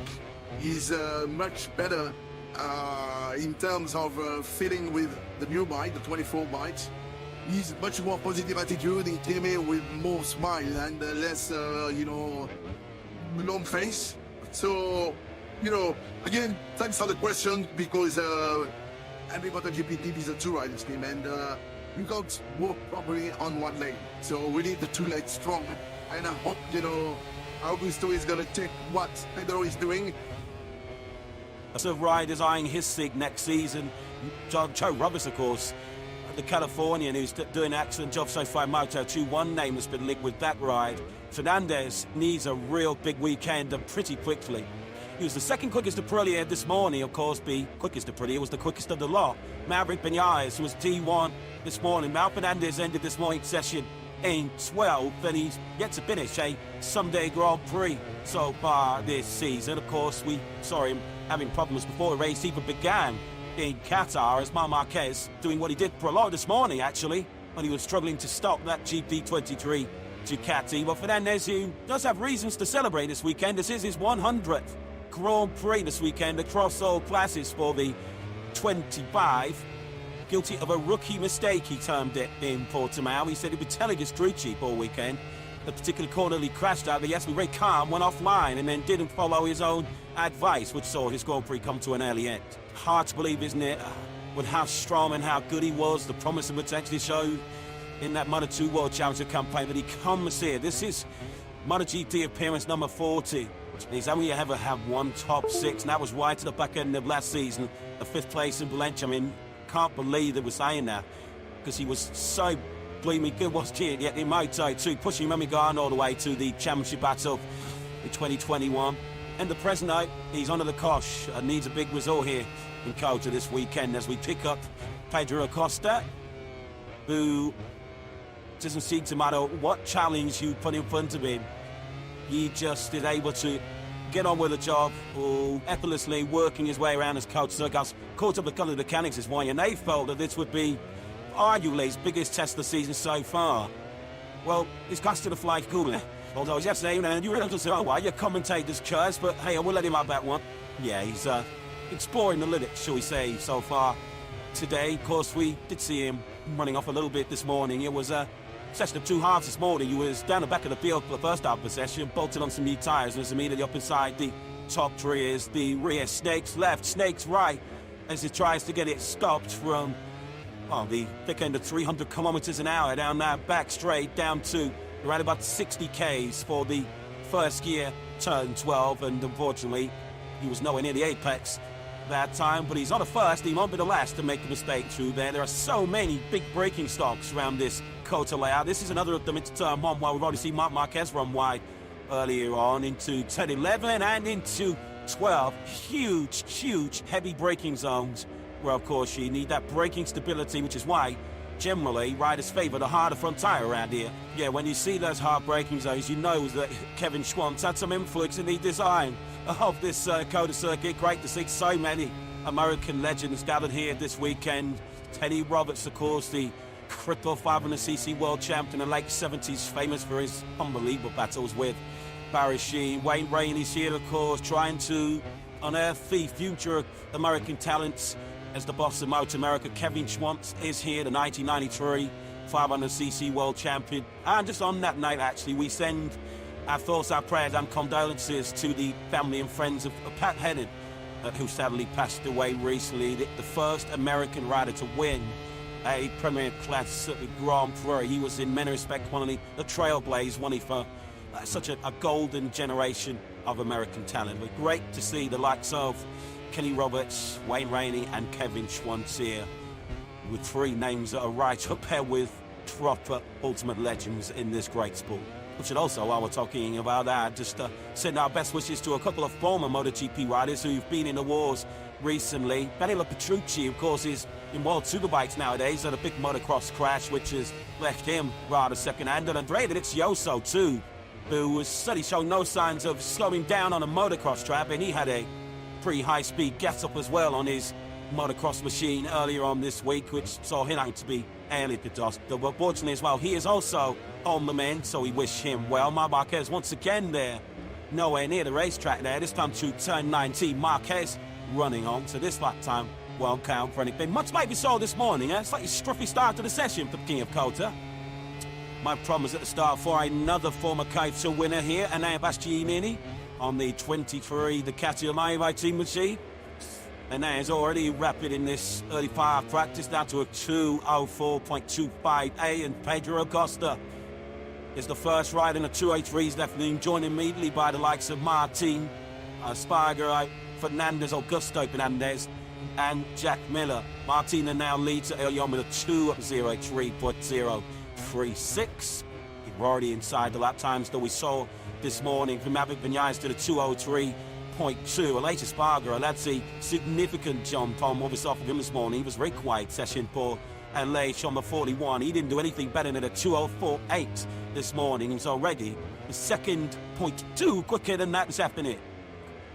So Martin, the man they're chasing in the championship, the man they're chasing here, nearly part of this practice session here in COTA, under some glorious spring sunshine and almost perfect conditions for Grand Prix motorcycle racing. Of course, tomorrow at 3 p.m. local time, the Tissot Sprint will be underway. 10 laps, then the full distance Grand Prix here on Sunday, over 20 laps.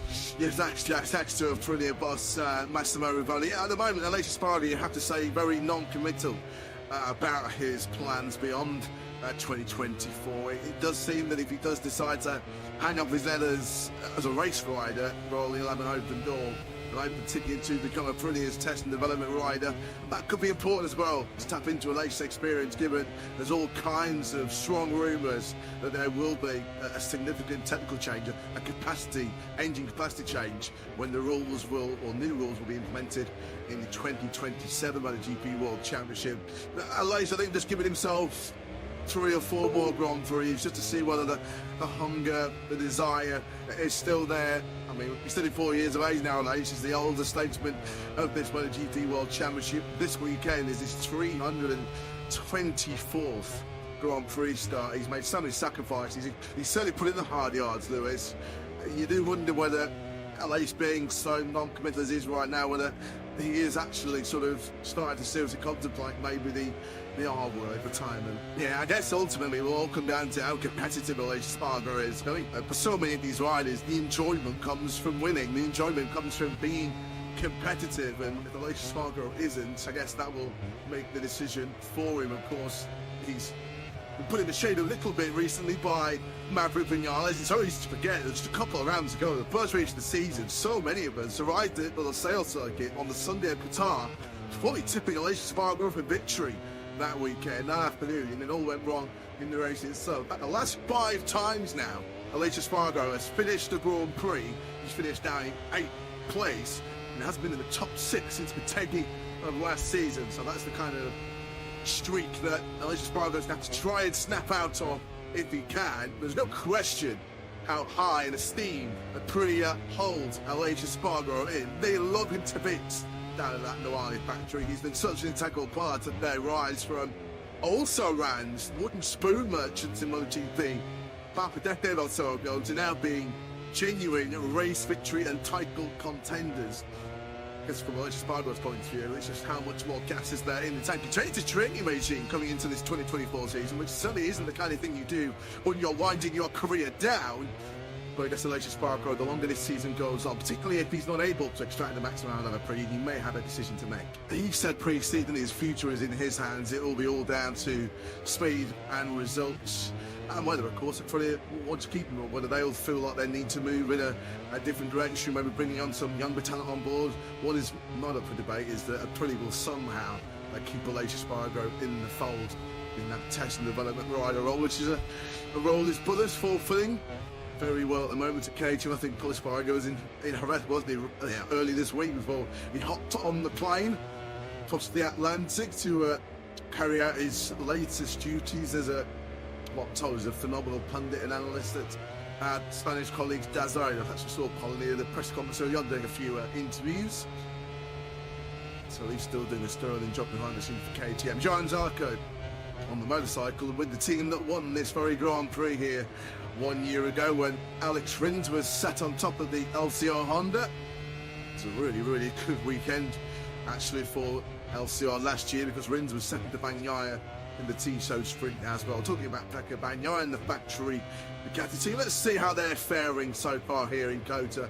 Former kind of winner now, Bastiani's fourth, one place out of Bagnaia in fifth place. Let's get some thoughts of how Gassini, the Ducati team was. Who is with Jack Dillon? Yeah, certainly it's first opportunity to get the chance, for me anyway, to chat with Mauro, and a pleasure to do so. What a start to 2024. It's certainly not been easy for you stepping in. You've already signed Pecco, you've got his teammate to sort out, you've got Pramac and VR46 deals to sort out, and then last time out, Pecco and Mark coming together. A busy start to 2024. How have you found it all? Yeah, I mean, one of the biggest not easy because, you know, I started working at Ducati 20 years ago. So I perfectly understand the situation from the marketing point of view, but the sporting point of view, it's not so easy. So I'm still learning, I'm still watching around. That's why to do my best in this moment. Let's try to cover up some of the hot topics then. World Championship leader is on the Ducati at the moment, Jorge Martin. It's been so impressive with victory last time out. How much have you been pleased to see him riding in the manner that he is? I mean, Jorge is a champion. He showed us several times last year. This year he started as we finished last year. So he's a champion, not surprised, honestly speaking.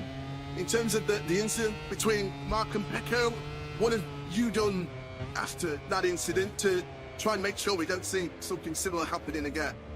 I mean, very easy. I sent both of them a message one Tuesday, I can't remember. Just, hey guys, everything's under control.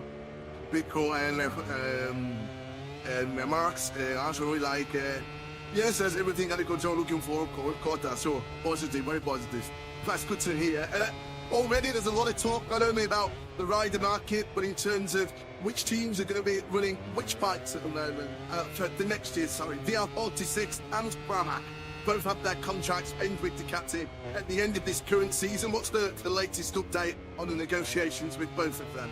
Yeah, we have some table open. Park, Hockenheim and Silverstone as well. Sector 1, very much reminiscent of Magnus and Beckis, isn't it, at Silverstone? As we tick up Vinales, this is right at the top end of the circuit. The bottom gear, turn 11, crucial there now to get good drive, get good acceleration grip as you power now down this long back straight, 1.2 kilometers in length, which makes it the longest straight on the Grand Prix calendar. Over that little crest, which can stay unsettle the bike in the braking zone. It's all nice and clean, this by Vinales. Good lap as well, coming in from Maverick. Out on some fresh Michelin rubber there, brand new medium front, medium rear at the start of this session. Yeah, because Vinales is one of those who did go for new rubber earlier on this morning in free practice. Although, of course, if you're familiar with MotoGP, you'll know that our session this morning did not count towards qualifying. Solely this 60-minute practice session will determine who moves through into qualifying 2. Maverick Vinales winning just ahead of Pedro Acosta on circuit. Both on target to improve at the moment. Almost certainly the final 15 to 20 minutes as well. We'll expect the fireworks in this practice session as Vinales now approaches the final corner. Of course, we have seen him challenge at the front here at Côte before. Of course, Spanish way in when he was on the crust of a wave in early 2017. He was challenging Marc Marquez, but crashed out about leading back. He's up in the second place in these early stakes on 203.1. That's a 10th quicker than he went and scored. It was right here in Coach, when it's just his second Moto2 start back in 2014, where he dominated that Grand Prix, and having set the fastest lap on his Moto2 debut in Qatar. It was those two performances which immediately caught the eye of then Suzuki team boss Davide Brevia. It's like, yeah, he's our man, absolutely no question whatsoever. And Vinales was taken after just one season in Moto2 into the factory Suzuki pole for 2016 season, wasn't he? There we go, Pecco Bagnaia out of the final corner. Winds the power on the factory Ducati up to 5th place, treating him towards the low 203s. The all-time net record holder here around Côte, Bagnaia, on his way to that pole here last year, which looked like being a catalyst to another dream double.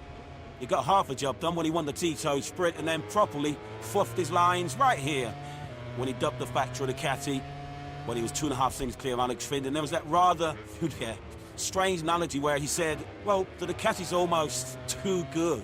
You don't get any sort of warning about when you're going to actually lose control. And it certainly raised a few eyebrows at a post-race statement last year. I don't think there were many riders playing the violin for Pecco when he said that. I think many riders would have happily swapped for the too good motorcycle that Pecco Bagnaia eventually took to the World Championship. Of course, that's been a bit of a feature for Pecco Bagnaia on occasions over the years, making mistakes when arguably he's not under pressure. It feels like when the pressure's at its highest, that's when Pecco Bagnaia is at his best, as he proved late last season in battle for the World Championship. So many of the incidents and crashes Bagnaia say in Grand Prix have been when he's in rather unchallenged positions.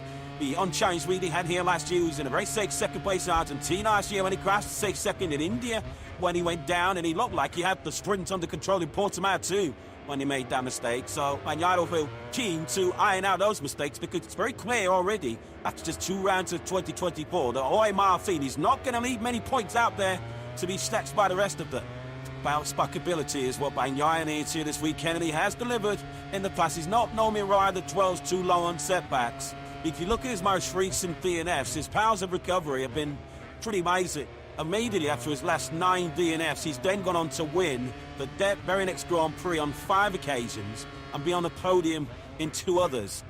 So if the omens are to be proven right here this weekend, Bagnaia will bounce back strongly from the setback, shall we say, of his decision to engage with this spam down at turn 5 late on in that Portimao Grand Prix, which has certainly got MotoGP trending all the way around the world on that social media. And you do feel that that was just a little bit of an appetizer for what's to come over the remaining 20 races, 90 races in 2024. Fair to say, it divided opinion, didn't it? The Marquez of Bagnaia bust up in Portimao, and as you say, it feels like the science beast to come, because you can't imagine Marquez is going to get much weaker from here. He will surely only get stronger as he adapts to the Ducati GP23 and shakes off some of those old Honda habits. And likewise, you'd imagine that the Ducati GP24 will just get stronger as the year goes on, as the current spec machine does tend to extend his advantage over the year-old bike as we go through a season. But Marquez is Marquez. He's a phenomenal talent. Of course, 8 times world champion and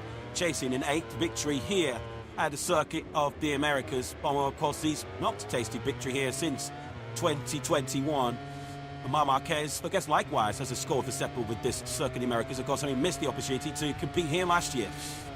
Getting quite acquainted with that P1 in MotoGP right now is this young man, Jorge Martin, who flings the Prima Proma Ducati through the high-speed turn 18, the right-hander that completes 3 right. It's an MotoGP.com. He's into the final set. Your favourite. I've got my own personal favourite, but I'm supposed to be unbiased in the commentary, but I'm so keeping to myself. Well, pretty to the boys down there, Frilia. And girls as well. Doesn't matter, this is job. It looks good, because it's got that old 2-stroke feel to it. Of course, Aprilia has got so much history in this class, the lightweight class. Now, Moto3 has removed across to 4-strokes around 10, 15 years ago. We factored an exhibition ball here where there were 30 bikes that detail the storied history of motorcycle racing over the past 75 years. They do have Nairo Vinales' bike there that won the very last 125cc race, the very last two-stroke motorcycle Grand Prix. So it was nice to see that getting all of its glory earlier on. And we'll focus on this, the first session of the weekend for the Moto3 runners and riders. The first timed one earlier today. We did see actual pretty impressive lap times. David Alonso, well, we said nobody needed Eddie Copeland blowing off. David Alonso certainly proved that. They were a full-as plundered the previous all-time lap record. The young Colombian, the man that leads the World Championship, having won 6 of the opening 9 rounds of the year, posting a 2-minute 9.600. The previous best, Romano Fenati, is 2:10.619. Ridiculous taste. Yes, David, it was pretty good. It's probably struggling with the heat, so we have it here in the UK as well. Pretty uncommon for these guys. Normally our European friends and colleagues like to remind us that it rains once or twice a year here. It's Jack Opliard in the box, Mather with Neil Lawrison, and a very special guest as well. He will tell you about in a second, Neil. But just first, before we introduce our special guest, what a start it was this morning. I cannot believe just how quick they were. Yeah, exactly. I'm still coming to terms with the speed of David Alonso. Just one rider was able to get within half a second of his new lap record in this Moto3 class at the Silverstone circuit, and that was Ivan Ortoldi. It was just on your screens just there. It was welcome return to form as well for Tetsuya Suzuki. We haven't really seen the best of so far in 2024, but the number 24 was third fastest, just 0.55 off. Some quite big times. One month of time. Reaching the top riders here at Silverstone earlier today. Let's see if they get a little bit closer together in this practice one session coming up. Of course, free practice earlier today did not climb towards the qualifying order. It will automatically goes through to qualifying tomorrow, but this session will certainly does. So we've put a bit on the line here in this session, and especially in the final big team to maybe 20 minutes. Yeah, absolutely. I think we're going to see some very, very fast laps indeed. He's been a very, very positive start to the weekend. Fibertech MWAP Sing twice. Not only did Scott Ogden go under that lap record earlier today, the bridge 7th in the standings on that free practice session, but we did tease that there was some news coming. And it was announced earlier on today as well that Scott is going to have a new teammate from Indonesia onwards, and potentially in 2025 as well. Let's see who is on the other side of Obstacle. We know the one seat is filled by Eddie O'Shea, who joins us in the box now. Congrats, Eddie. Welcome to the Grand Prix Paddock. No, you're very much. It's a pleasure to be here in the And, well, what big news that is. When did it all come together, and how excited are you to be 5 rounds of the year, and you take 5 good ones as well? Yeah, obviously it's an incredible feeling to be a World Championship rider now, officially, for 24 and 25, with the MF team. Obviously, it's an incredible team. I've been with them all this year in GGP, and honestly, I didn't expect it at all. Josh and Emma have parted ways. John 40 and Emma parted ways in just after selection ring, and yeah, I had a few phone calls in a few days, and the next thing I know, I'm in talks with somebody on the bar for me in his onwards. So yeah, it was incredible. It all came together within the space of literally 2 days. Are you ready to get toe to toe with these guys that you've been watching all year long? I mean, the taste that they've been setting at the front. Alonso, the likes, he's pretty electric so far this year. Yeah, definitely. The taste is incredible. These new Pirelli thighs, they've hold the game massively, and the pace is incredible now. But I was just saying, all the boys, well, most of the boys here, I've raced in GP in 2021. The big grid actually isn't that different to what I was used to in my first season. So I'm looking forward to get back out there, with the best in the world, and hopefully I can be there or thereabouts. Still a few weeks away, your debut, Eddie, but have you been briefed by Michael Leverty and the people involved with the team? Is there, I guess it's just go in and try and learn as much as possible in your first couple of races and not really come with too many expectations, because we know it's obviously quite difficult coming into a season when it's, past this midway point. Yeah, I've been told that there's no pressure at all. This is just like a warm-up basically for next year. It'd be incredible to learn the Asia tracks. Obviously, they're so different. Their time zones, their humidity. So it'd be good to do that. So I go in there next year, with a bit of track knowledge and a bit of, the seeding of Asia. And yeah, I'm looking forward to it. But I've been told just to, keep. It's even if I go out there and I'm at the back, keep fun along you and build up the base. Yeah, absolutely. Yeah, you recently MotoGP Spanish Championship, so you have a good experience of Valencia, I take it, but the other tracks will all be new for you. Yeah, I've actually never been to Asia in my life, so it'll be good to learn the Asia tracks. But yeah, Valencia is a colourful one, I know more than any British track. If me and Neil could offer any advice, well, for a start, we'd say big glory, but I'd have a trip to Indonesia, Thailand, Malaysia. Make sure you spend a few hours in the sauna ahead of it just to get the body acclimatized, because it'll surprise you. Yeah, I've been told that the community is definitely he's pretty bad out there. Yes, good to have Eddie the Butcher present the entirety of this session. It'll be great to get his thoughts as well on these guys. As he said, he's raced with, he knows pretty well, and you've been having a good year in Junior GP this year so far as well, so certainly coming up to the World Championship full of confidence, I imagine. Yeah, the results in Junior GP for me this year haven't really been on paper. The results haven't been very good, but the pace is in now, thereabouts, so I'm looking forward to getting out there and see what they do out there. See some of the rookies that moved up this year, I imagine you've raced closely with. The likes of Rooston, Keras, Lanecta, have really surprised us in the quality and the standard. Is that kind of thing you give up your right on? What is shot for the target for the signing rounds? I mean, yeah, obviously the boys and the rookies this year have done an incredible job. Obviously, like you say, you have to Keras, and especially Lanecta. Lanecta has surprised me, and his face is incredible, more or less the whole season. And yeah, in Aston he did an incredible job. So I'd like to go out there or try and be there with some of the rookies, because I was racing with them literally in November, so Thursday I have to be there or thereabouts with them.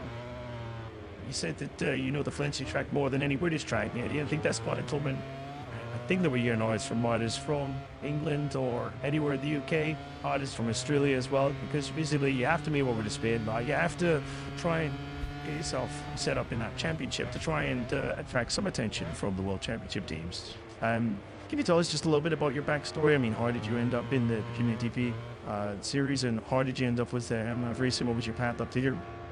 Yeah, so as far as it all started really here at Silverstone, I did a Richie Cup selection event in 2018 at 11 years old, and it was pretty much what was that? 5, 6 years ago today, Jesus. And yeah, so I was there, then on the day of champions, I was selected to go race the British Cup 2019, and then from there I was fighting for the championship in British Cup in 2020, and then a daughter brought me on for the junior talent team in Junior GP, and the robotics dropped. So, I had 3 years there, and it's my 4th year in Junior GP, and yeah, it's been an incredible journey, and love fortunately took me up and started this season to pro racing and Rich Sanity. So yeah, it's been a good season. Yeah, great to see the road to MotoGP certainly has been caved out for you, and you're taking full advantage of it. We often say in commentary when we announced to the world, to the Asia Talent Cup applications are open or similar to the British Talent Cup, that it could be you out there, and I guess that you are trying an example of that. 6 years ago at 11 you were just dreaming of one day being on the big screen, being out there riding with the world's best, and that's going to be the case in a bit of a time. Yeah, it is incredible. Actually, I didn't think about it, but it is actually 6 years ago, this all happened, but it feels like yesterday. Yeah, crazy. It's been a good ride, and I'm sure this is just the next step, progressing further forward. What do you make of this man so far then, Eddie? 6 wins after the opening 9 races. Myself and Neil were discussing whether he can match, maybe even break the record that Valentino Rossi holds from 1997. I mean, when wins in a season. There's still another 11 races to go. It needs 5 to the Aidance of action, and Wade's still going so far. You don't think he's out of the realms of possibility? Definitely not. Obviously, our race we've been having for a few years. I knew that in 2022, I said to my dad, Alonso is definitely going to win the rookie championship, the rookie championship, that is. I knew that he was going to be showing me in any GP. He was never really, he was never really completely dominant. And but yeah, he's true into more championship than the Paisy say. Even last year, the end of last year when we started, plays only down to the leaders of the championship, and now this year he's smashing it. So yeah, and he's there down on another level. And we always say that character-wise is the nicest, kindest, sweetest lad off the bike. But as soon as that size that goes down, he was an absolute animal. Yeah, I was funny enough, I was literally just speaking to this boy Damir, and he said congratulations, and they gave me a lot of praise, so yeah, we'll do that. And I'm sure that if you are fighting up to the front with him, he won't be so kind, so I'm sure the elbows will be out, so yeah, I'm sure. Yeah, absolutely. We obviously have seen so many riders come in from Junior GP into the World Championship and be first straight away. It's crazy level when you were there. When you first stepped into that series, were you a bit blown away by it, or did it kind of come so naturally, quite quickly? Did you really have to work at it? Can you tell us about that first time in speed where you saw some of the Junior GP guys, and did it take a bit of time to get up to speed? Yeah, I was definitely blown away. I came from Wichita Grove after never winning a race. At 14 years old, I remember the first thing that really shocked me was I went to the Ultimate test in Reborges, and the Edward Aaron, they pulled sideways past me in 10.5, and at this point I'd never used rear brake in the way that he's not doing anyway. I used it to slow down a little bit, but to be here, the rear bridge is a massive part of having a riding, especially these little ones. Yeah, I was blown away by the paces as Spanish kids. Yeah, I'm still assistant. I've got weight up, and now they're all here for the championship. So yeah, I can be like that. Yeah, absolutely. Did it take a couple of races? Did it take half a season, full season to sort of feel like, okay, right, I'm kind of with these guys? What first season? Which I did store Boyd. I really struggled in my first year. Just I don't know. I just couldn't get my head around how fast the boys were. And then in 2022, a lot of them left Hearts to win the championship. And I'll never mention Faith. There was a lot of the cable got something in. Yeah, little got up, and that's at least 8 positions that I've climbed. So, and now I went in with that like mentality of all the fast boys are blessed. Now I can be one of the fast boys. I got a podium in the rest in 2022 because Alonso did track minutes on the last lap, and we were finished third. So yeah, it was good. That was my first real taste of glory since British Talent Fund. Yellow flags were just out momentarily. There, no indication exactly why that was. Seems like Dino will bring him to speed, hopefully. It was just someone taking a bit of a trip through the gravel trap. That is why. No depth while going down. Good to see the Swiss rider straight back up onto his feet to his okay. Yep, absolutely. These are the thoughts of Eddie O'Shea, who is joining the MotoGP World Championship from the Indonesian Grand Prix onwards. This morning, Eddie's up here in the commentary box with myself and Jack. Just in case you're joining us a little bit late. To anyone else, Eddie, that you were going, we obviously talked about David Alonso being so impressive. You just reeled off some of the names that you've raced against in the Junior GP series before, but were there any others that have come up and also impressed you? It's obviously easy to look at Alonso leading the championship and be the dominant force in the shoes series, but I'm just curious if there's another rider that you've had your eye on and thought, okay, I wasn't expecting him to do that, to make that kind of jump up to top level. Yeah, definitely. Frosted and Netta, I was racing with them last year. And Vicaris was a bit more, yeah, I mean, you won a lot of races last year in GDGP. Netta and Ralston, they also got the fancy podiums, but they weren't as, they didn't quite have the same speed, just like the Darren did in the Championship, and they came there and started smashing it. I think Ralston until the last round. Is it that he didn't qualify as Tier 2 into the last round? Well, there was that, and he'd also scored a point in every single Grand Prix as well. He scored a point in the opening 8 rounds of the year before crashing out in Germany. So he had a great start to the season, very consistent one. Yeah, he had a great run, and I think he tend to that going and not shocked me, but surprised me, no doubt. Yeah, absolutely. With a lot of on from Spain or Italy, you hear about they have to move to Spain whenever they're racing in the junior categories. Is that something that you've had to do, and where are you based and all you kind of do your training? No, I still live in the UK. I would like to move to Spain eventually. Just the straight in, obviously the weather, the sun makes something easier. The track to me, fade or not, everybody is out them. It's near as fun as shots are through Spain. You can literally go up to a track and get when I arrive the day and a track raining and it's not so easy. So I would like to move to Spain, but right now I'm sitting in England, there's the gym, riding a few bikes days a week. So when I do ride, even when I go out to somebody else a few weeks to Barcelona or to the old pub and train with, but just a few things, and so it's good. I would like to see it sustain. I'll be having it's the best place to train at. Just look at the early lap times have come in the early 10 minutes of this one. As you can see, Colin Vire leads the way at the moment for 2:10.056. That's just under half a second away from the new outright lap running said like David Alonso through the wrong Disori. But as is often the case, we're seeing these practice wallow sessions on a Friday afternoon. This is more or less race time for Sunday. Usually every 20 minutes just to try and get dialed in as possible for the 15-lap event that is coming your way 11 o'clock Sunday morning. Yeah, we have a bit of a cheats race order on Sunday, Rog. I do, yes. Moto 3 takes top billing as always. That will kick off things. Before then, it is MotoGP race time. That's followed by Moto 2. So a slight change around with MotoGP being the middle race, Moto 2 be the final one. So we see in the Bury's full and fair then. Round through these fabulous open curves that we have here at Silverstone, and there's a farm curve and then dived into this pretty tight little section here.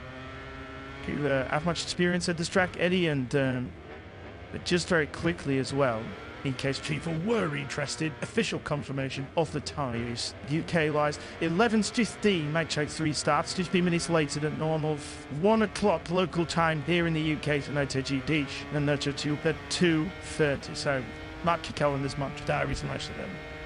And absolutely, it's sort of a rare change, obviously, with the time difference. If we have you in the UK too, there's Central Europe, it should be just to go not earlier than normal. And if so, as I was saying, do you have much experience at the Silverstone track? And I mean, it looks absolutely fabulous on a day like today. Looks like there's nowhere really better to lodge a motorcycle. Or if you've had experience of it and impressions of it. Yes, it's similar to ride.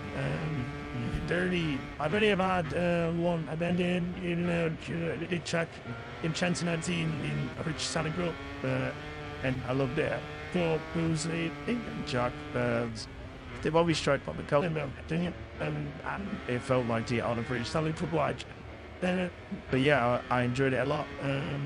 And in 2020, I did the national track, which is the old star finish straight, basically, and then like 3 corners is field drying. So it's not really stuff that the main track. But yeah, I do it a lot with running the Honda at the moment in the Junior GT. Stepped up onto the Honda as well, so we see a crash for the World Championship leader. David Alonso has gone down. They set the new all-time lap record this morning. We saw this 3 weeks ago in Germany where he crashed out earlier on. Hopefully this one is nowhere near as big as that one. Gone down at turn 6, the front just folded as he goes in towards Woodcut. But to see, he is relatively okay. Quick check down to that left hand for the Colombian. Let's ride on board. Tried to save it on his elbow though before he even had a chance. It washed away from underneath him, but that is good to see. He's up to okay, the World Championship leader, but It's not the first time we've seen him do that, Neil. He's been making a bit of a habit of this on Fridays, hasn't he?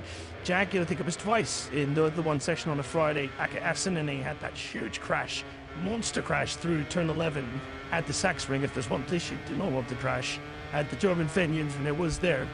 And that obviously knocked David a little bit for 6. Took him a little bit of time to recover, but still eventually managed to recover. What could you see happen just there, then, Eddie, from that on board shot? Anything at all? The day through would tell you more than what you can see. Some of it seems like this the too-much tail right, maybe a bit too long. But actually, he crashed. Trying too hard. Exactly. And I had that suspicion before I asked the question, to be honest, but David confirmed. Yeah, good to see as well that he was nowhere near the severity of that huge high side. 199 kilometers an hour. It was plopped up.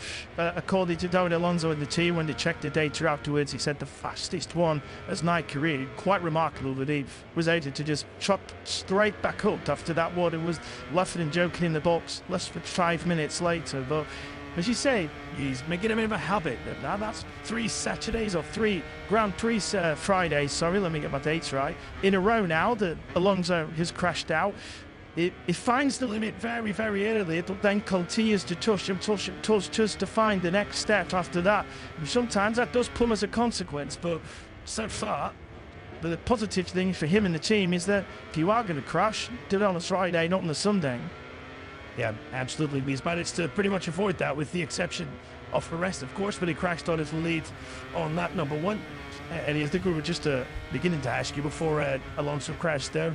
You're running that Honda machinery in the MotoGP series this year, which will obviously be a great experience for when you step up on board the Honda Wheel of Free machine.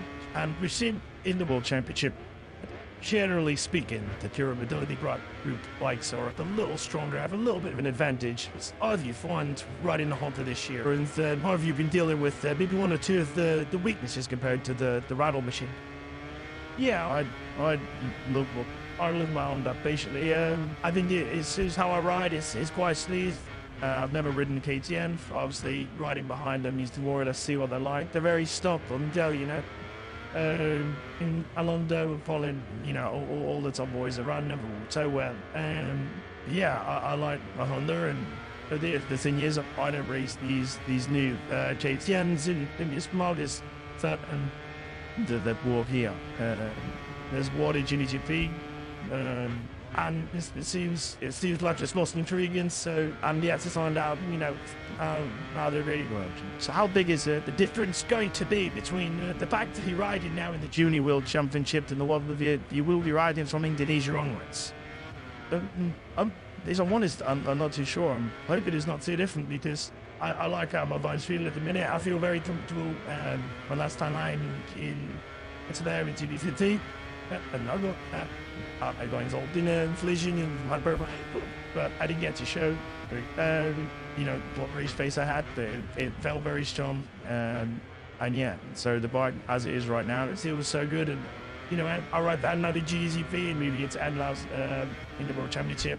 I think they should more or less replicate Josh Body's ex-bike and say it's my current bike. Are there 1 or 2 faces in the World Championship team that you have experience of working with, or will it be a completely new set of people crew? No, it's a very similar crew. By my technician, he's in the box now, both my mechanics. And also I did a test last year in Valencia, and they went very well. I just did dash it wide. It's my saying, and we ended it very strong. I think we ended P12. And I think I whined it in the last SP in P12, and I felt very comfortable. Working with my ball, like Richie, we had the bikes where I wanted to be.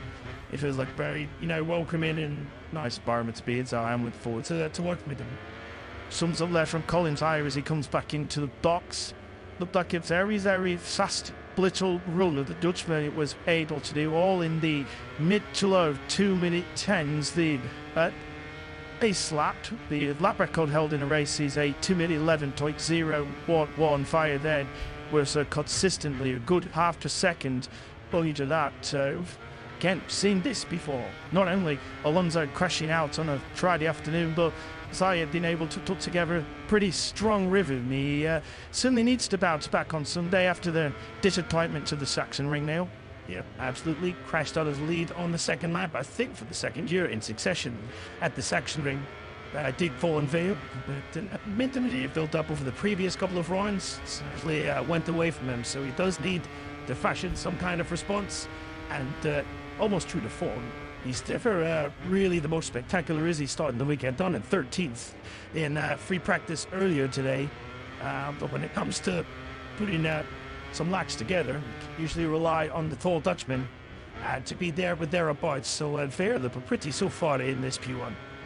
Did you with us this morning as well? Quick update with regards to a couple of favourites that you may well realise and missing. Luca Lunetta, broken left collarbone for him during the silver break whilst training. He's being replaced by Daniel Sharil this weekend. And no Tayo Furasato as well. Exactly the same injury for the Japanese rider. Broken left collarbone.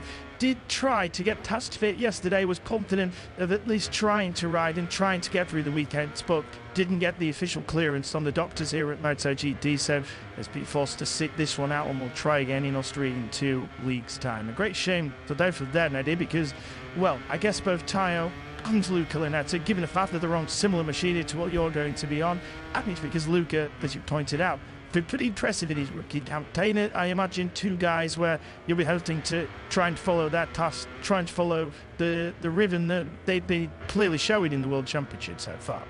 Yeah, definitely.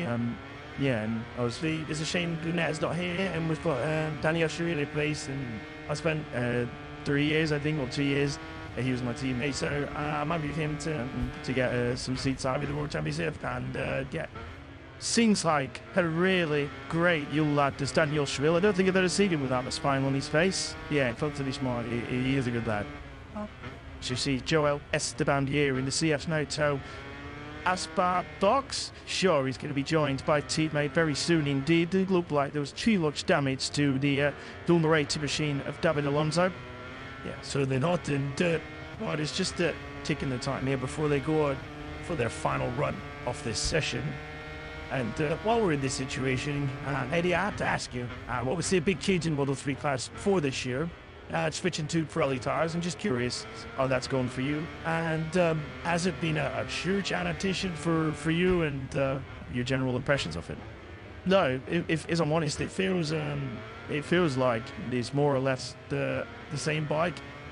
When you look down, the lap time is like half second or half second to a second faster. It's so strange. There's a little bit more chatter, especially on the Honda. I know some people distributing with it, but it's not.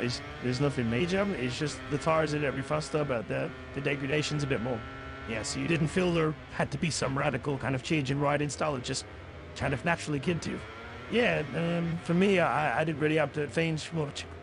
We're about to semantics, Eddie. Sorry to have to bring you involved on it, but unfortunately it had to. Using the Moto3 World Championship, you're going to get quite used to that. But we've seen Junior GT, they trialled, and I think they still run now, that during the qualifying sessions, the release riders, etc., intervals, very different to what we see here. I mean, how has that been? Do you think that has been a success, and we could see it implemented in the World Championship in future years? Yeah, in Junior GP we run a system where in the first minute there's normal pit lane and everyone can go out as they walk in the grid or whatever. But then after the first minute, every round has to wait. That can be 7 seconds. So every 7 seconds, one rider goes, and one rider goes. But as the queue builds up, you know, the person at the back has to wait so long that the tires cool down, and it's not good. So to be all season long, what we've done is you run out in the first minute, trying to get out on like the last second, a minute, or even if I have to wait 7 seconds, it's not so much of a problem. And then I just stay out. It takes me 15 minutes. But nights, they're always trying to, I know, find a way around, trying to make the sport as safe as possible. And constantly see warnings and penalties with regards to digital waiting on the racing line and being slow in sectors, and thought difficult to get an answer. I think if the riders are absolutely dead certain on doing it, that it's tough to stop them. And I feel like the big place a big circuit like this with two noticeable straights might get to little bit of it near. And I really hope not, because we had a few repeat offenders that made the sack straight who had it late starts and really past that. I'm not really sure what else there is left to do other than go nuclear, and the small or race bans, but look for the stage where certain riders have had the 4th, 5th warnings and penalizations, and get to the sort of really hard territory in terms of number this. The aspect Tanaka Grana in pit lane qualifying after Felipe Sarioli was handed a pit lane start for having a penalty, warning, two of them in the space of 7 days that forced him to go from a long lap then to now being in pit lane. And Marco Grana, his team boss, said that did warn him that you'd had a penalty just 7 days ago, but didn't really listen. But died by what I was hoping you would do, because Alan did exactly the same thing again. We do see this quite frequently though. The Red Bull Gas Tech Trois duo of Jacob Ralston and Danny Holgard staying clear of all of the often chaos behind them and instead working each hand in. But normally it's a pretty successful way of working. Ralston so far on a pretty good lap here. He's into the final sector, just one corner to go now for the Australian. He's going to flick it right through pit corner right now. Just over half a tender drift of Via's top spot, and he's able to find a little bit in the final sector. So there we go. That is the view market to be. Jacob Ralston with 6.5 to go, jumps to the top of this practice one section. There's some stuff, and I don't think I'm the only one inside this commentary box who's pretty impressed. Eddie, that's incredible. If I'm honest, I love the way that the Gas boys and the Empty Helmet boys work. I think it's the best way to go out, to go out to avoid all the words of the teammate, and I feel like that's how a team should work, Holdada giving Ross in the lap there, and now Ross for the pushing on the Moldada going, and from best of Holdada to Bacchus. I think it's incredible. And Mullins sat there in the back there in a perfect turn. That thing coloured of second history. We often try and say giving credit that he's working alone, but maybe he's been a little bit smart on this occasion to try and get a nice little show. As we can see, there are some pretty big issues with Tachikon Boazri's Idemitsu Honda Team Asia machine. They've stripped that down to parts. But I don't think we're going to see that back out in the remaining 5.5 minutes. There's all kinds of teaching got little rounds there. I couldn't really see what was going on. Any idea? Maybe a clutch. As you may know, one side of the bike. I think I'm not too sure. I just ride the bike. I'm not too sure of that. Yeah, definitely not. I don't think he'll get back. Look turbinal to me with just 5 minutes to go, which is a shame for Boazri, who, of course, in his rookie campaign, his land nose just needed kilometres out there.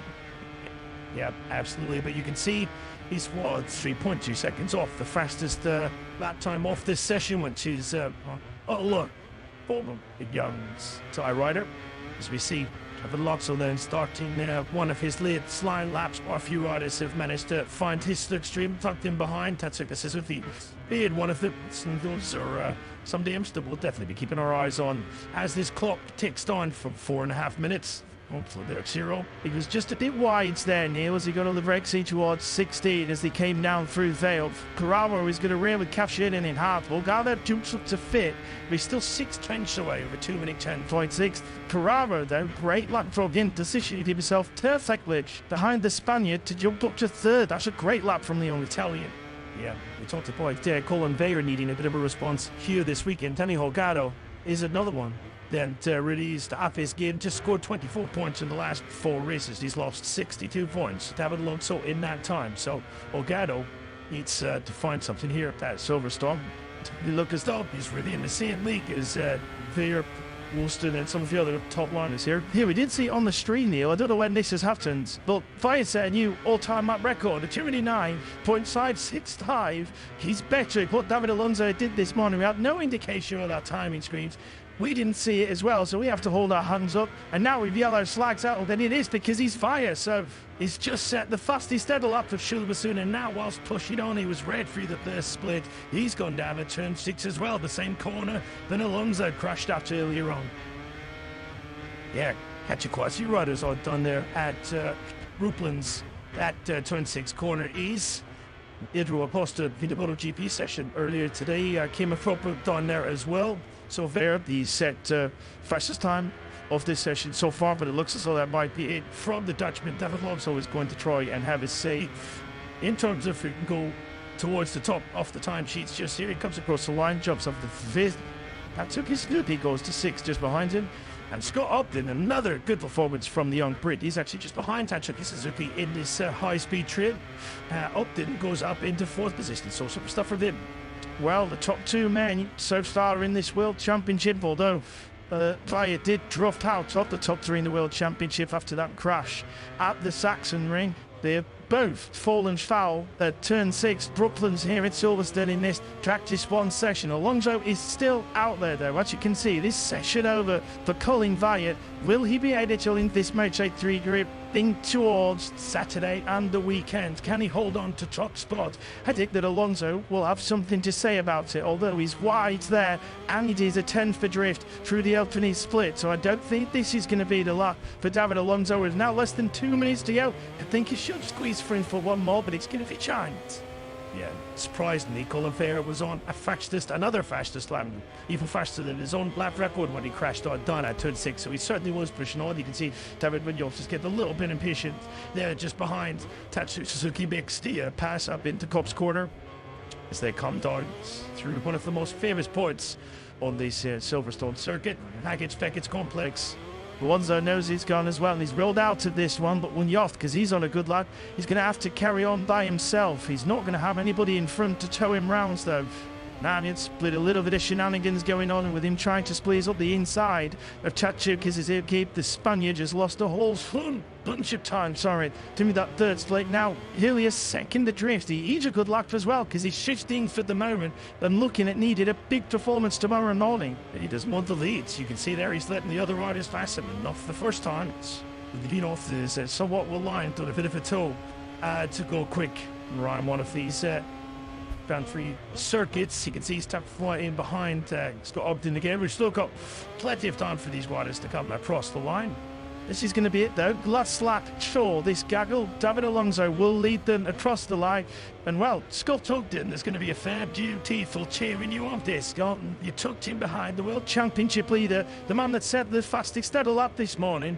They got to tune it to this. Let's see what Scott's got in the look. Yeah, absolutely. Scott's built up a little bit of momentum in the last couple of races. Been a few signs of life from the number 19. Scored his best result of the season, of course, at the Saxon Ring. Was the 10th place after he qualified a very far lead 7th. And Scott, some good memories of the British Grand Prix last year when he almost got pole position. So, yeah, let's see what he can do in these final seconds of this session. But it's already been a pretty good day. 7th earlier in free practice, and now it's sitting 4th. It's been a good day so far to Stefano Netter as well. Bit more like it for the Italian, and this is a positive sign, I feel, for Alessandro Cirucci in the MTA level up squad, as he's doing this lap. Only a 10th and a half at rate with nobody in front, and this is Stefano Netter all by himself. As you can see, there's some very fast split coming earlier in the lap, but we'll watch the 82 across the line because he's only a 10th and a half adrift here. Impressive stuff from Netter. 10th at the moment. Surely this is going to be good enough to see him place inside the top 5. It is. Up to 5th for Netter, and that is going to be good enough for the Italian. We're going to have to switch our attention to the number 99 of Jose Antonio Rueda. We come on to David Alonso. You can see through sectors number 2 and 3, he's lost some vital attention for seconds. So I don't think Alonso is going to be ending the day in top spot here at Silverstone, although it looks as though he will be on for a spot inside the top 5 perhaps. Or even better, here comes Alonso then. He's shaking off the attention of Scott Ogden, who started the lap behind him.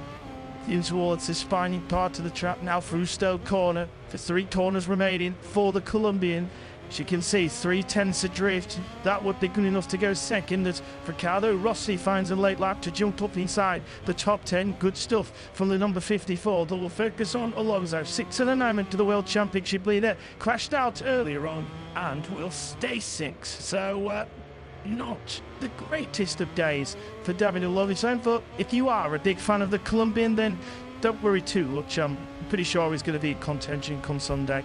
Yeah, I think that speaks of the level at which he's been operating when sixth place in practice one is maybe not one of his better days. We're saying that, but we don't think he'll be ringing the alarm bells just yet. You can see Antonio Rueda's lap time has gone away from him towards the end of this session. So we didn't have a massive jump from riders, but he didn't fast times towards the end. Whether that just proves, Neil, that on this long circuit, that potentially you're going to get 1-2 very, very good laps out with a new tyre to show there is a bit of a drop off, because once these guys got on to laps 3 and 4 of the new Pirelli rear tyre, you could see that it was very difficult for them to get anywhere near the lap times they were toasting earlier in the road. Yeah, absolutely. As we pointed, there is the fastest rider of that Moto 3 session over there, making trends with the marshals here at Silverstone, chatting away. Clyde Haftley's Cully Lyer. I'm sure he's Clyde Lees who's looked up on the big screen there. He can see himself on the big screen. Give us a live, Colin. So another good day then for the Dutchman. And if you've been watching all of this session, you have been hearing the thoughts of Eddie O'Shea, who will be stepping up into the Moto3 World Championship from the Indonesian Grand Prix onwards. Eddie, it's been an absolute pleasure having you up here in the commentary box. Thanks very much for sharing your story and some of your observations with us. And we'll be very excited to see how you get on from Indonesia onwards. Thanks so much for having me. It's been a pleasure. Good luck, Eddie. Looking forward to seeing you in Indonesia. As we said, make sure you get yourself in that sort from now until middle of September. I'm excited to see your face when you stepped into the paddock for the first time. There'll be a sun cream as well. Courage for the nut that needs it as well. They say Jacob Ralston rolling down Tilly. Well, a great day for the Aussie. Top 3, he'll be very pleased with that. It will indeed a super day at the office then for Jacob Ralston, getting himself inside the top 3, but not even Aussie was able to get closer than 4/10 per second. Owen Weir's fastest time off the session. A 2-minute 9.565 was enough to top practice 1 ahead of Ortola, Ralston. Scott Ogden doing a fantastic job with his one race in 4th. Stefano Lepper enjoying a really good day at the office as well in 5th. David Lobsort had a complicated afternoon, a crash, and in 6th for him. Bit further down, we had the likes of Carraro inside the top 10, then Matteo Fratelli in 12th, Phil Soap and Danny Olgado, somewhat subdued throughout today. Olgado was 14th, and I need to do a little bit of studying later on today to get back on a par with some of the faster names. The further down the order, we had David Munoz in 18th, Sidney Perez, who's obviously stepping in, with George Whatley in 20th.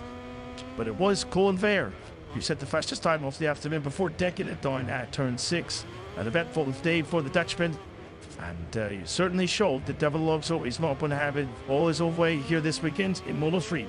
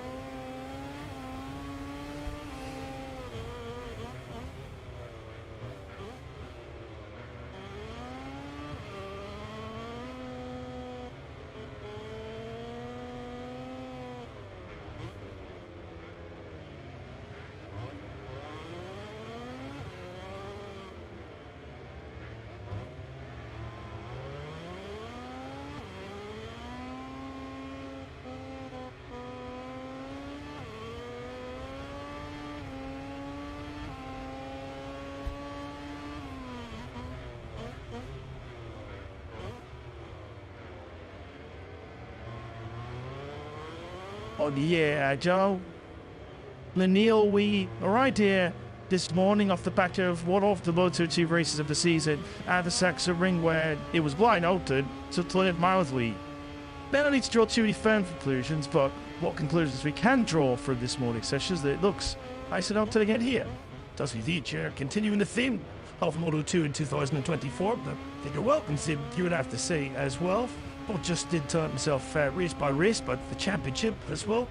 What's going on? He lost at names. I was fighting for the top positions, and I have to say, Lewis, I think coming here, looking at the Moto2 race last year, you're both expecting a bit of a Boston School whitewash. Yes, we saw Assen here this weekend, but first practice session of the weekend, not really suggested that's going to be the case. No, Boston School is inside the top 6 of this morning. Top 6 led by the newly married Richigamme. He was quite the start to married life. Quickest earlier on this morning. It was a top 6 is Kinet Chantra, Gonzalez, Vietti, Arbolino, and Roberts. 6 Coex riders. Almost last visit. Almost like the old days. Not like that old. Almost like pre-2023 British Grand Prix. Sam. The Moto2. Dubkish. The record at the Boston School so far this season and that previous form here. We would certainly be surprised if the Boston School are outside the top 6. Fail to warn. Tell you Arbolino.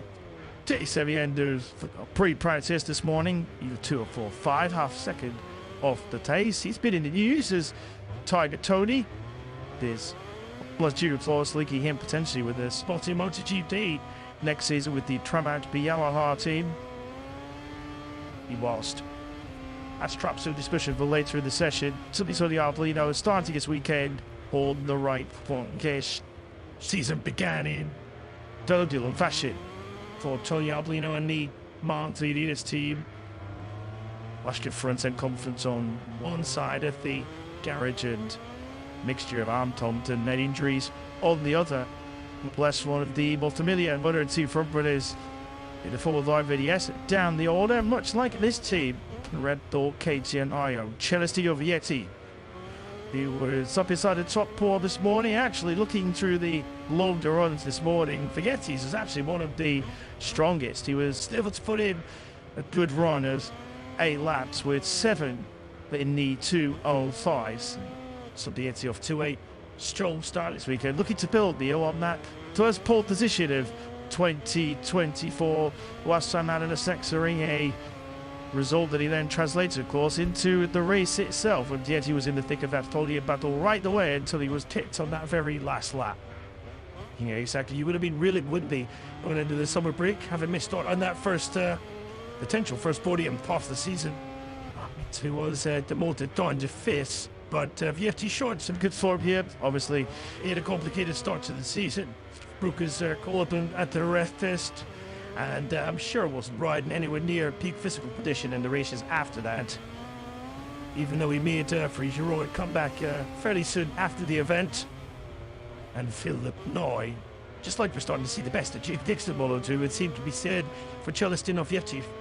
If Vietti became a sick, different rider in the first 9 races to take a pole position.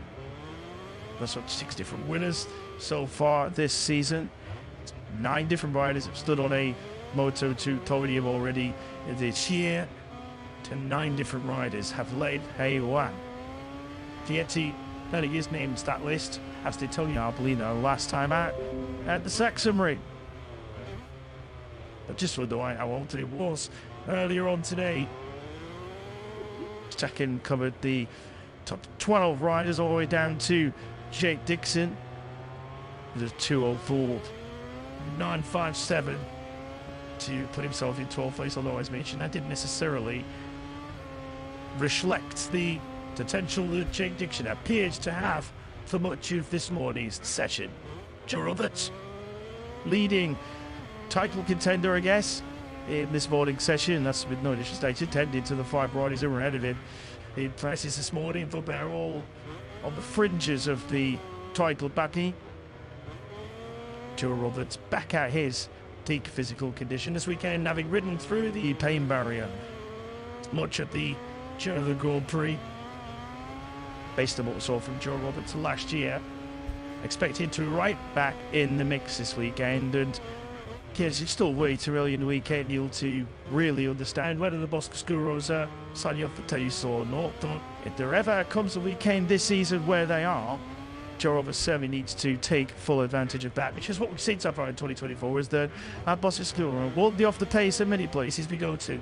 Yeah, exactly. That's the, I think, the stronger package we have to say in the Moto2 class this year. There's no doubt about that. When you consider that Sergio Garcia and I grew up 1 and 2 in the championship, Firmino Alguerra and Watson Lippers are 4th and 5th. All 4 of their bikes inside the championship top 5.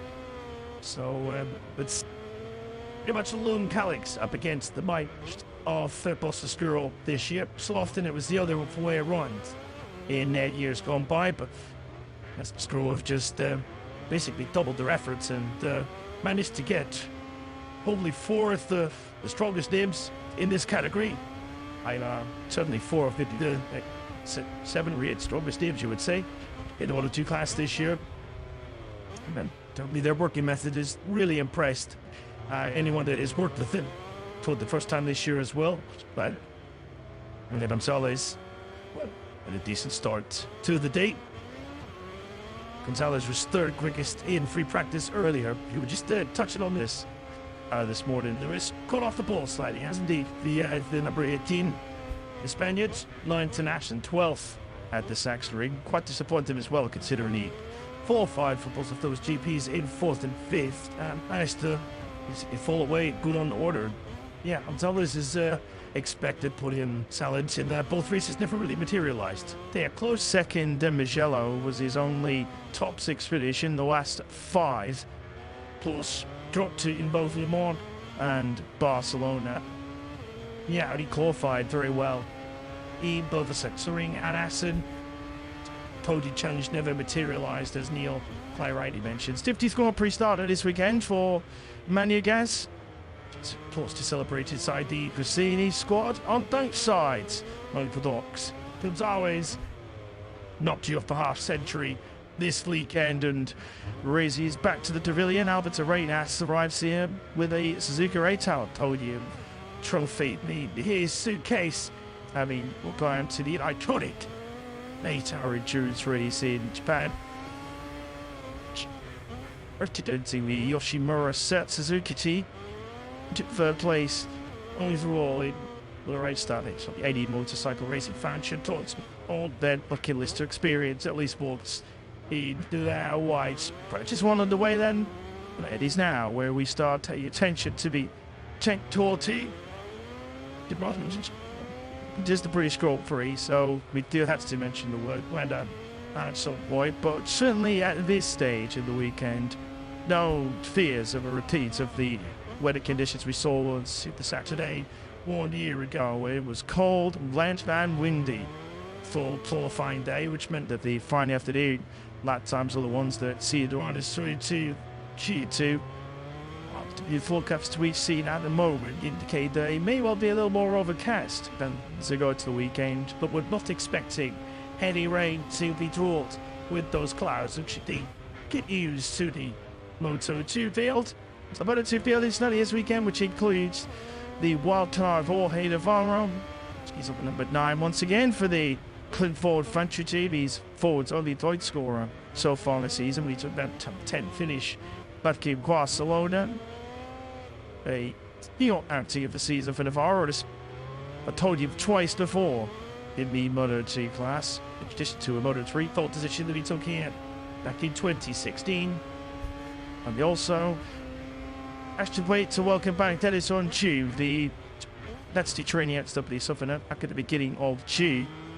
The damage that he suffered 2 days. The rest means that we won't be seeing him until Austria at the earliest. This place is taken once again this weekend by Marcel Schrotter, the over-experienced German. Well, the totally trusting of the 80 miles scored for all the 230 at the Gold 3 start this weekend. Yeah, good to have Marcel Schrotter back in the Model 2 field. Once again, this will be his 3rd such 2 ride on the points. This Dennis Onju continues to recover from that very painful wrist injury that he sustained when training. The atonement of that injury, you would have to say, for the young Turkish rider, coming off his best Grand Prix of the season. Had Richigamme in 4th, 15th, and then finished 13th. So hopefully you will see Dennis back for the MotoGP in 2 weeks' time. North and heavyweight until the end of the month. We have the doubleheader in Aragon then Misano. And of course, a bit of a change to the Grand Prix calendar since we were last with you before the summer break. It's being up back to Misano for a second time towards the end of September. Might be then going on to Kazakhstan for the first ever Kazakh Grand Prix. That has been shelved.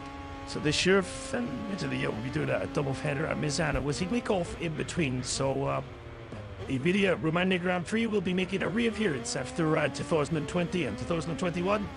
Double headers at Misano, both of those years as well. That'll be the weekend of the 20th to the 22nd of September. Before we begin the Asia swing, the little 3 calendar, the Romagna Grand Prix form as part 1 and a triple header with Indonesia, Thailand, Japan. What a weekend odds. Wire to the Australia, Thailand, Malaysia triple header. And the season finale of Valencia on November the 17th. The MotoGP World Championship be decided on that afternoon. If the last team did, MotoGP crown go down to the wire in Valencia in the last 3 years. But to say this season, certainly in the case of 3 seasons so far this year, indicates that it might be. We're looking at the Ijunoli Hastwane Tang GP duo out on track, down during the block round, Center Aegis chasing it down the Shanaga Straight. This morning and for the time of qualifying and first 2/3 in the German Grand Prix for a late tyre drop, relegates him outside the top 10. Tunja Binder, he's got Prussia turn 1, Plunchevich to Infinity down in 25th place. And already started to catch some straight feelings with the front end in that race before Latterbob and Rose. Team tie has been much stronger in recent times. Have been there. He's reached G2 each of the last 4 rounds. And still yet to see him finish in the top 10 so far this season.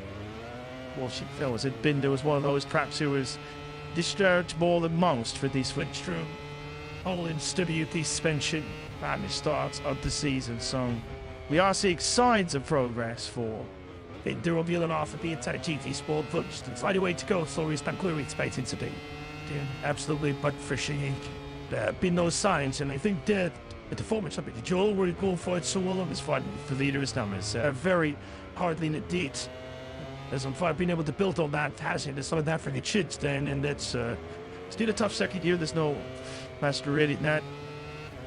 They don't live it to the MotoGP class.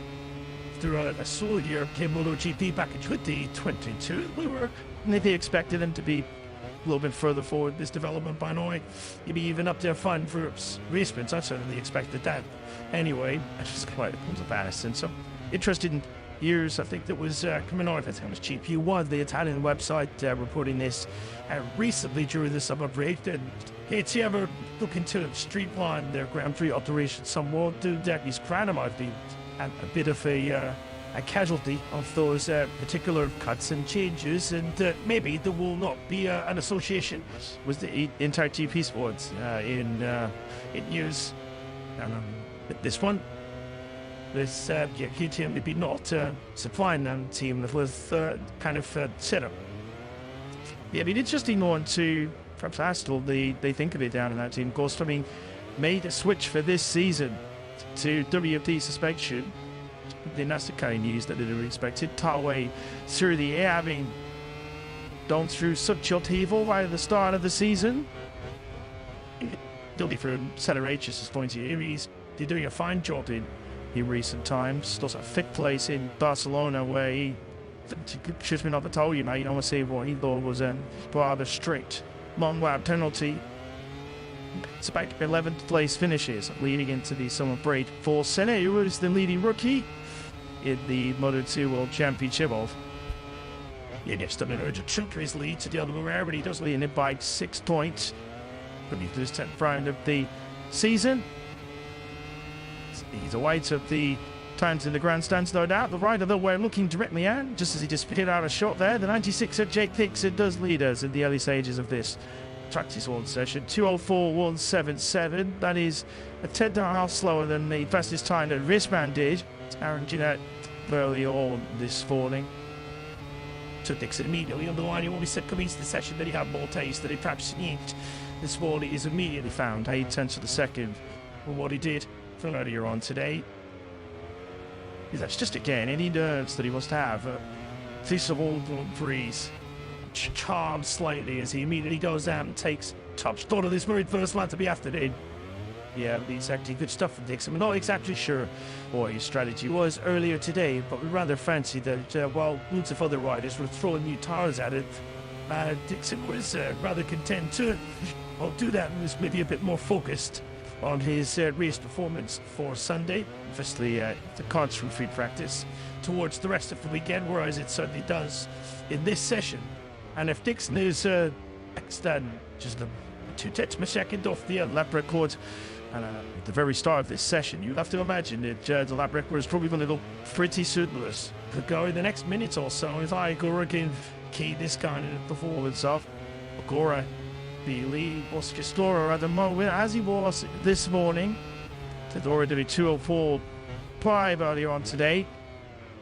He's trying on a 2:04.7. Look very quickly about to chase that as we are right on board with the rider second of the World Championship through Stowe Corner. Third gear and Adam kilometers now down into second gear. 75 clicks toward the left-hander of Vale. The right-hander turn 17 leads us into Cap Corner, the final corner of the near 6 kilometer Silverstone circuit. We're almost ready to the back of Yumi Sasaki there to the final turn, and he's Carpaccio going perhaps delayed slightly in the final sector as he charged his way through on last year's Moto3 World Championship runner-up. Agora takes 4th place, and Mickey's crew chief Lord of Rank is I'm just thinking more than thinking that perhaps Sasaki got in the way just for a moment then. Yeah, exactly, but would be too concerned at this early stage after the session. It was to see Connect, good to see Connect back featured towards the front because he had been away for a couple of races. I think it was last at Mugello where we really saw Aaron have a decent race and be right amongst the leading group. He was, of course, in that fight for victory, just especially north on that particular occasion, ending up in 6th, but certainly in an instant amongst it. Right the way through the Italian Grand Prix, he had that big old crash early on in Essen, and you just wonder whether that in some way maybe affected the performance at the Sachsenring, because we suddenly didn't really see anything from Canet through the German Grand Prix weekend, which suggested that he was and should be one of the top names in Moto2 this year. Yeah, too conservative with the setup. He thought the Sachsenring, at least seasons it something of a buffer really almost as we reach these months. As much this morning, he's only scored 27 points since he took a maximum 25 a victory back at the second race of the season in Portimao, which is why Awadu began this year as many pre-season tightly tipped. He's at 7th and some 89 points off the World Championship lead. Here's a rider I was keen to keep an eye on this weekend after his 5 from burst start last year. Zonta van den Goldberg, who's brilliant 12th spot in this session. Maybe the last 2 was longer. I was if I was sort of Slatcher would line up into the top 10. Certainly the double header in that's the Sachsenring didn't necessarily reflect Van den Goldberg's efforts and his potential. His second year in a row he had a painful exit to the Dutch TT. So in a big crash it was tangled up in the bike, which led to the agony for much of the German Grand Prix, to the point where he actually retired with much laps of the race to go. The pain was just way too much for Zonta van den Goldberg to continue in that race, and he would have been another rider very grateful of that 4-week summer break. Say a surprise somewhat that you haven't seen close to the sharp end that he has so far this season. He's having 15 Grand Prix since Zonta was inside the top 10. Of course, we have to remind ourselves we're also talking about an 18-year-old here in the form of Zonta, even though this is his 48th World 3 this weekend. It's better than a World 3 season that started with real flashes of form. You've seen Qatar right at the start of the season, but say it's been tough going for Zoltan and the RW team as a whole since then. Yeah, exactly that. First weekend of the season for us so much, didn't it? It's always Zonta. I think he topped the first session of the season. Top 3 for sure in Moto 2.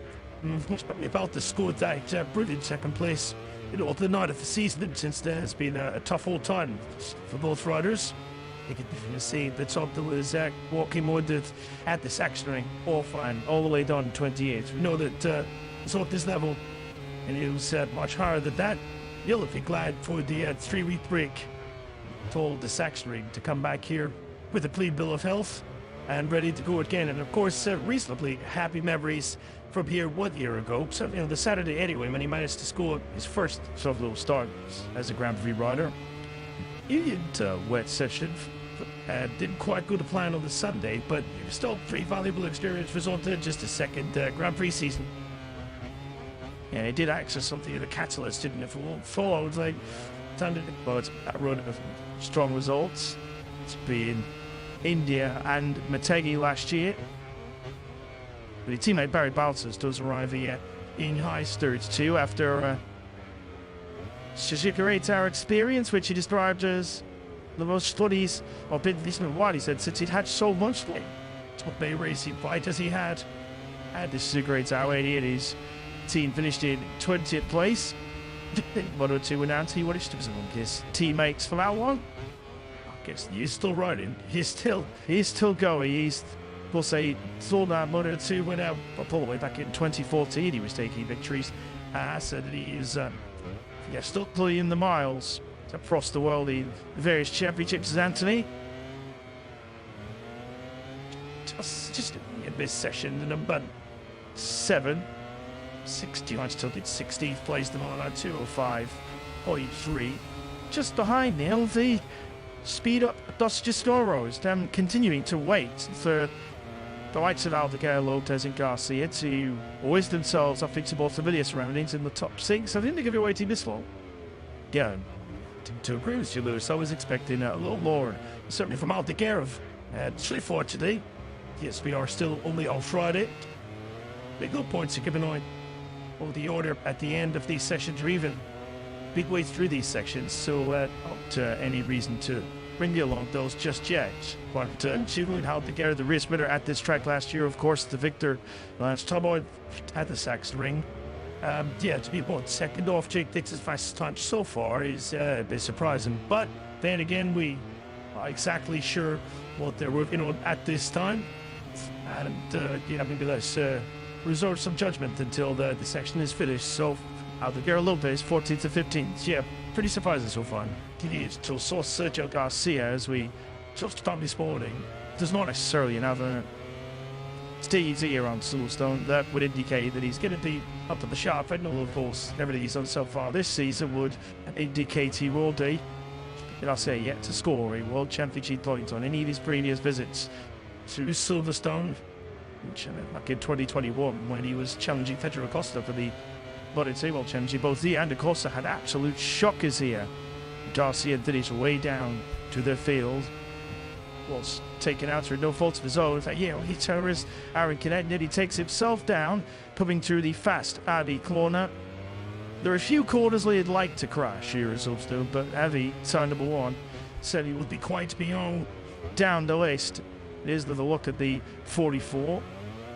Always riding close to, if not past the edge, isn't he, Aaron Canet? Exactly, yeah, with that left foot just over and above the foot peg on the left side. See the shadow from the front end, lots of vibration, and Canet just managing to keep it upright while in the slipstream. He's got that just ahead. Some slightly baffled expressions down there in the frantic racing squad. Among them, Alex Bambert's up from Alex. It's a bit of a wardrobe change of a large streak. And back in his Calex colours now to go on board with Joe Roberts in 7th. I've seen this quite a few times from Joe so far. With red sector in sector number 1. Losing a little bit of time in sector number 2. He had its church front end moment going through this Maggots, Beckett's and Chapel complex earlier on. I think it was just there, wasn't it, where he had a big scare earlier on today. Didn't really see the best of Joe Roberts after that. Sure, if there was a bit of an issue that he was having on split tip subboard. But you can see he's right in the ballpark right here, coming through split number 3. Yeah, we all certainly would have seen one, but in the 203s this morning now, that incident, he did a 204.5, but he was half a second not around the halfway point to the lab after all that particular moment through the first sweepers of Maggots and Beckett. He's now into Vale and Clod.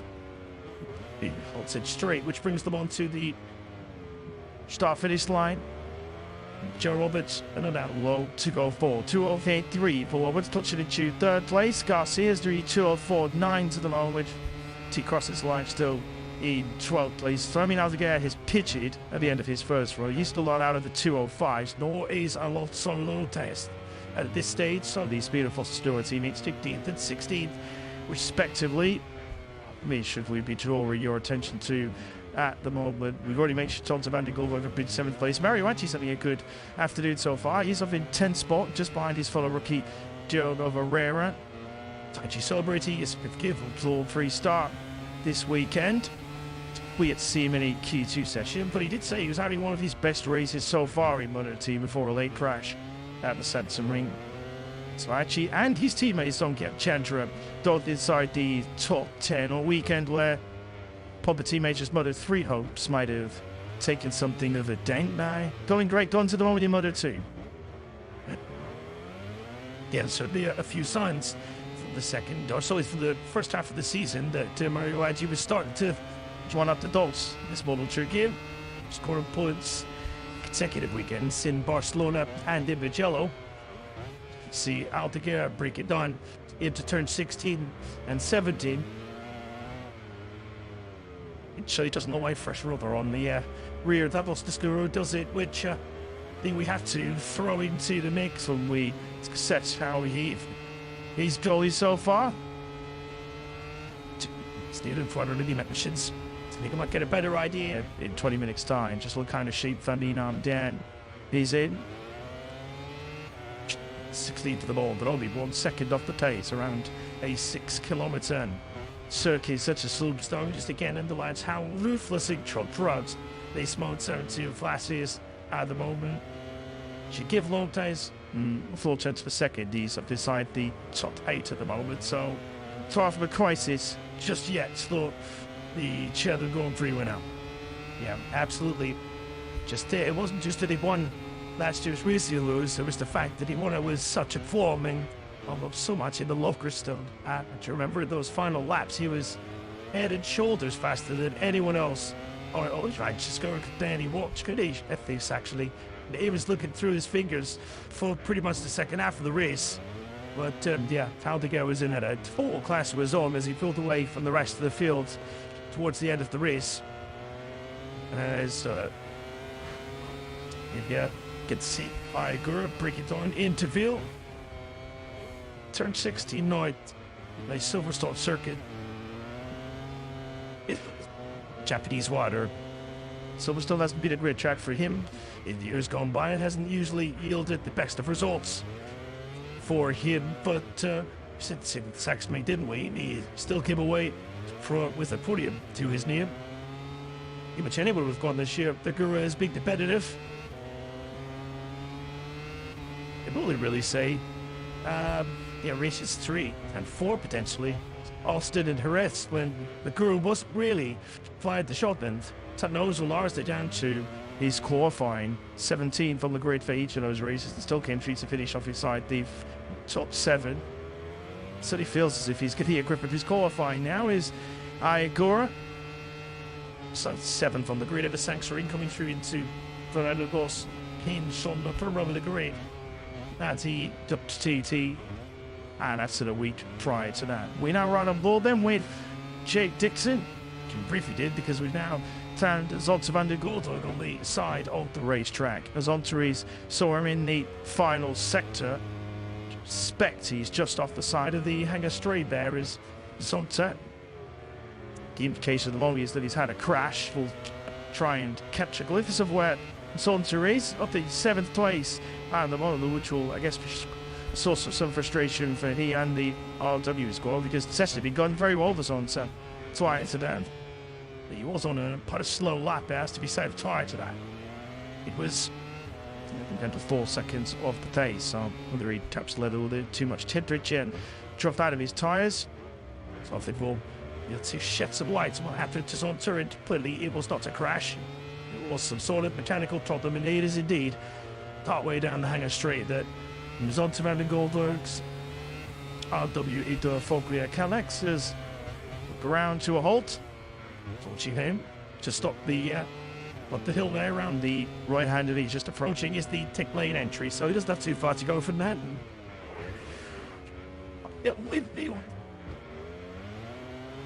So there are the RW technicians putting together a bit of a plan to retrieve the Dutch rider's machine. Still some 10 minutes off this session to go, so you wouldn't say till this session is over by any stretch. As was saying, it has been a really fruitful afternoon for the Dutchman so far. He's only been 7th, just half a second off. 2-6 there are a little bit in the class of their own. He's on to 1 through 10, so over 3/10 of a second. Slower than top Chandra in 6th, so it's kind of a bit of a division. So far, the order was the top 6. Then from 7th onwards, it's looked at to me, quality gone. It's this way we start to see Fabian Albuquerque really told the 10 this weekend. It was British 12-3. 2 ups in this round. 39 point behind World Championship leader Sergio Garcia. 32 behind Iacco right here. Might be as big a threat to the 54 as we go deep into this season. State thrills at this World Championship can go any one of stalwart not 5 ways this stage of the season. Kencho Lopez has had a lucky bit of ground as the in recent times. Lopez is now 5th in the points, 54 of the lead of Sergio Garcia, and did exactly have a fruitful doubleheader in Axel the Masaxery. No iron 8 to either of those 2 pulled 3s. Unfortunately, now it's becoming bit of a winning feed in recent rounds for Alonso Lopez, in that he hits reverse gear and halfway through the race he drops back down the order. Yeah, absolutely. Lopez did catch up with him after the German Grand Prix. He was saying that whatever it was with the front tyre just was not working. He started suffering some real front tyre wear midway through the race, and when that starts to happen, you're in big trouble at the section ring. As you're obviously going left and then left again. So he was really trying to manage that, and you're in the midst of the back top tire temperature. And he's going up, it's pretty hard to do. That's good. He was quite frustrated with 10th place. It's been a while, isn't it, since we've seen the best of Alonso Lopez. You have to go back to Mugello at the start of June for that. As we see, Arenas looks as though he's had some issues here. That's at Luffield quarter to number 7. He was not practicing the low that time to it, but he was clearly indicating that he had some sort of problem. Something right as a session might want to come to an early end. So you'll feel he's got quite some way to go from there to get back to the pit. If you rate to the old layout, the old tits, which one right about here. Not you tits are here, the old one's back at Woodcote Corner. Albert Arenas a little bit too far away from the secretary of his preceding mechanics. Fortunately, over there, that might well at the end of his afternoon. Arenas is also having a very good afternoon. He was up to 4th place. It's where he currently sits on a 204.333. Well, let's follow Fermin out again. Then, is this where he shows his hand, or is this where he declares to us that he's perhaps on his back foot in this weekend? Puts heads down at these third sectors, who are on board with last year's British Grand Prix winner. Up to the gears, now down the Waddington Straight. Putlands is far ahead of us. Feels as if you were trail breaking for an age into that. Now you see Pratt on the right hand side of the tyre for the Luffield quarter. This is where we just saw Albert Arenas tulling over outside of the racetrack. Woodcote is now up ahead of us. The old start-finish line was around about as there. We just trust it now with swerving out the gear up into 6th gear and now dropping down into 3rd for Kopp's corner, turn number 9. Down to around 145 kilometers an hour before one of the great sequences of racetrack on any Grand Prix circuit we go to. Magnets on the left, on the right-hand side of tyre for Beckett's corner. Left and right again, 3 Sheffield cars. Gains, you had the best run possible on it there to give yourself a slingshot onto the Hanger Straight as you now build up to around 280 kilometers an hour and 170 miles an hour for 30 now again. Up all Stoll corner, turn 15 down into 3rd gear. Another long right-hander, which turning out again made even longer there by Doreen a little bit wide to the corner. Rotary, that's only 1 or 2 issues. Stotting that, those for sure at the moment. It would sort of appear as if this lap has gone away. None of it is necessarily threatening him much already. As he now backs off to give himself the best possible one to carry speed down the Hamilton Straight into the next lap. So a lap that is never really straightening much, but a mistake did so certainly dictate to that. And Aldeguer remains down in 16th place. Time to start the alarm bells ringing. Lewis, after that lap, just edging closer to the edge of my seat now with this throwing out the gas. 16th the long one, Alonso Lopez still 15th. Still awaiting time attacks from the rest of the field. So they don't see any signs of alarm bells in this particular garage at the moment. No, certainly not. Jim Dixon doesn't necessarily look totally content with how his section has panned out, despite the fact that he's sitting top of the pole. 2:4.177, not quite the fastest lap time off the day. That still belongs to Aaron Canet after his earlier lap time of 2:4.021. But yeah, things going pretty well, you would have to say, for Dixon. His home race, expecting a good crowd coming through the gates tomorrow for polo fine, and then of course the big event on Sunday. Won't you indicate it also? In fact, sorry, those 2 will be the final race of the day. What silly events? 2:30 local time on Sunday afternoon for Jake Dixon. To bring the curtain down on this 75th anniversary weekend, way forward to a fairy tale home victory. Furby Aldeguer is now bailed out Anthony's on his way back to the stayed up Boston Still Road box. So, you know, still yet to see signs of from running pace from Furby Aldeguer as we head into the final 10 minutes of practice. One, of course, if he does stay outside the top 14, he would be by no means a crisis. If you saw have tomorrow's 30-minute practice 2 session to rectify that. So they had to go way back into the middle of 2023, thinking Bisano or perhaps Indonesia, something around that time last year. For last time we saw Furby Aldeguer in the Q1 session. Simon Bisano last year being one of his worst weekends of the season. And he just set it up the pace as the final flurry of laps now begin. 9 minutes to go. So JTX 2:04.177 remains the time to their radian. And I don't want to curse on things. We are, of course, in the south of England, where you can never take anything for granted with regards to the weather, but those lookers, though, we may well have a dry Saturday morning. So things don't quite with a plan for the likes of Aldeguer in this session. There should be a chance to get back into that top 14 tomorrow morning in P2.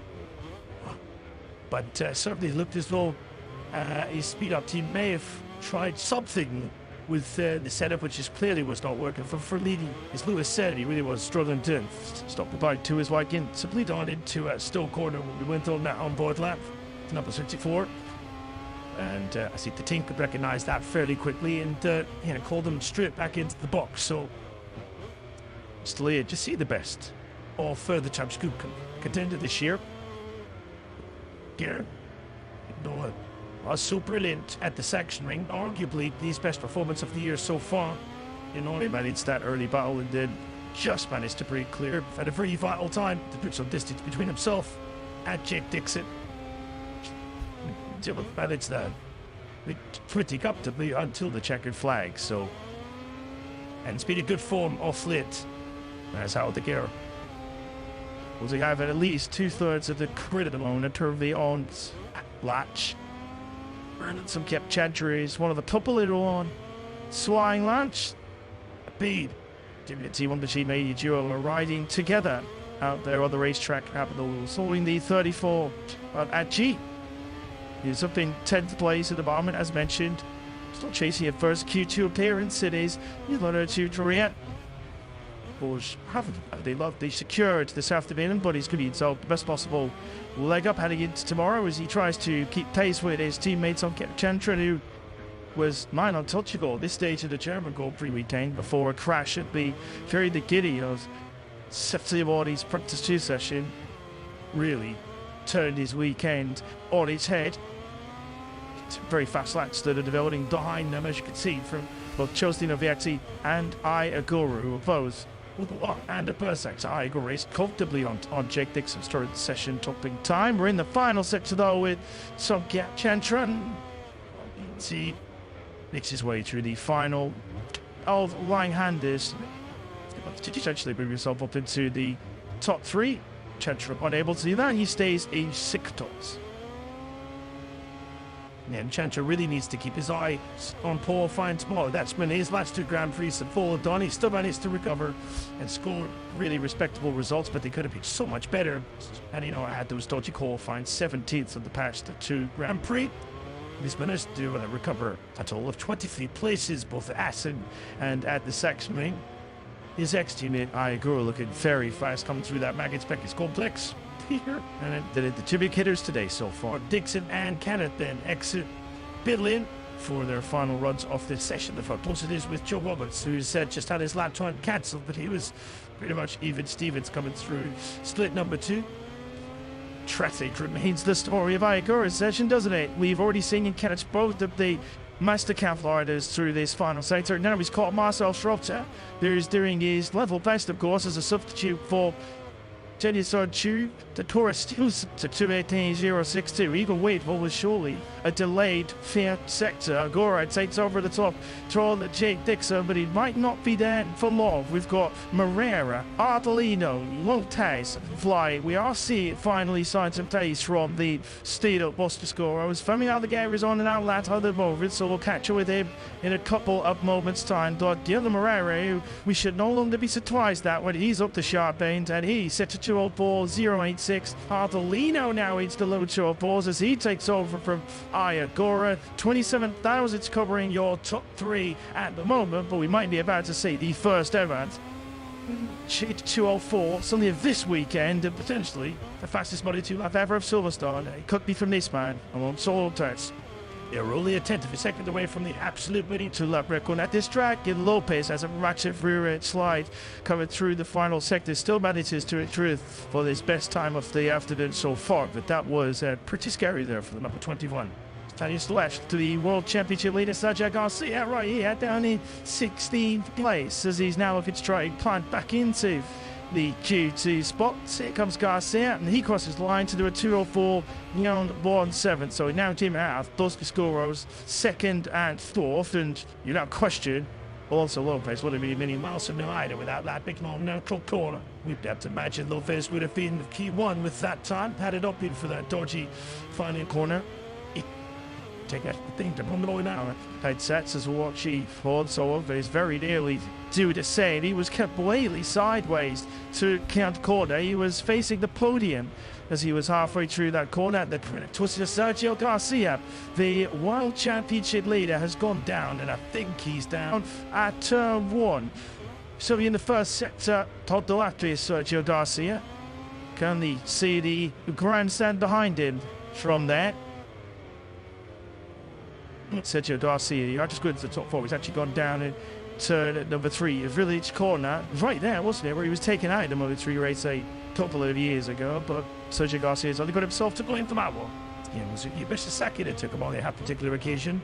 I seem to recall. So Garcia has not had a happy, was that salad as well? It's like, yeah, Donut Veal, I think that was. So, complicated end of session here then for a couple of riders. Yellow flags on in sectors 1 and 4. As you see, Joe Roberts goes to the top of the timing screens, but only briefly because Tony Arbolino has his second first lap in succession, and that is a new Auto 2 lap records. Well, it is for now. I fear for Tony Alvarado it might not stand for too long because his teammate had brought the yellows out. We'll find out shortly, but there is Philip Salat trudging away from his crash, which we're watching the tail end of. Into Vale Corner. Which is me, Alvarado at the moment is your firstest ever Moto2 ride out around Silverstone. Gibbon, the yellow flags for waiting in his states when you ride at Vale Corner. I fear that one time might not stand for too much longer. Stood so much. He's been relegated down in the top 14 as a result of all that. He's 15th and climbing out of the gate. It's just at a personal best, but he is still down in 16th place. Yellow flags have now been cleared. Let's turn it into this current lap of Joe Roberts. We're still yet to see Tony Alvarado's name disappear from the top of the order, so we'll treat that all-time record as it is for the moment. Also, Lopez instantly is also doing very quickly once again, looking to right the wrongs of what happened to him a couple of laps ago. Yeah, it's still in. Alvarado's had a strange afternoon. He was outside the top 20 until a couple of laps ago when he jumped up. And it has been difficult to read exactly how the Italian is faring. He showed the last couple of races that he certainly has the speed, though when it comes to managing the rear tyre, the way 3 or 4 race distance, still not quite the fleet package with this Pirelli rubber underneath him. If this is something I did more like it after a really strange and fun subdued start here. At least we're starting to see Alvarado regularly back up towards the front, the Moto2 sections, and maybe races as well. Back with Lopez and to Nuggets, Buckets and Chettle, so he's down in 12th place. Kit should have been a lot higher than that without that Speedway style conclusion to his lap of a couple of moments ago. Comes to the hanger straight in, Fleming out of the game. We now watch his on a personal best, but especially of how close it is in this Moto2 class. 194 of a second off of the finish line, with only Totti in 8th place in this session at the moment. Less than 1/8 of a second covers the top 7. Alvarado now down to Canet. Alvarado's lap time does still stand, so perhaps he was close enough to so as the yellow flags weren't waiting in his face. Also, Lopez now does go up into 5th place. What can Fleming now the guy deliver then through the final corner? 21st at the moment, up into 13th place. Johan Bells are ever so slightly turning up in volume. Yeah, and you can see that he was losing, what, 3.5 tenths in that final sector alone, as we see it. Gonzalez getting it all out of shape as he comes through Stoke Corner, up down into Ville. But yeah, Anteguera, I think there's a clear area where he can work on to the press. I think Tony Alvarado, he actually did have his fastest lap time cancelled. It was at 203.8 this morning, back to a 204.0. Joe Roberts has dropped on the order as well because of a cancelled lap time. We're going to see, I think, maybe another new lap record, but this time coming from potentially Aaron Canet. You're watching him now, the 3rd rider. You'll take you up behind, well, the full chase here of Iron Machines. Marcel Schrotter just up ahead of him. Connect doing it once and 203s with this one. If you can keep this lap, W to 203.602. Chelsea Vietti had briefly got off, and he's now quickly relegated by the tune of 0.3 of a second, and that ends the debate. The fastest ever Moto2 lap belongs now to Aaron Canet. It's recorded a good stare as Alvarado on the side of the racetrack, having dropped down. So Cadet now quickest by 0.3 of a second. No sooner will he tell you how close the Moto2 field was in this session. Aaron Canet has very quickly changed that. Yeah, Timo certainly has, and a slight disappointment from Joe Roberts there at the end of the session. I don't think 11th is his true position at the end of practice 1. But having a lap time or 2 cancelled due to yellow flags is cost him in this particular section. Let's see if Lopez can manage to yield this final sector this time around. This is where he had that huge moment a couple of laps ago. Lopez crosses the line and jumps up into 6th position. So I don't think we're going to have to ring the alarm bells with the Boston chassis, but maybe a bond for me now, the Gary, in particular Lewis, at the end of the day. Exhale ended in 13th place, but no better. Altogether has taken the checkered flag, so this session is on for Medical Gonzalez. Has just done a lap time with deleted due to exceeding track limits, which is why he's now back in 19th spot. So Altogether might be relegated back down to the very cusp of potential Q1 tomorrow. So with this one, if she race sectors with Gonzalez, because he had set a lap time quicker than did. Now that time though was since deleted. Gonzalez just not through on his 19th place, 204.875 was his previous best. He's still at 204.2, but he's not lifted himself up in the order, so one would assume that he's already reached track when it's earlier in that lap.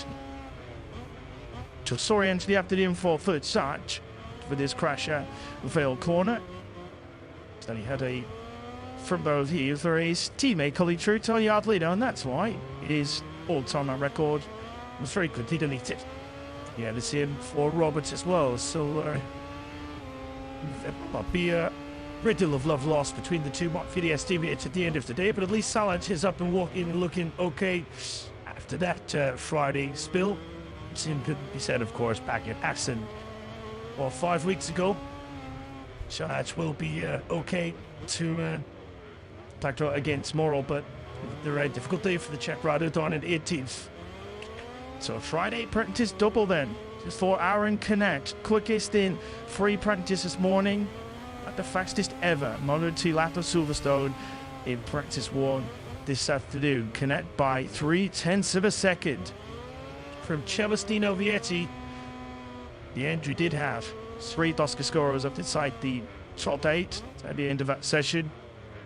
Behind the top 2, it is super close from Tony Arbolino in 3rd, back to Sergio Garcia in 8th place, just 0.5 of a second, covering 6 riders behind our top 2 of Connect and Vietti. Tony Arbolino, but the absolute frustration of losing that sub 204 lap to yellow flags has subsided. I think he will be overall pleased with the outcome. Did a mixed bag of a session, but it did lead 3rd overall. That session led by Aaron Jeanette then on 203.602, breaking the all-time on record by some 0.3 of a second to lead Celestino Vietti. Tony Arbolino was 3rd, with that black deleted BLR plan. Tiger 4th from the other round. That was fine session for the Brazilian on solo base, despite his adventure 6th. Jake Dixon now on favourite 7th, Sergio Garcia, Marcos Rivera's Joe Wolpert certainly showed better than 10th, but below his yellow flag. Salvatore Nasumke Chantra, the of Pulos Terminal began, Zotsman de Gorba about mechanical issues, completed top 14. Binder Alcoba and Archie next up, but Salachu had that late crash. Gonzalez, who also lost late laps for tracking missing yellow flags and Center Regis, but beats in the top 20. Navarra had a late spill, which leads him 21st. From Iwasaki Bo Benchstate at Barry Bounces. That is fortune 20 did that if Martos to Jama Matsia and Ethan Navarra. The forward Giro Alex Estrella, Xavi Artigas, sandwiching the returning Xavi Cardalus. So a Friday double for Aaron Connect. Quickest of the morning, quickest of the afternoon. Connect quickest on day 1 at Silverstone Moto2. Up next is 60-minute practice session in MotoGP with top 10 places on the line.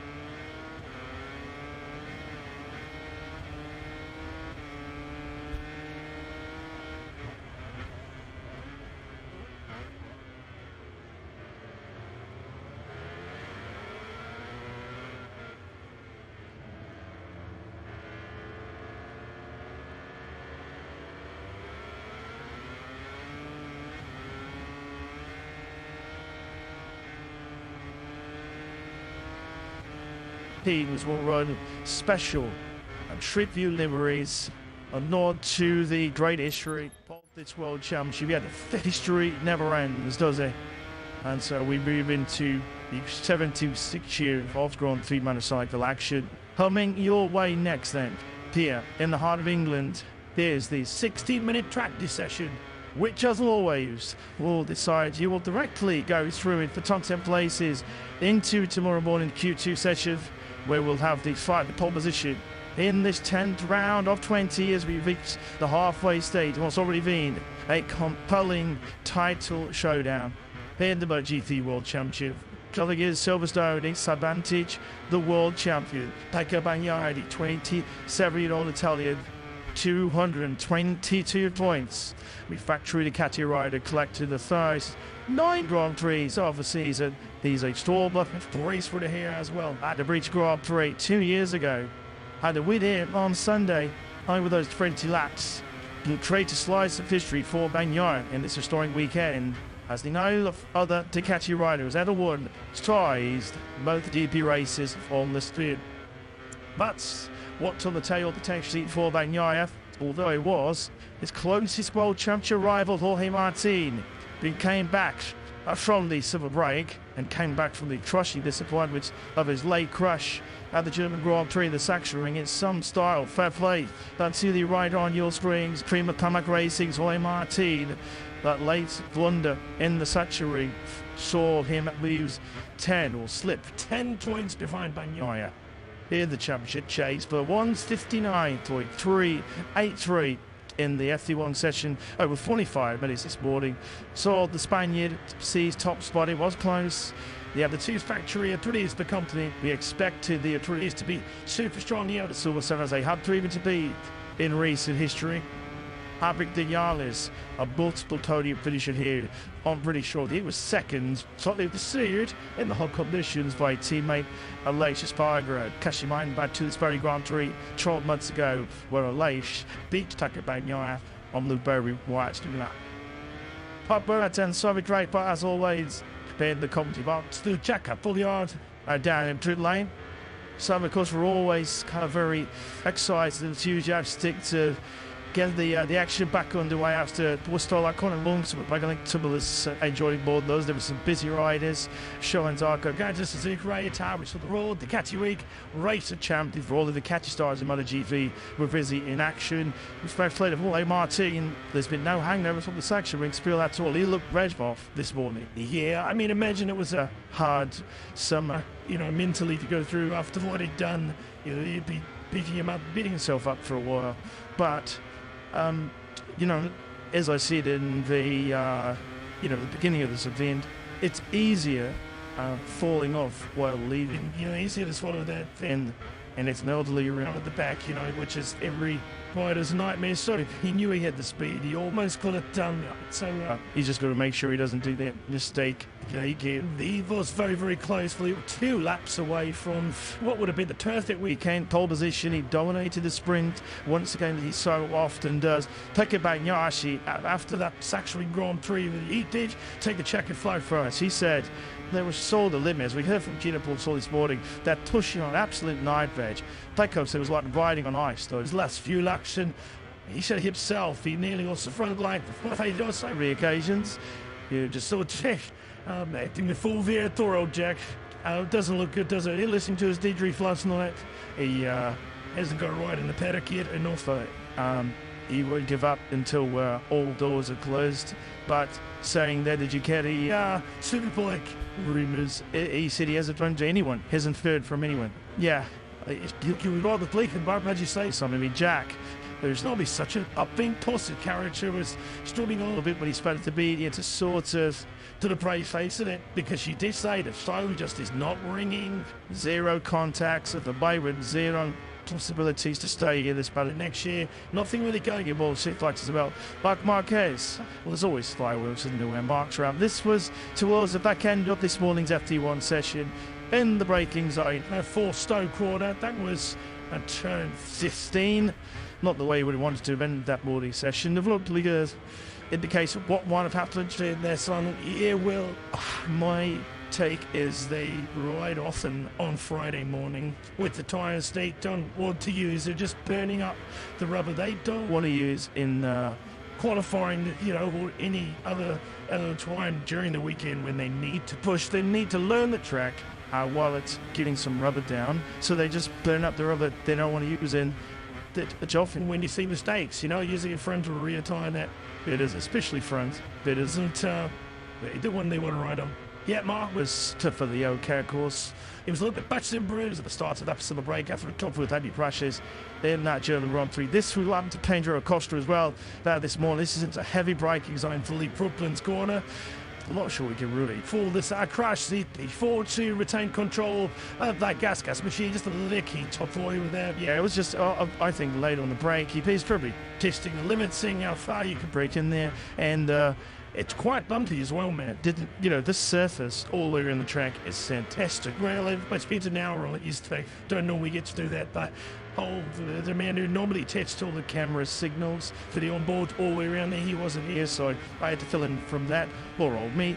Got to ride for an hour around here, and it's probably the only place I really felt bumps as braking while we're bedroom was, and he, I think, braked just a little bit late, got called out, which often happens for a session. We'll talk a bit more, Simon, as the session moves on about your little play around Silverstone yesterday, because we know this is one of the plastic Grand Prix venues. Propped up old school circuit, isn't it? Got redesigned with computer decks all the way back to the late 1940s, the post-war era site, actually, a former RAF base. Of course, we look at Marco Versace 1 year ago in very different conditions, to be had to say. Remember last year's Saturday, actually, Silverstone was almost a washout. It felt like winter rather than summer.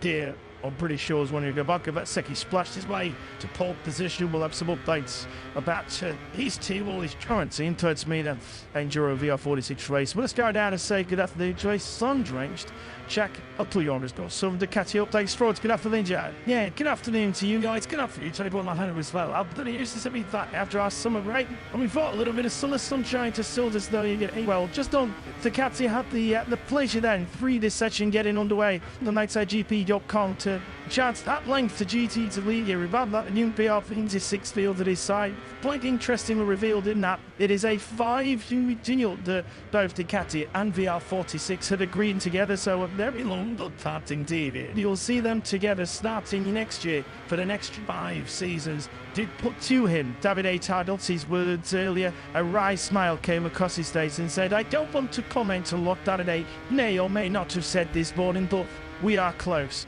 Don't worry, I'm outside the R46. I'm looking for a suspect right now to put those very words to them." Look at that. Did their space really well, Rose? Right on cue as always. Yeah, I've somewhat jumped in the gun. I think maybe this morning, Davide Tardozzi, when he spoke to our French colleagues at Canal Plus, basically spilling the beans. Fabio the Giant Olio. We gets the one factory supported Ducati's UP25 in the VR46 garage next year. What's a enduring result, and that is Adam is richly deserved for Digit. There's only problem here. So factory Ducati star and FSG, he tours off circuit, but of course Tardozzi's revelations, Tardozzi's tales behind the scenes. He did let slip as well as Frankie Ball that he had to be expected. Will be moving to the R46 next season. That's why the Beast does have to give up this lap. He has a look behind him. There's a bit of smoke, wasn't there, coming out of the exhaust. What do we think what's after this, Simon? Didn't use, normally see that late season on Fridays. What are engines being used? So they swapped the new ones in, basically engines that are high mileage and used in Friday to consider basically you burn them up, and this is an important session, but obviously, if it was something not good, say it isn't. So come down the exhaust normally, something into.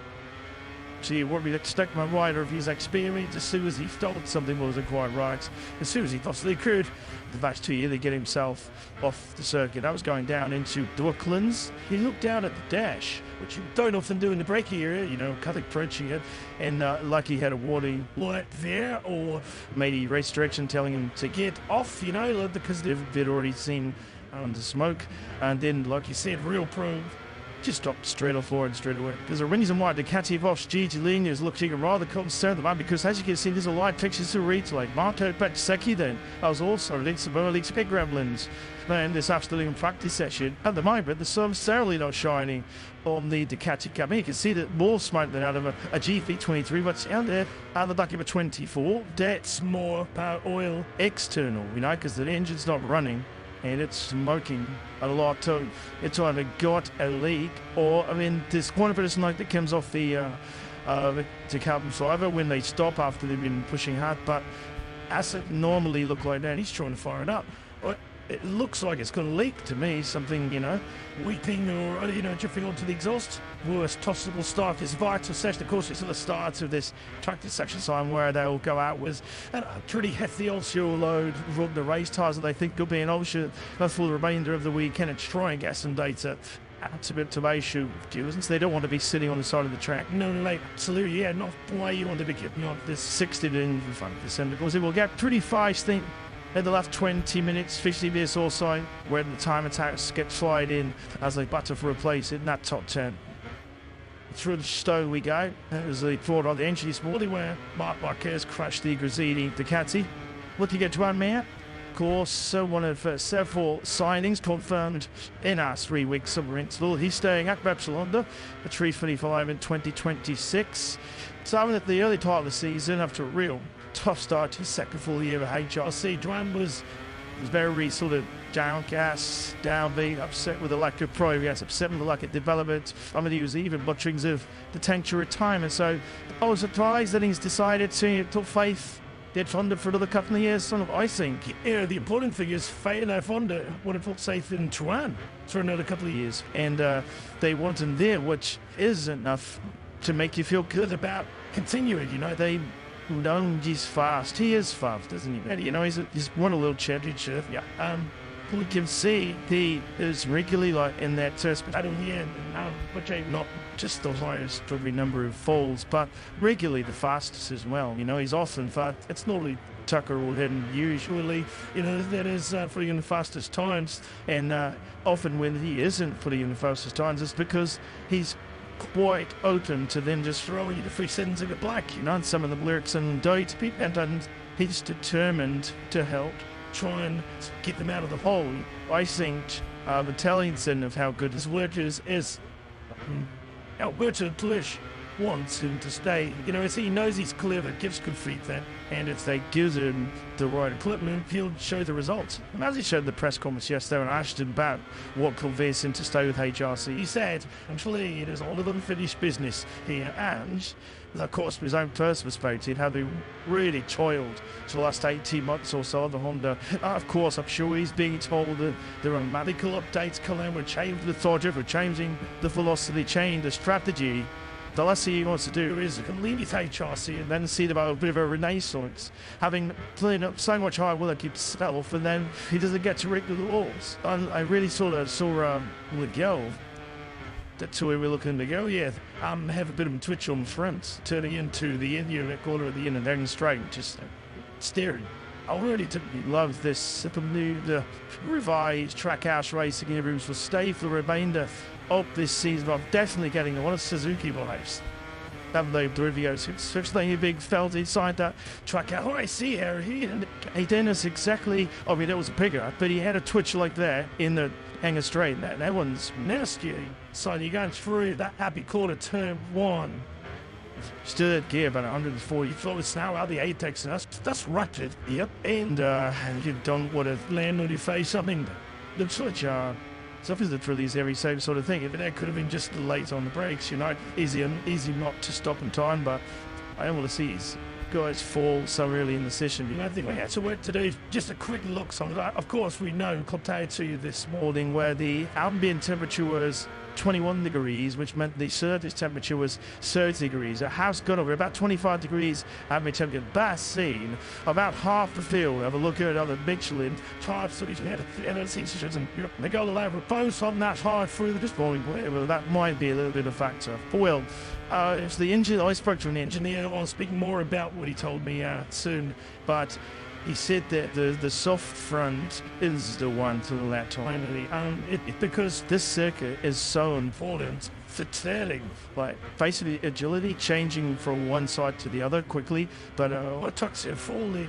Yeah, turn 9, that is the old one, is Cops Corner, which is a first of a tricky call, that one, Cops. Boy, that tree, crucial to get your braking market out of the exit. So vital to set yourself up for the slingshot, into buckets and buckets, so to be really fast. And you can use a lot of different lines there as well. You see people all, lots of different lines ending up in the same spot. So, but yeah, the Lord say he'd lost the friends, entry on it.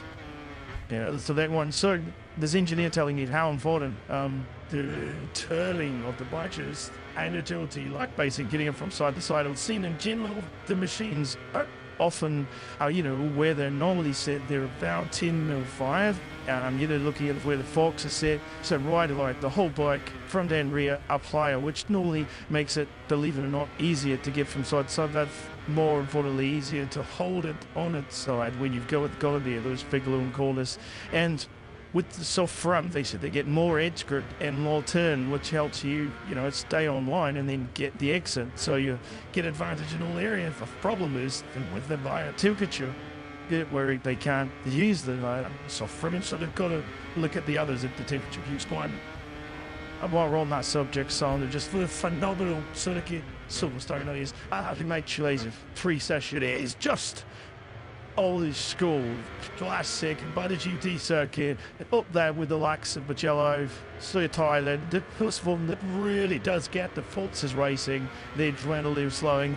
You're like a kid on Christmas morning yesterday, so you got an hour to play on the circuit yourself, and we spoke over lunch, and I could just see your face light up, and here it is, just all of the Grand Prix track. That really is. It's one of the few circuits, like you mentioned them, that let these machines, a MotoGP machine with more than 300 horsepower, straight chips, trampling, not even get to use all the power, and far sweeping corners. Actually, the engineer has both two sessions. He said it's absolutely complete. It's got everything in here. Apart from change of elevation, it has every type of corner, and you need strengths in all areas. No, it's not a hard braking track, but he said there is hard braking here, so you still got to be good at that.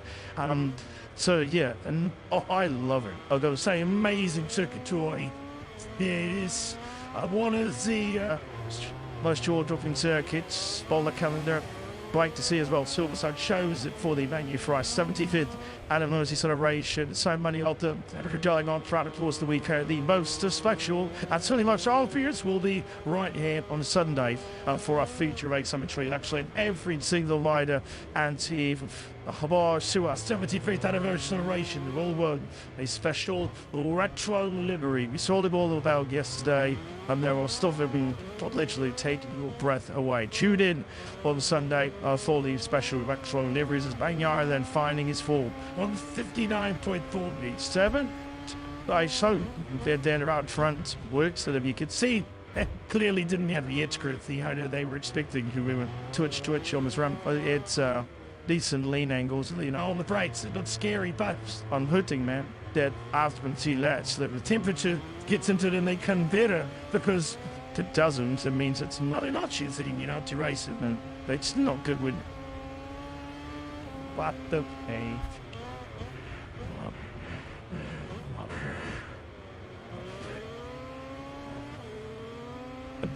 So like Sammy on, look at left as well as the factory to catch you rider.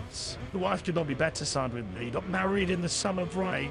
He's just riding on the crest of the wave. Where unashamedly solitated members of the Takovania I've trying to, but what he has done since that disappointing last uphill the where he thought he might have something of Marty for the win, lost second place to Bard. I've been it was face thunder on the podium. He's come back from that first Grand Prix, and he's, from me side, I'll take it up the gear. He's taken up the total of gears, and his form right now is just so impressive to watch. Yeah, and as I remember correctly, that one of him last second to mine, get the wife stopped the day before. I'm trying to remember the cause, and they didn't get the normal data, which makes him improve the next day. I really think that was part of it. That you're right.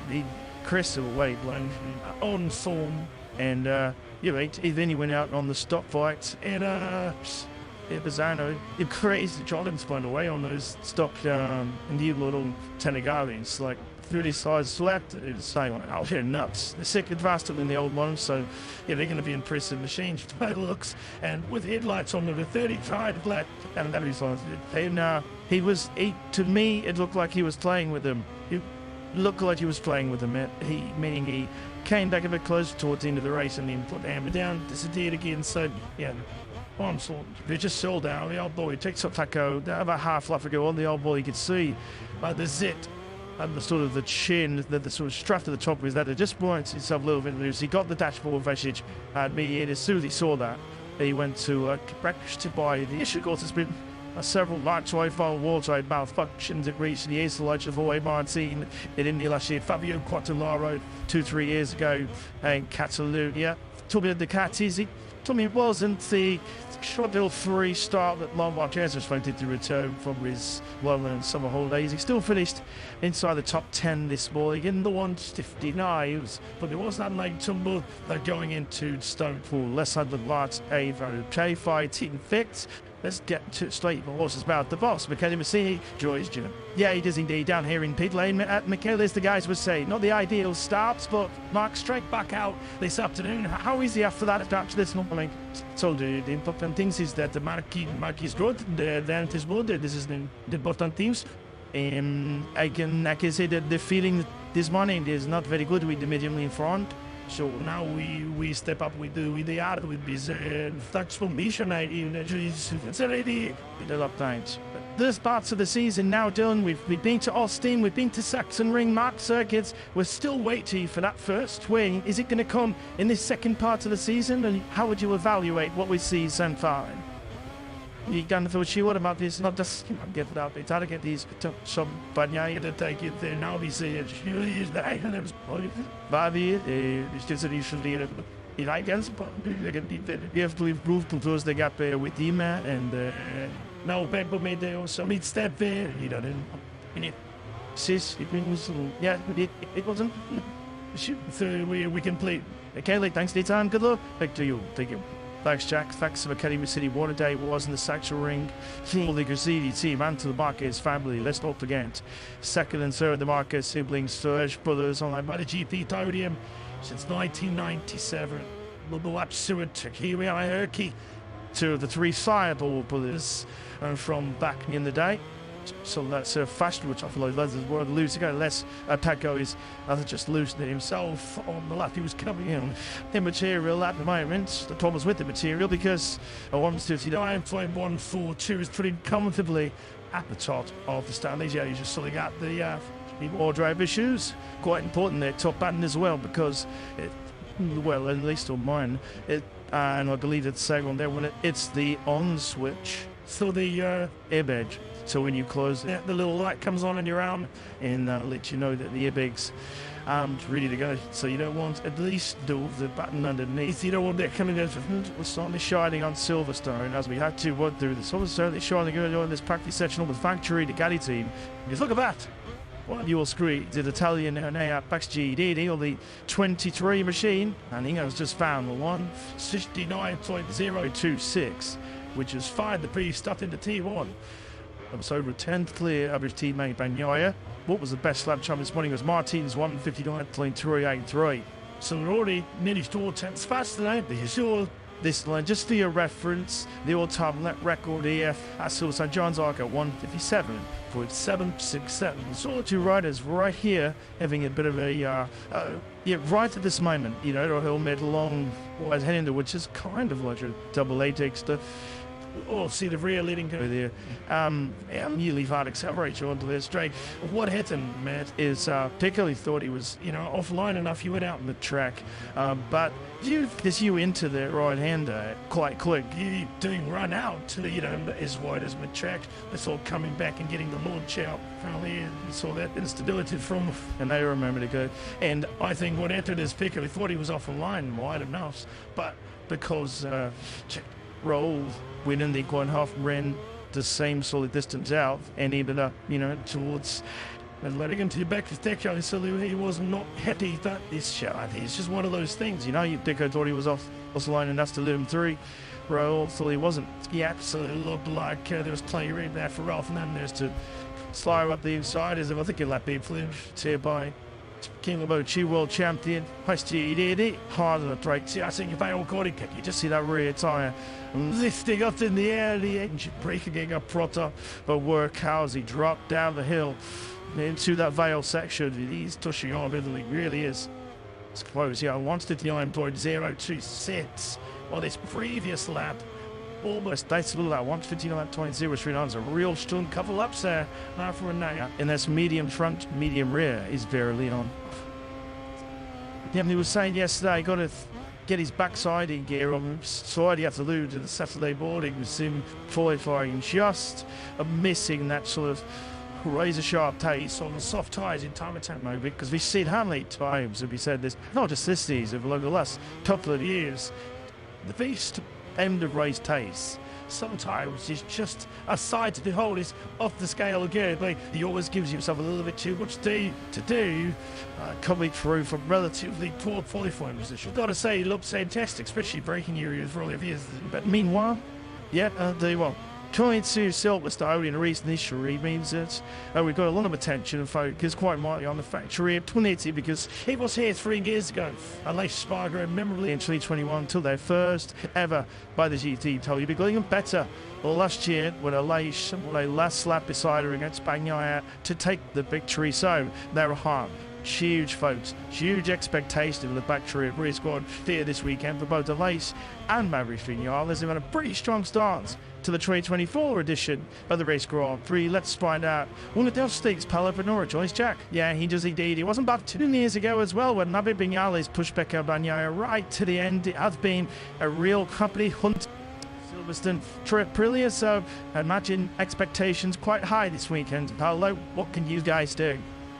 Yeah, for sure, we still could be this weekend with a huge expectation. But to be honest, it's necessary to work out this fan.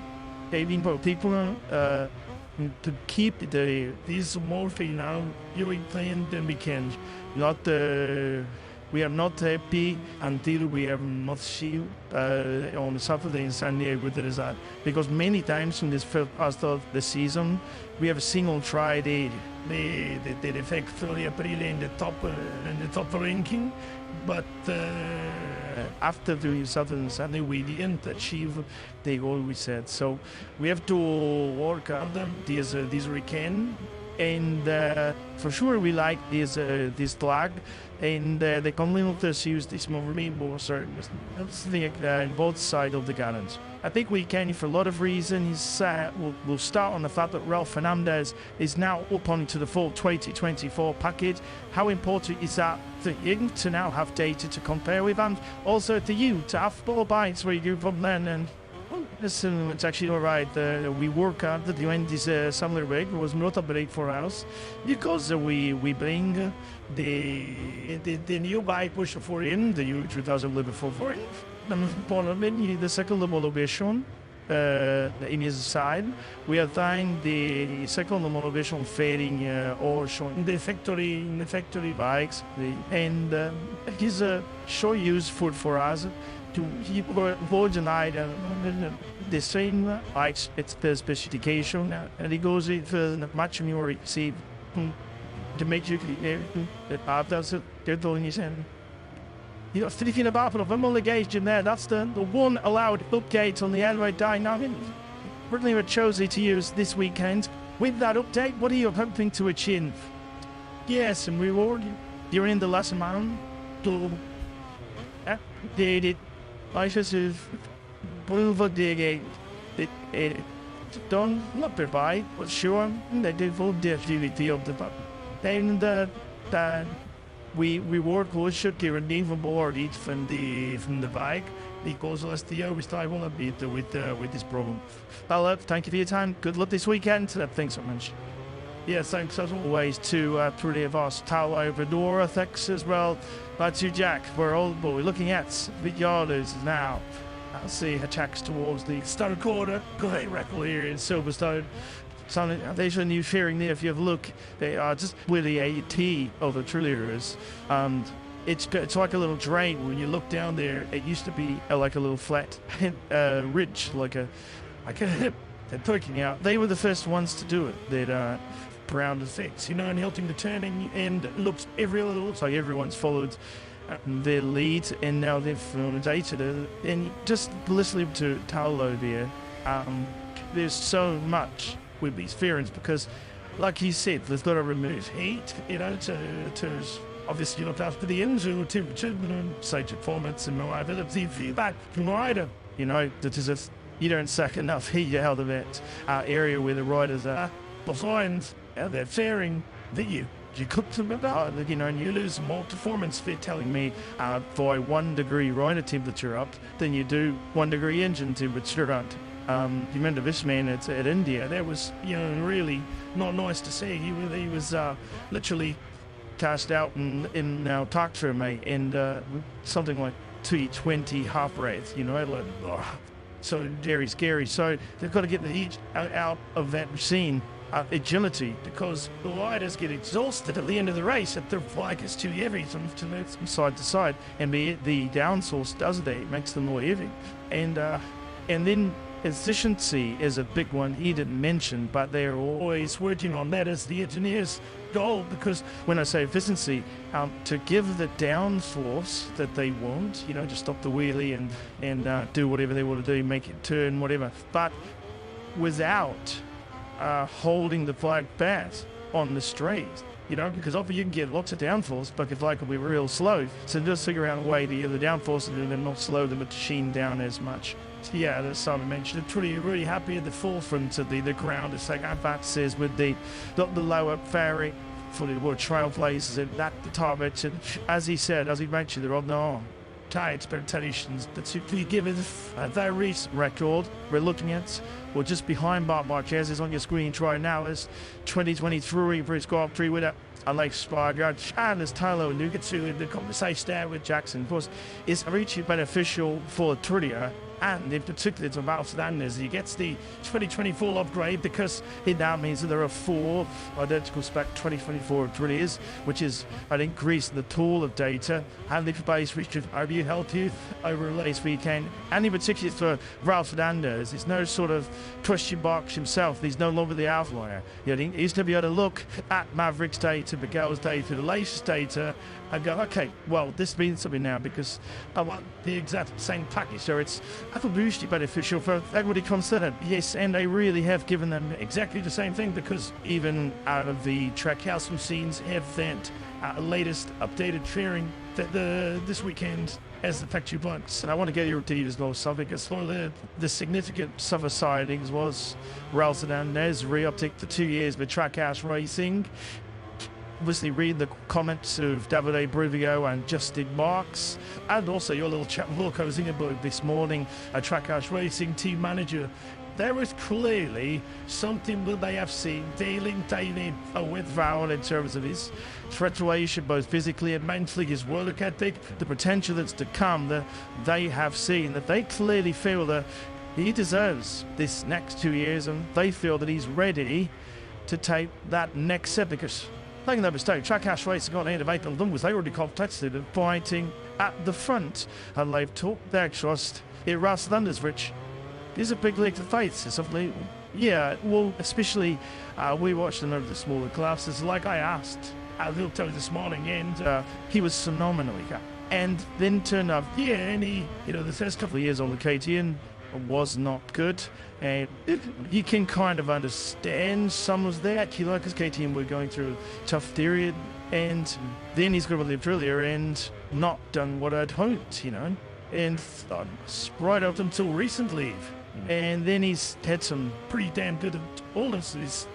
They've took more trust in him. So like you said, they've seen stuff on Valta, and I believe because the way he's working and learning, they trusted him because he's obviously getting better. Look, man, when he says his first 3 years, yeah, I didn't even want to go to his decrease. I'm thinking straight out, like me. They were not inspiring. He wasn't really told him whether he was interested in being there, and it wasn't very informative, you know, and he has got better at that as well, you know, getting that across. So his writing's got better, so I imagine they're saying seeing this very young talented man is going forward, we will have put our money on him for another couple of years. But reading Raul's reaction to his new 2-year contract, you have to figure what he said was WA Radio has played a very significant role in this kind of resurgence, this sort of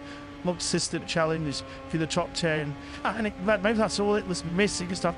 But real experience. Wise old head, really good at fan management, really good at coming in, assessing a right situation, understanding what it's going to take to get the best out of your rider. It seems that Davide has done that. We know that he's done it repeatedly throughout history, but it just seems like, especially on this trivial combination, it might be to a good point for the future. Yep. I wouldn't be surprised if some of that is right, but I think there was already a good man in there with Brazil with riders and getting the most out of them. I think he's very experienced and very good, level-headed guy. So, and they already had another good man in there. World Cup is either Bergen. Davide Brivio fools spent so many years together in the Dorted era of the factory of a horse back in the day. Man, to do it another way, riders are never easy to work with, and some of the very young talented ones like Raul, I imagine are even harder. They've had and quite easy time in the small classes, and it's going to take a while to kind of readjust for themselves to realise these at this level. It's too hard. You've got to put everything in. You've got to learn how to work, to live, how to communicate with your team. You imagine, look, I'm looking from the outside, but that's when I imagine that the things that Raul has to change, and they've obviously seen some positive things, so absolutely, he certainly has got plenty more to offer. The MotoGP World Champion will miss him well over the next 2 years of trackhouse racing. Halfway through then, this all-important 60-minute practice session. This year was like the calm before the storm. We saw the early tech issues for both the Nea Bastianini and Marco Bezzecchi on the co-spector catch here last year's model, which is in the hands. But everything was on pole here, of course, last year.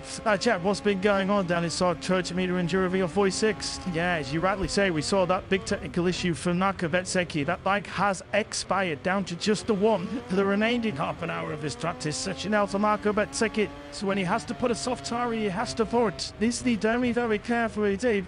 Renata Bastianini at this current moment, the only one bike in the box, I'll be absolutely flabbergasted if they haven't managed to recover the bike by now. My guess is, away from the public eye, and away from our eyes and the media's eyes, they're working in the box. So of course the big complex here can accommodate the Formula One teams, and they're absolutely huge, so there is plenty of space for them to work on the bike away from the Sun-Subject garage, and it's in that sort of view that will bring it out to the remaining 29 or so minutes of this one. But one thing for sure, Bezzecchi down to just one motorbike for the remainder of this practice session. Yeah, thanks very much for Jack, because it has been a real tough 2024 so far for Marco Bezzecchi. A couple of times this year we said, time to victory, set it. True would have thought to be at the second part of this season. Marco Bezzecchi will do shining lights of 2023, who've had just a single podium finish to his name, but single podium so far at the T-Sun Street, and just that third place in Jerez that is locker in terms of Sunday podium. IMSA Ultratech she's doing next year with the factory of 3 team. This Pedro Acosta top 6 at the moment, 1:59.2324. And Windjack Sid explodes, the business bike. It doesn't mean the engine is virgin, it's like, a couple of things pointed to me towards a leak. I'm not sure exactly what's going on, but when they don't want to use the bike again, it doesn't mean that if they is destroyed, all of the engine virgin. It just means it could mean that, for example, to locate and repair a leak or something like that could take you way longer. You take so many things off to there, then they've gotten decisions, so they'll just get a The 14th this morning was Bear's 14th years sidebar this afternoon. But that has just changed as you come over the line now. It takes you up to 8th place. How's the Italian? He's now in the mid 159s of 59.599. So on the sole GT23 Ducati he has at his disposal at the moment, he's making a decent fist of it. Vignoles just dropping to 5th place. Acosta 6th, in the 3/10 of a second, covers your top 6 as he stands at the moment. Having a good long look here on that half front. Need rear tyres Marty, in fact it's a brand new far front as the temperature continues to increase in Silverstone. This is going to be interesting because if Latin can make this work, I think Michelin will be very heavy, so will he, because we saw what was happening on the Aprilias. Let's hope, like he's pushing on, and let's hope that the side griff works and he doesn't fall off the thing, does a good leg time, and you know, that it's usable for sprint if it's really hot, or at least main race. Well, the great success stories of recent MotoGP time, it has been the emergence, the rise to tolerance of the VR46, a racing team project, and lives are getting better and better. They are now going to be the official factory supported Ducati independent team for GT25 coming at that box next season. We believe for Fabio Di Giannantonio. Well, but it will certainly, but not exactly how those two Ducatis will be distributed inside that garage next year. Is the boss, Ucho Salucci. Ucho is Jack. It does indeed. Always great to be able to chat with Ucho, and especially today, as the guys were just saying, not only the official factory Ducati team, but for the next 5 years as well. How special is that? Yeah, it's not to worry about the but yeah, to visiting you and your project to the Ducati next year. We had factum the interactive support, and for our is very good out. It's even our way to when you start this present for the data that you do. Is it all now? What obviously is the award the fact that it's not to be picked up for this one of the event. I mean, that's it. We'll see what's different. Our future, come on, I need you to be honest with us. Daily Day told us this morning it's going to be Fabio Di Giannantonio. Fabio yesterday said everything is confirmed. Surely it's been this, did you, right? Yeah, no, hey, wait. There was to speak a little bit to the early, but the first, for sure, the foot will, is it the right way, no? We want to lean this way. We want to vote with these desire that just fix now. So the points are not asking and to work a bit to fix it through up to weeks, and ask that we go fair melts on this situation. Waiting for the final details, but there was one point where there was interest from Yamaha and elsewhere to Fabio, so seems at the moment like he's going to be on a Ducati in whatever way. So how good is it that you've managed to keep a talented like that inside Ducati? But something is more in that one way, now because we're sticking up with Ian, man. And yeah, before you're not pushing the digital engine. But maybe fun they want to lie to make a charge next to them. Maybe it's not his favorite dominant even, and then maybe what if it. And the thing is, Frankie Morbidel's someone you know really well, someone who haven't had an easy time over the past couple of seasons, but he's starting to find his form again. How much would it mean to have Frankie back on the board in VR46 and to see him be successfully at it? Yes, I have might not even the Zoom was more of a daddy for many years, but he was just let up for the first ride that come in the academy, and he wanted to give to fake and Franco for the next year, but like you said before, it's not easy. Piano, we will stay calm. We will see in the next couple of weeks. Thanks for your time. Congratulations. You have to do the sound of that. That's all. I think he's terminated taught. All she needs to be saying, calm. I think told our French team, he colleagues, is always lovely. Yeah, the essence. They get slowly, and love listening to of each other. Gotta say, Simon, we talked about it this morning. What an unbelievable turnaround in fortunes it has been to Fabio Di Giannantonio through sheer hard work, through sheer bloody-minded determination, and a lot of talent to boot as well. This was a guy who last year, can you imagine say something the British Grand Prix 12 months ago? Fast forward 1 year, you're going to have Yamaha and Ducati fighting over Fabio Di Giannantonio's signature. This would never imagine having power to Fabio with the job he's done over this last year or so. I've mentioned this a couple of times. I've watched Fabio for a lot of years now, and as he is back, I didn't fully believe in him, and I have to admit that, it's just the truth.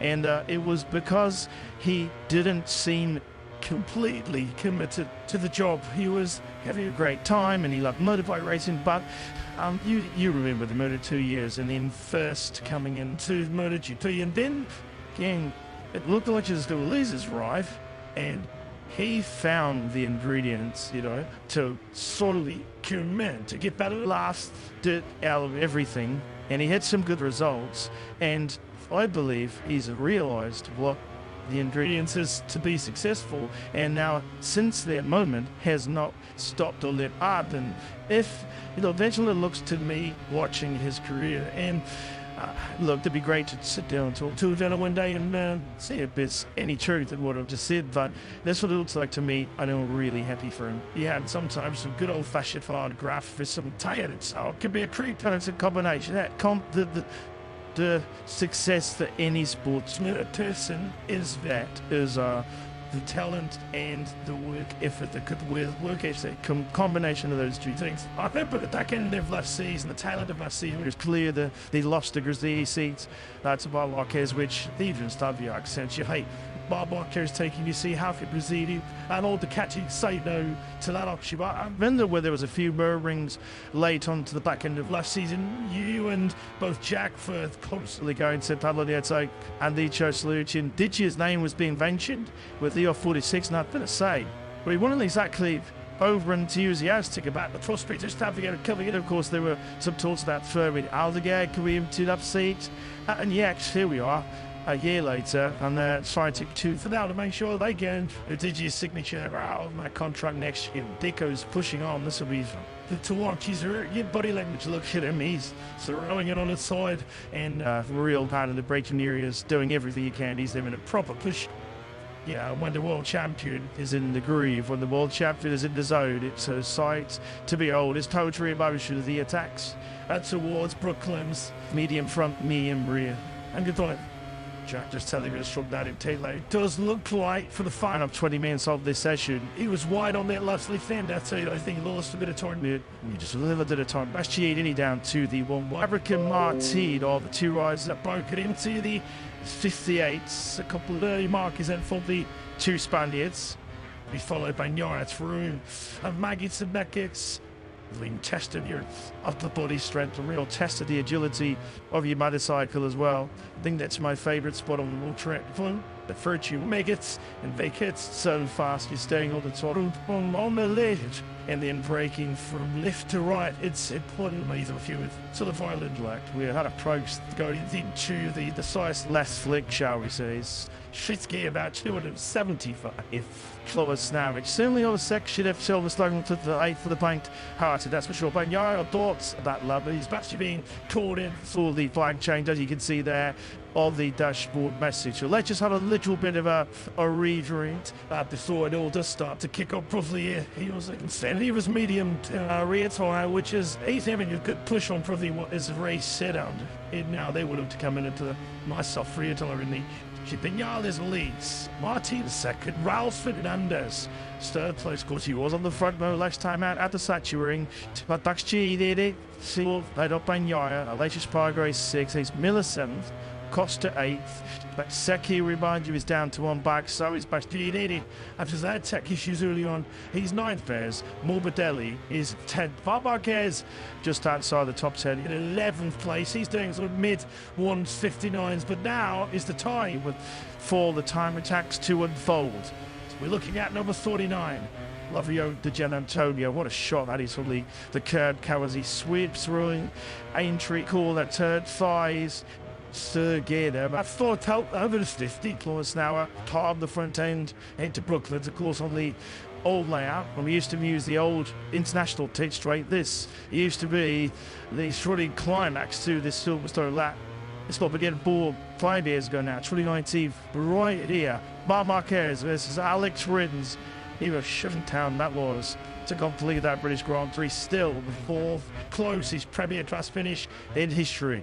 Through Cops we go with that 4 digits. Now he will do upstream in a wheel spin there as he got the tower into now Baggett's where you go left, right. Bit like my golf game by the sounds of it, as now restoring the Italian. Do like this from Digit. silly on course for the all-important top 10.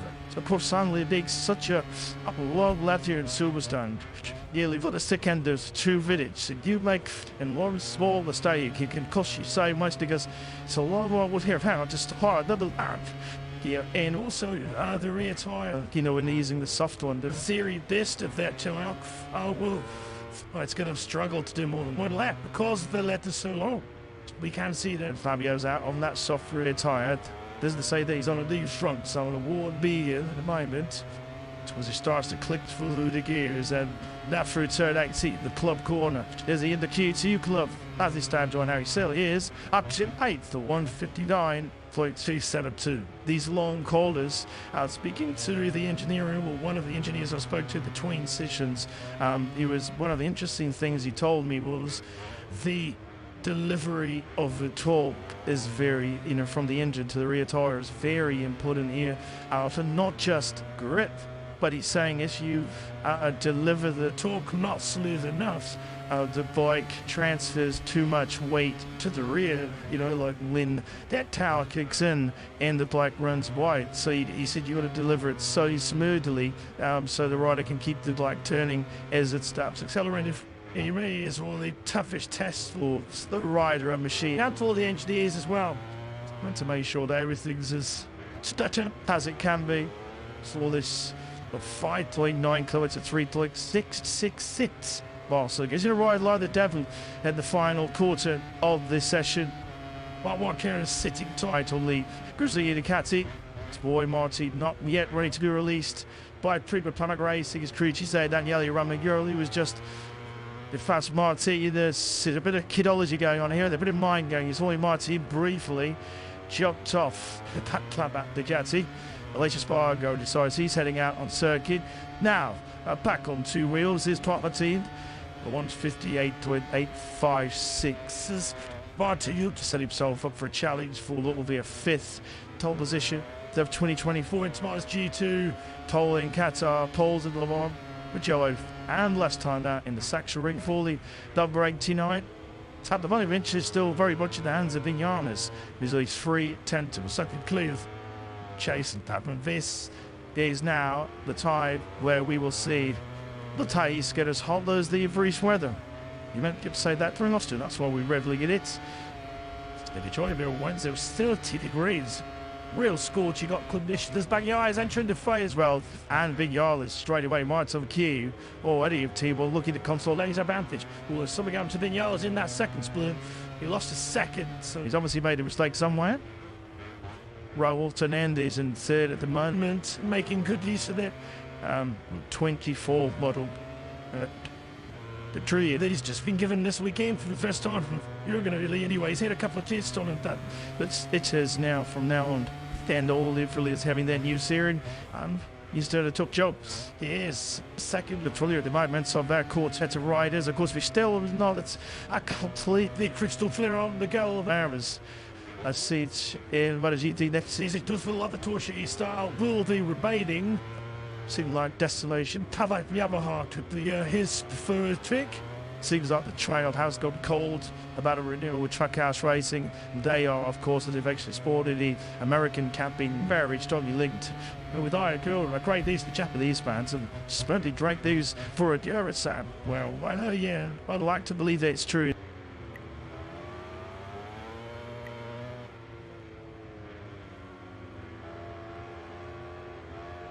And it isn't yet, so yeah, I could mention someone else's, giving him some losses. One more that got to mention Jack Miller, the rideless, for 25, and the ride in MotoGP in 7th right now doing a top job.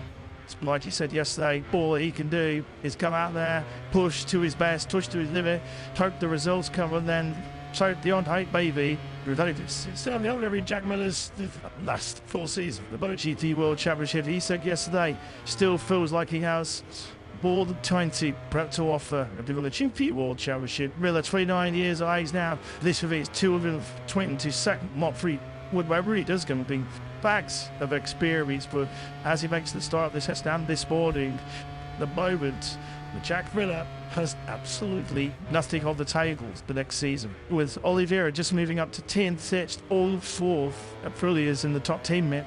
So what do you think? Come obviously, it's not a surprise to see the Attorneys looking so good here at Silverstone. We've talked about their recent record here, but it's always sort of since 2021 onwards made up a real stronghold.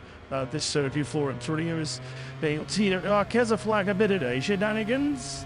I'm sorry, you were saying, I just think really, your theory of why the Frenemy is just so good against me. Well, it's circuit, the clear thing is that circuits like, for example, S and here to the bar as well there, you carry lots of corner speeds. That's their strong point. It used to be the inline spoilers, the Suzuki's that you haven't has now. It's the Aprilia that can carry more corner speed than the opposition, keep the bike turning, because they're not that fastest accelerating, but they are it seems like fantastic handlers, really good at carrying corner speed, and that's what this circuit's about. Long corners, tearing the speed. Yeah, De Jarlis T1, Ralph Fernandez T3, Aleix Espargaro T6, and Oliveira T10. So far, so good in this practice session for the Whatley factory. Running fully very first time this weekend. All 4 bikes in the latest spec, a 2024 trim. There is Fernand has only 25 Aprilia. That is the Viva look at Trackhouse Racing livery for the remainder of the season. Not sure it looked amazing on TV, but standing next to it, it really does. I know you rode like from amazing like that. Does look a lot like a Suzuki in the future. Down to the glaze colours. Flagship. Aleix Espargaro makes it a factory at 21-2. 158.51 from Aleix. Puts him 500 clear on Vignales, although Takabanya has done a TikTok to play in the side of refuting in this practice session. Took it off bench rebellion. Vignale drops down through Vale. Yeah, still got medium front on, but now he's got that soft rear, which will be a punch even Matt Burros, all those coolness. Yeah, he's going to carry solely Naglin, and that's really team. Flood corner gets the power on the factory Ducati and gets himself into T1, which is very familiar territory at the moment to the factory Ducati rider, although he's made a bit of a mess of it. Not that it's a worry, right? Like I said, I doubt they can get 2 tries around here at the same level, because the corners are so long, man. They're accelerating, took so much power through the right-hand side of the reed, so I'm sure you dropped on the second one. To Gian Antonio, as you can see on the graphic above your screens, the towers are down the hanger straight, 6 gears within 40 odd Thomas an hour, and he's on course here for T1. To Gian Antonio, at the moment, he's in that danger side of the back end of the top 3 facts. He is now in 10th place. He's been pushed out, so he needs a couple of big laps here. That does a number 49. He slicks it right there now, coming through to 17, 18 now. There's one corner remaining. Is the club corner. Short square of acceleration now to the finish line at 58 toward Finian 7. There's more. There's a 5 to the Gian Antonio's signature in 2025. And here comes for a Martin with like a good 2/10 out. And partly preceded by Mark Marquez, that is kind of waited and got his toe that he was looking for. Yeah, the reference that Mark was looking for is Martin is good as that got on with it. So, okay, Mark, what do you got? Try and catch me if you can. Martin back in T1 at 158 to like 262. You feel like we are creeping close to potentially 157 in cold conditions tomorrow morning. Well, we have those 2 6-minute qualifying sessions. You do feel that John Zarco's 2-year-old also have that record. The 157.767 is likely to go. Fascinini looked really good in those braking areas, and that's kind of been missing for a little while. So as the Fashion could get himself, like we were saying, the first couple of rows, he's in every weekend he's competitive when it comes to race. So he just needs a start position, and he could start him. And if you go to do it, I will tell you this, my voice, I'm out to second, so lap now by now. We'll get a D8 further, which I was there in my what. He was Remy Gardner through on the end. He was using Hernay as a bit of a reference. And good to see Remy back on, getting his second shot on the Yamaha. Yeah, great for Remy Gardner fans. Not sorry for Cal Crutchlow fans, of course. Yamaha's additional plans for that wildcard slot here this weekend. The Silverstone was to have. I'm proud here. Cal Crutchlow got a fantastic reception. Had him able to take that wild card. Of course, he is Yamaha's designated test rider, but an ongoing right hand injury. as unfortunately saw a truckload caught out of the celebrate. He would not be participating in his home Grand Prix as that wild card. I'm sure 50,000 destroyed British fans have been looking to see Cal in action once again. Watch out to Richigamme. Again, under that something like Sanctuary Yamaha. Of course, he replaced Alex Rins. Last time at the section, Alex Rins back to full fitness. Launched the first quarter high side. He had in that soon. He told the media, say his full fractures. I think it is four fractures combined between his wrist and his foot. Alex Rins, his injury woes just go on, and I'm so happy for Alex that he's got another 2-year contract with this factory Yamaha team, because when it's fully fit, plays on a competitive motorcycle, as we saw here 5 years ago with an utterly brilliant left lap win over Mark Harris. Alex Rins does anybody on the grid. Yes, and I've got to repeat that I could not believe Yamaha wouldn't keep him. I mentioned it about a month ago in commentary, because I know the team love him. They said he was like a breath of fresh air coming in. He gave them so much info, and he's so fast that he can show Fabio where Fabio's weaknesses are, meaning looking at data. If Fabio's got any weakness, Alex will show it, because he'll be faster there, and that is the perfect thing for Yamaha to have two riders being able to do that. So glad that they worked the deal out. She said it was a no-brainer from Yamaha. Only they're going to get faster. The military things actually, I was just about to say something. CV speaks for itself.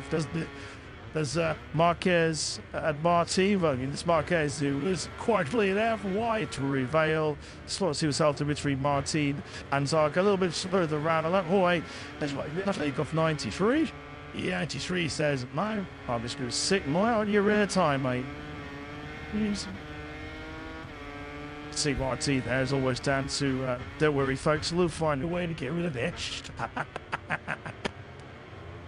What I think is you think he was saying more on that subject, but of course, I'm so sad to say that this is the beginning of the end of our time in the Copy book together, because as it was confirmed in the summer raid, she's congratulations to me from all of us, our daughter, on your imminent new career challenge, becoming the chair of the FIM MotoGP. She was, as I mentioned in comment this morning, could not think of a better tennis. Though I'll save the more emotional gushing trace for you in Valencia. Or maybe we'll just do it every time we sit together. The company responsibility, that led to, but sorry. Good of issue, buddy. Next year, good luck in doing Devlin's done. Said, yeah, I'm delighted. So we still have these another 11 Grand Prix to it. I have learned a lot doing this commentary stuff. I really enjoyed it. I've not the first 2 years, 30 year and a half. First year, no way. I didn't enjoy it. I had to reprogram my brain and learn a lot of different things. A new trade, but or to say, of all the things I've learned and experienced, the highlights for me are these sessions in the box, man. Learn where I can for the better and share the info in the box here. It's been brilliant. I'll miss it. Loved sharing a couple of my over these last few years. You would force you to talk. There's so much value and credibility to our broadcast. You've already got to read the trouble to the fans. Looks like going to miss you, Rick. So that makes you good look at the new adventures. Back here then the press. Pass all in the future. Martin still leads the way. 158.26. You'll only get to see a 157 on day one here at the British Grand Prix.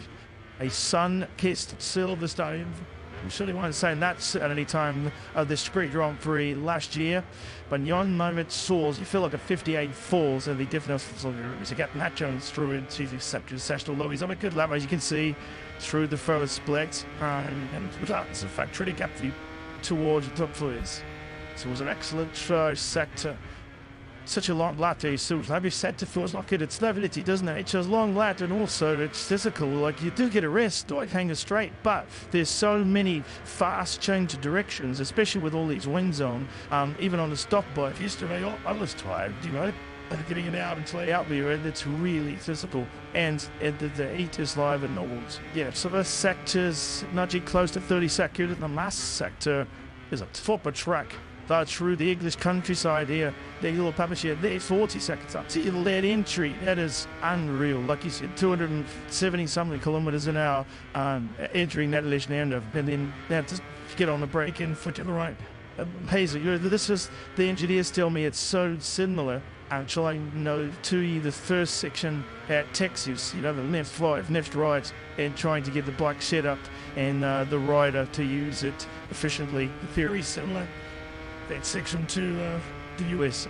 Outdoor, just very physical. Outdoor was phenomenal.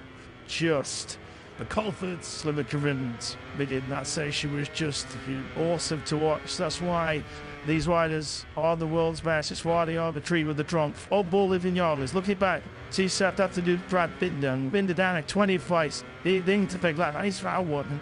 Thing that goes fourth, and Yara has found a 1:58.030 in Jack Miller's in Micklegun second hill. Somebody give that lot a ride at 2025. Jack Miller, that second of the factory Katie over the 1:58.260. Then it was on the foot running, I think, last year. Was it checking my notes? Yeah, qualified second here. Mashid on the Red Bull K10 machine. So out of nowhere, Miller goes second. Binder was fifth. He briefly moved up 17 places from 20th to third. Alicia Parker needs this lap because he's did push him today. Or risk, not risk. Had you see Rafa Fernandez, who was third. Doesn't seem too long ago, does it? Alex Sparger then Tate. There's this, the first 57 of the day. You bet it is. Like you very much says number 41. Turned 35 this week, didn't the Alex Sparger? It was like a vintage wine. Just gets better with age. Chicago, 11 more notch. He's a battler, isn't he? He doesn't give up. He's about to retire, and he's still with him. Put that in. Fantastic. 1:57.9 stripes. This could be the all-time record. I was like, let's see, over the line he covers. He's about to come shortly. 1:57.9 world guards. Tony Vosjon Zarko is 1:57.767. Surely that will go tomorrow morning in the cooler conditions. Absolutely sing. These current conditions too in Silverstone, full actually blue skies as we ride on door with Martin, are going to be the hottest conditions now for the remainder of this weekend. A slight drop in temperature, we're getting progressively lower, 23 degrees we believe, or 22 degrees will be the maximum temperature here tomorrow at the qualifying and the 10-lap T-Zone sprint, and it's slightly cool once again on Sunday at the main race day course, which will be the T-Kebab 75th anniversary celebrations with all the retro liveries. That's about 21 degrees. So Van will sadly influence a tight choices, and a lot of riders in this practice session in these hotter conditions want the hard front, and all those awesome walls blue scary from this. All the different front tires being used by those front riders. Orange has crashed the game. Shobby's away from the scene. Actually, that's not a new hobble. Yes, one from tough to watch you sometimes. Alex Rins, all of a sudden you lose it. Your phone going into Brooklyn. You think he didn't get knocked around there, so that hobble. I know he's hobble was previous injury. What I was saying before is, interestingly, a lot of those front riders say the first 7, and these all front tires are used. Me, Bagnaia on the medium, saw Aleix and whereas Martin on the hard front, and Jack Miller's time done on the soft front. So all of them being used there. Marty, it's safe, but Marquez is not safe at all. Marquez is in the danger zone. His 1:58.5 has gone in 10 to the moment. Just to you to our sector times in the top there. Screwing through the copy want to see if Paul Marquez will cling onto that place directly into Q2 or not. Through the final call that goes past G, he's certainly safe. Alpha Lace to 4th, another one on the medium front, Bastianini. So let's just have a quick look now. These set to times now, I think, by the skin of his teeth here, Marquez is going to survive another big scare. A crash this morning at turn 15. That's the Stowe call. The end of the anger strength was the conclusion he wanted to FP1. There was something there for Mark.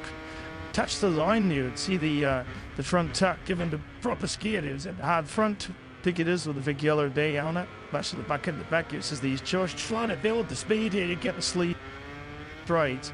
Don't think now it's going to cost him those totally to Mark and Grazini Racing. The top 2 hasn't. So there we go then. That is the end of that practice session. I think it's Jorge Martin as an embrace with his bosom buddy Aleix Spargo, first and second in that session. They will take me the signs of the capital city of London just a couple of days ago. Little people from late 35th birthday celebration tour race. It's Martin versus Ace Spargo going into qualifying here tomorrow morning. Just to confirm it was mine. That was on the hat from the found it on the screen. Yeah, he's not normally being beaten with the GP23s, is he? And there's off ahead of him. So is 10 and 28. So a couple of GT23s there tonight. Not a terrific day, but we got tomorrow yet. And the most important thing is, so really, he got into that top 10 in today. Squeezed in. Talk about squeezed it in. He was 500 clear of poor Frankie Morbidelli, who's the top rider who misses out. Ralph Fernandez will be probably a little bit frustrated here because when we went to the time attacks very early, he was up inside that top 3. Fernandez, though, misses out in 12th place. Because I got to slip back to 15th. So actually what I was going to say is what a Q1 when you look at Frankie Morbidelli, Raul Fernandez, Pedro Acosta, Alex Marquez, Oliveira, sorry, I should say Bolivia, and then down to Fabio Quartararo. I mean, imagine even how do you take he's going to be fastest Q1 tomorrow. Fighting for his future. We know he hasn't got a KTM seat in 2025, but he is giving his all to find a subtle somewhere between seats. Jack Motherford, Parkbinder, several of the two factory KTMs inside the top 10. Let's get some thoughts from the boss, Francesco Guidotti is the Jack. Yeah, great to be able to speak positively about Jack after a long time into the top 5 and straight into Q2. This chat just reminded everyone that he's still a pretty fast motorbike rider. Yeah, I know it was few races that we went into the Q3 directly with that both riders, and for sure, looking at the weather forecast tomorrow morning will be even better for one more reason. Yeah, we didn't stop doing summer bridge. Maybe we find something better to go ahead in the second part of the season. Forecast tomorrow morning, do you think it will rain?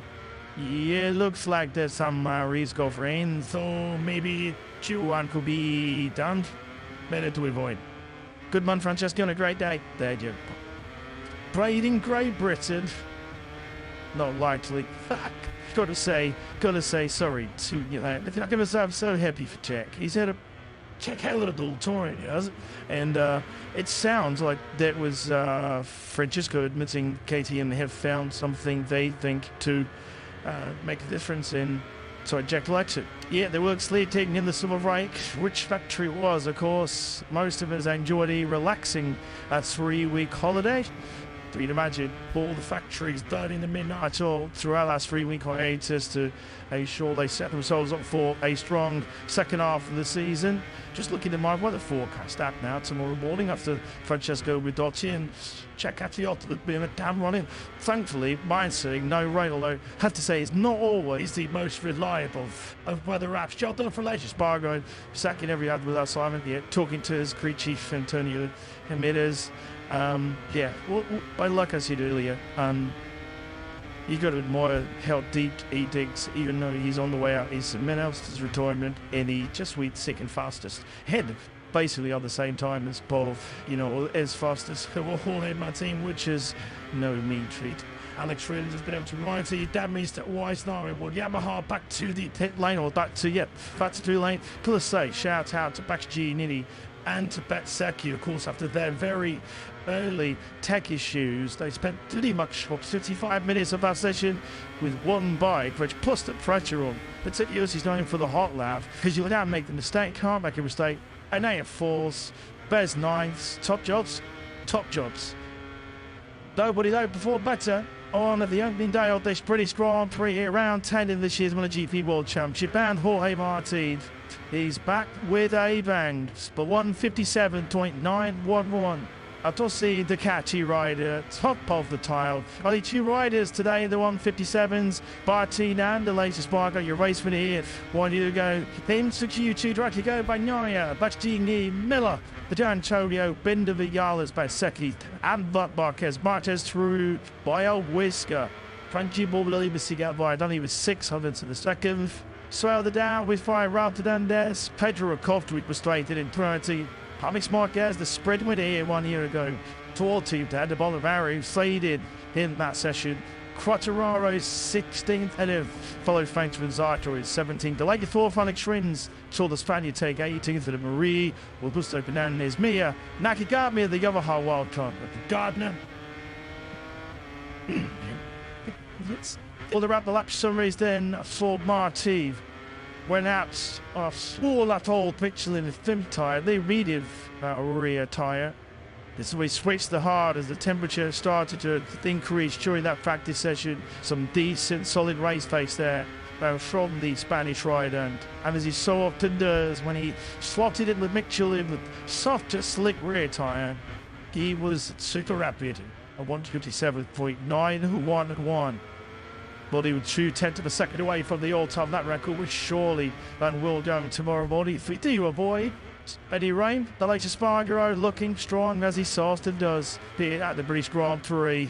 Only 400ths of a second away from Martin on day one. Aleix very much in the picture. So back-to-back British Grand Prix wins here. And he's never too far away, is he? Tago Bagnaia, who on Sunday cheered and completes uncharted territory for the Ducati in MotoGP as he goes to win number 5 on the spin. Shu continues the stranglehold of the Shoes World Championship. Flying in the 57s was the Italian, was close, 158 fled to 3-0. And despite his early tech worries on black number 1, they Fastini, he was able to produce a pretty good salvage job when he went on to the medium front suffering tyre at the end of the session. He was able to dig deep and find a 1:58.190, and they have fast. Young sector times here at Silverstone. Vignales leads away in the firstly, headed by Bagnaia, and faded over the tax of Chen there in third. All that sector, that's Martin territory. He takes you from the Gian Antonio and the latest Spargo. Boy Martin going through the back section was roughly in that third split, ahead of Bastianini and the latest Spargo. And it is Tago Bagnaia in the long sector 4. Takes you by just over 300ths of a second. So latest Spargo on the factory at Aprilia. And Jorge Martin there in third place. So he went into the 3 weeks of late crestfallen after crashing out late on for leading the German Grand Prix. He's come back from the celebrate, firing on all cylinders. Jorge Martin leads the way in the qualifying tomorrow on Spring Saturday here at Silverstone. We look forward to your company here in Great Britain tonight.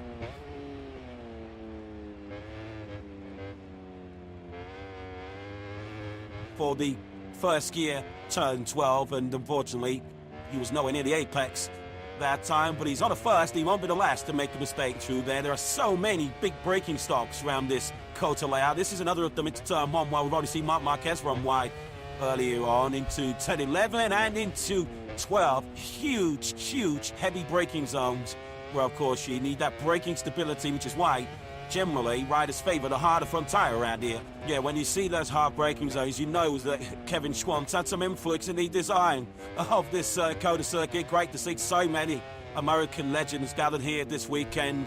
Teddy Roberts, of course, the cripple 500cc world champion in the late 70s, famous for his unbelievable battles with Barry Sheene. Wayne Rainey's here, of course, trying to unearth the future American talents as the boss of Moto America. Kevin Schwantz is here, the 1993 500cc world champion. And just on that night, actually, we send our thoughts, our prayers and condolences to the family and friends of Pat Hennon, who sadly passed away recently. The first American rider to win a Premier Class Grand Prix. He was in many respects one of the trailblazers, one for such a golden generation of American talent. But great to see the likes of Kenny Roberts, Wayne Rainey and Kevin Schwantz here, with three names that are right up there with proper ultimate legends in this great sport. We should also, while we're talking about that, just send our best wishes to a couple of former MotoGP riders who've been in the wars recently. Danilo Petrucci, of course, is in World Superbikes nowadays, had a big motocross crash which has left him rather second-hand, and Andrea Dovizioso too, who was certainly showing no signs of slowing down on a motocross track, and he had a pretty high-speed get-up as well on his motocross machine earlier on this week, which saw him out to be early to dust. But fortunately as well, he is also on the mend, so we wish him well. Marc Marquez once again there, nowhere near the racetrack there, this time to turn 19. Marquez running on, so this lap time won't count for anything. Much like we saw this morning, a slightly scruffy start to the session for the King of Cota. My promise at the start for another former Kaito winner here, Anaya Bastianini, on the 23 Ducati Live team machine. And that is already rapid in this early fire practice, down to a 2:04.25A, and Pedro Acosta is the first rider in the 283s, definitely joined immediately by the likes of Martin, Sparger, Fernandez, Augusto Fernandez, and Jack Miller. Martina now leads early on with a 2:03.036. We're already inside the lap times that we saw this morning from Maverick Vinales to the 2:03.2. Aleix Espargaro, that's a significant jump on what we saw from him this morning. He was very quiet session for Aleix on the 41. He didn't do anything better than a 2:04.8 this morning. He's already the second 0.2 quicker than that this afternoon.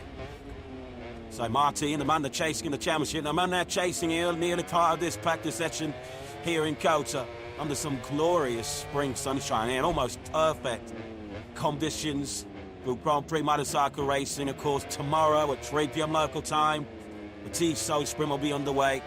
10 laps, then the full distance Grand Prix here on Sunday, over 20 laps. Yes, that's to a brilliant boss, Massimo Rivoli. At the moment, Aleix Espargaro, you have to say, very non-committal about his plans beyond 2024. It does seem that if he does decide to hang up his head as a race rider, well, he'll have an open door, an open ticket to become a brilliant test and development rider.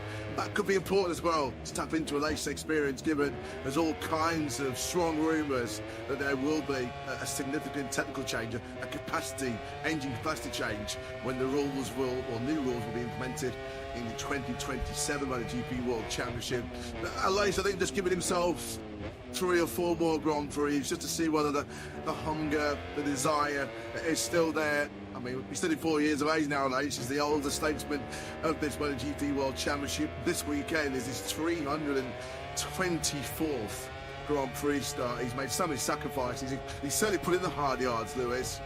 You do wonder whether Aleix, being so non-committal as he is right now, whether he is actually sort of starting to seriously contemplate maybe the R word, retirement. Yeah, I guess ultimately it will all come down to how competitive Aleix Espargaro is. I think for so many of these riders, the enjoyment comes from winning. The enjoyment comes from being competitive, and if Aleix Espargaro isn't, I guess that will make the decision for him. Of course, he's put in the shade a little bit recently by Maverick Vinales. It's so easy to forget. There's just a couple of rounds ago, the first race of the season. So many of us arrived at the sales circuit on the Sunday of Qatar, fully tipping Aleix Espargaro for victory that weekend, that afternoon, and it all went wrong in the race itself. But the last 5 times now, Aleix Espargaro has finished the Grand Prix. He's finished now in 8th place and has been in the top 6 since Motegi of last season. So that's the kind of streak that Aleix Espargaro's going to have to try and snap out of if he can. There's no question how high in esteem Aprilia holds Aleix Espargaro in. They love him to bits down at that Noir factory. He's been such an integral part of their rise from also ran wooden spoon merchants in MotoGP about a decade or so ago to now being genuine race victory and title contenders. Because from Aleix Espargaro's point of view, it's just how much more gas is there in the tank. It's a training regime coming into this 2024 season, which certainly isn't the kind of thing you do when you're winding your career down. But I guess Aleix Espargaro, the longer this season goes on, particularly if he's not able to extract the maximum out of a Prix, he may have a decision to make. He said pre-season his future is in his hands. It will be all down to speed and results. And whether, of course, Aprilia want to keep him, or whether they'll feel like they need to move in a different direction, maybe bringing on some younger talent on board. What is not up for debate is that Aprilia will somehow keep Aleix Espargaro in the fold in that test and development rider role, which is a role his brother's fulfilling very well at the moment at KTM. I think Aleix Espargaro was in Jerez, wasn't he, early this week before he hopped on the plane across the Atlantic to carry out his latest duties as what I'm told is a phenomenal pundit and analyst that had Spanish colleagues Dazzard. I actually saw Paul near the press conference, so you're doing a few interviews. So he's still doing a sterling job behind the scenes for KTM. Joan Zarco on the motorcycle with the team that won this very Grand Prix here 1 year ago when Alex Rins was sat on top of the LCR Honda. It's a really, really good weekend actually for LCR last year because Rins was second to Bagnaia in the Tissot sprint as well. Talking about Pecco Bagnaia and the factory Ducati team, let's see how they're faring so far here in Kota. Former kind of winner now, Bastiani's 4th, 1 place out of Bagnaia in 5th place. Let's get some thoughts of how Rossini, the Ducati team was. Who is with Jack in there? Yeah, certainly it's first opportunity to get the chance, for me anyway, to chat with Mauro, and a pleasure to do so. What a start to 2024. It's certainly not been easy for you stepping in. You've already signed Pecco, you've got his teammate to sort out, you've got Pramac and VR46 deals to sort out, and then last time out, Pecco and Mark coming together. A busy start to 2024. How have you found it all? Yeah, I mean, honestly, because it's not easy because, you know, I started working in Ducati 20 years ago. So I perfectly understand the situation from the marketing point of view, but the sporting point of view is not so easy. So I'm still learning, I'm still watching around. I try to do my best at this moment. So let's try to cover up some of the hot topics then. World Championship leader is on the Ducati at the moment, Jorge Martin. It's been so impressive with victory last time out. How much have you been pleased to see him riding in the manner that he is? I mean, Jorge is a champion. He showed us a lot of several times last year. This year it started as we finished last year. So he's a champion, not surprised, honestly speaking. In terms of the incident between Mark and Pecco, what have you done after that incident to try and make sure we don't see something similar happening again? I mean, very easy. I sent both of them a message, Monday, Tuesday, can't remember. Just, hey guys, everything's under control. Pecco and Mark's answer me like, yes, there's everything under control, looking for Kota, so positive, very positive. That's good to hear. Already there's a lot of talk, not only about the rider market, but in terms of which teams are going to be running which bikes at the moment for the next year, VR46 and Pramac both have their contracts end with Ducati at the end of this current season. What's the latest update on the negotiations with both of them? Yeah, we have some team Park, Hockenheim and Silverstone as well. Sector 1, very much reminiscent of Magnus and Beckis, isn't it, at Silverstone? As we tick up Vinales, this is right at the top end of the circuit. The bottom gear, turn 11, crucial there now to get good drive, get good acceleration grip as you power now down this long back straight, 1.2 kilometers in length, which makes it the longest straight on the Grand Prix calendar. Over that little crest, which can certainly unsettle the bike in the braking zone. It's all nice and clean, this by Vinales. Good lap as well, coming in from Maverick. Out on some fresh Michelin rubber there, brand new medium front, medium rear at the start of this session.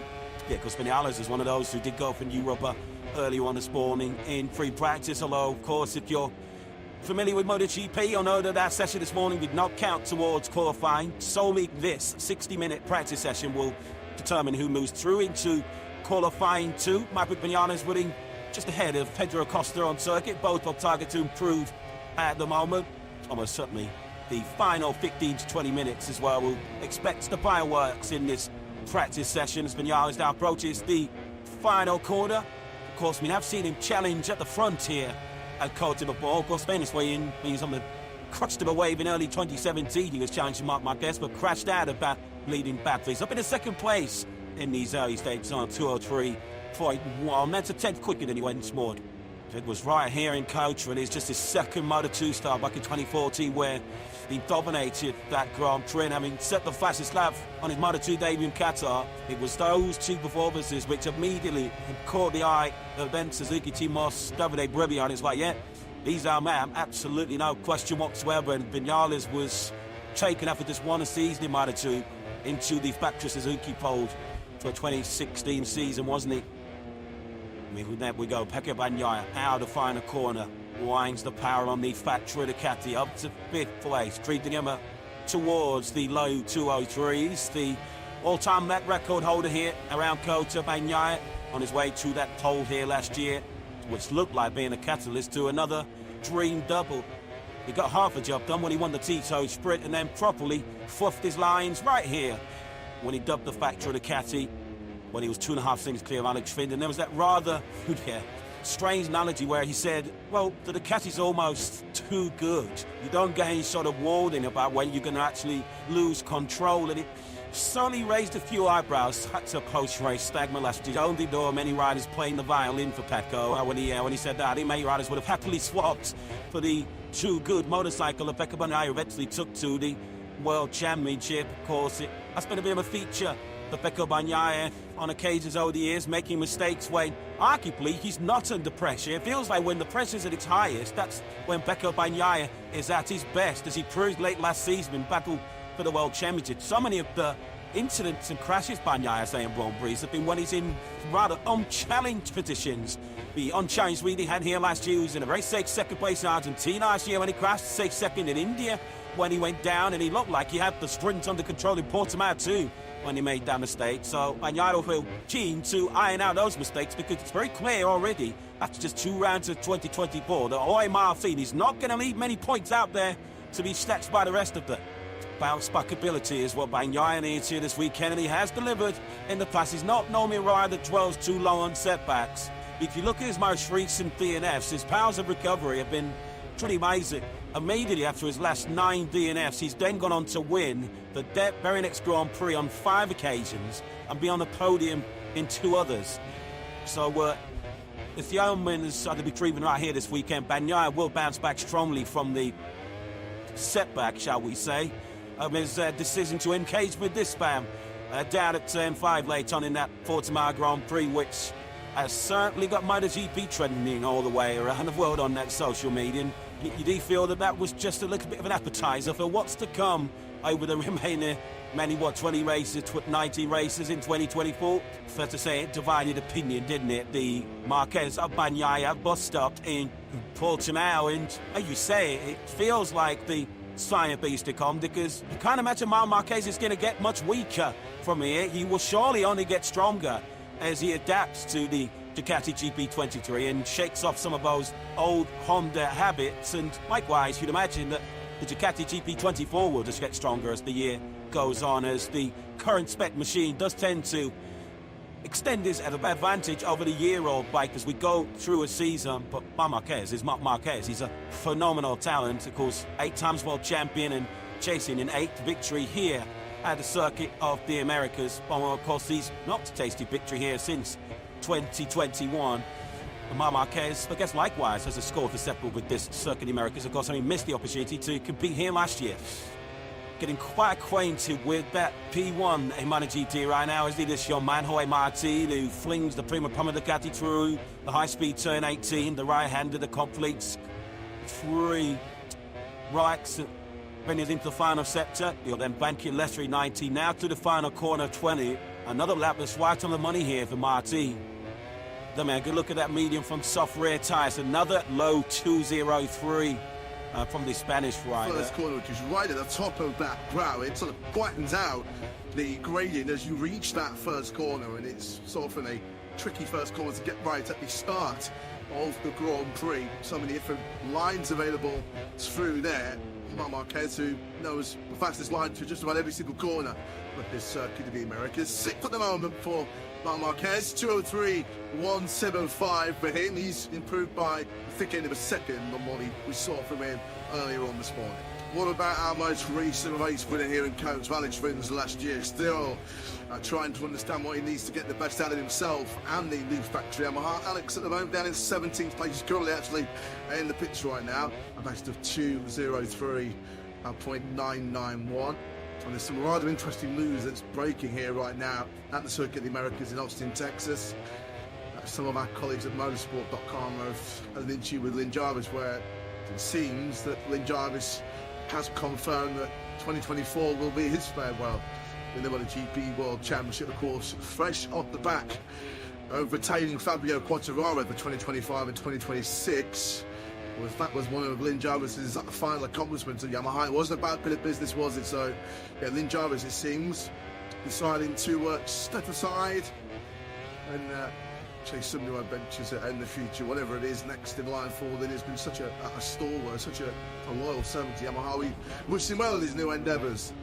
Yeah, quarter of a century at the helm of Yamaha. It's been quite the story, hasn't it? So much success over the years for Yamaha, of course, and much of it with Valentino Rossi on board. Of course, Jorge Lorenzo and Fabio Quartararo have also registered world championships for the Yamaha brand. They're a long way from that at the moment, and their road back towards the front, a key part of that was securing the services of Fabio Quartararo. As much as we talk about improving motorcycles, there's arguably no better treating pile than a fast rider on top of it, and there are very few faster than Fabio Quartararo, although of course this might be one of the circuits where he might have his work cut out to be top Yamaha, of course, with the record of Alex Rins that you alluded to, a twice-fall winner here in MotoGP, a winner in all 3 classes of racing here for the Circuit of the Americas is Alex Rins. So you might well give Fabio Quartararo a hurry up this weekend, but Quartararo, of course, locked in for the next in the World Championship at the moment. Bastianini's in 3rd. Of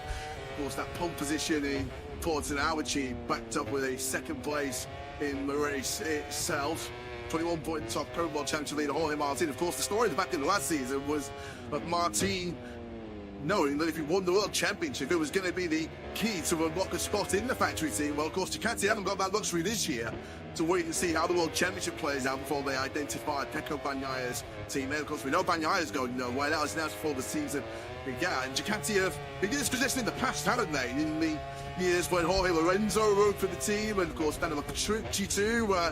They'll have to try and make a decision midway through the season regarding their long-term future within the factory squad, and timing that decision correctly and identifying the right candidate is not going to be necessarily easy for Ducati, because there are no shortage of candidates who would quite happily jump on that bike alongside Pecco Bagnaia. And it's not just a 2-horse race here at the rodeo, is it? Between the Beast and Marti, you have to factor in a certain Mr. Marc Marquez on the 93 machine, who certainly has factory aspirations of his own inside the Gas Tech 3 garage, where we will find a superstar in the making, no question. Pedro Acosta top 3 this morning, at the moment sitting in 4th place, getting himself very familiar very quickly with the demands, the unique demands and challenges of this Coated circuit.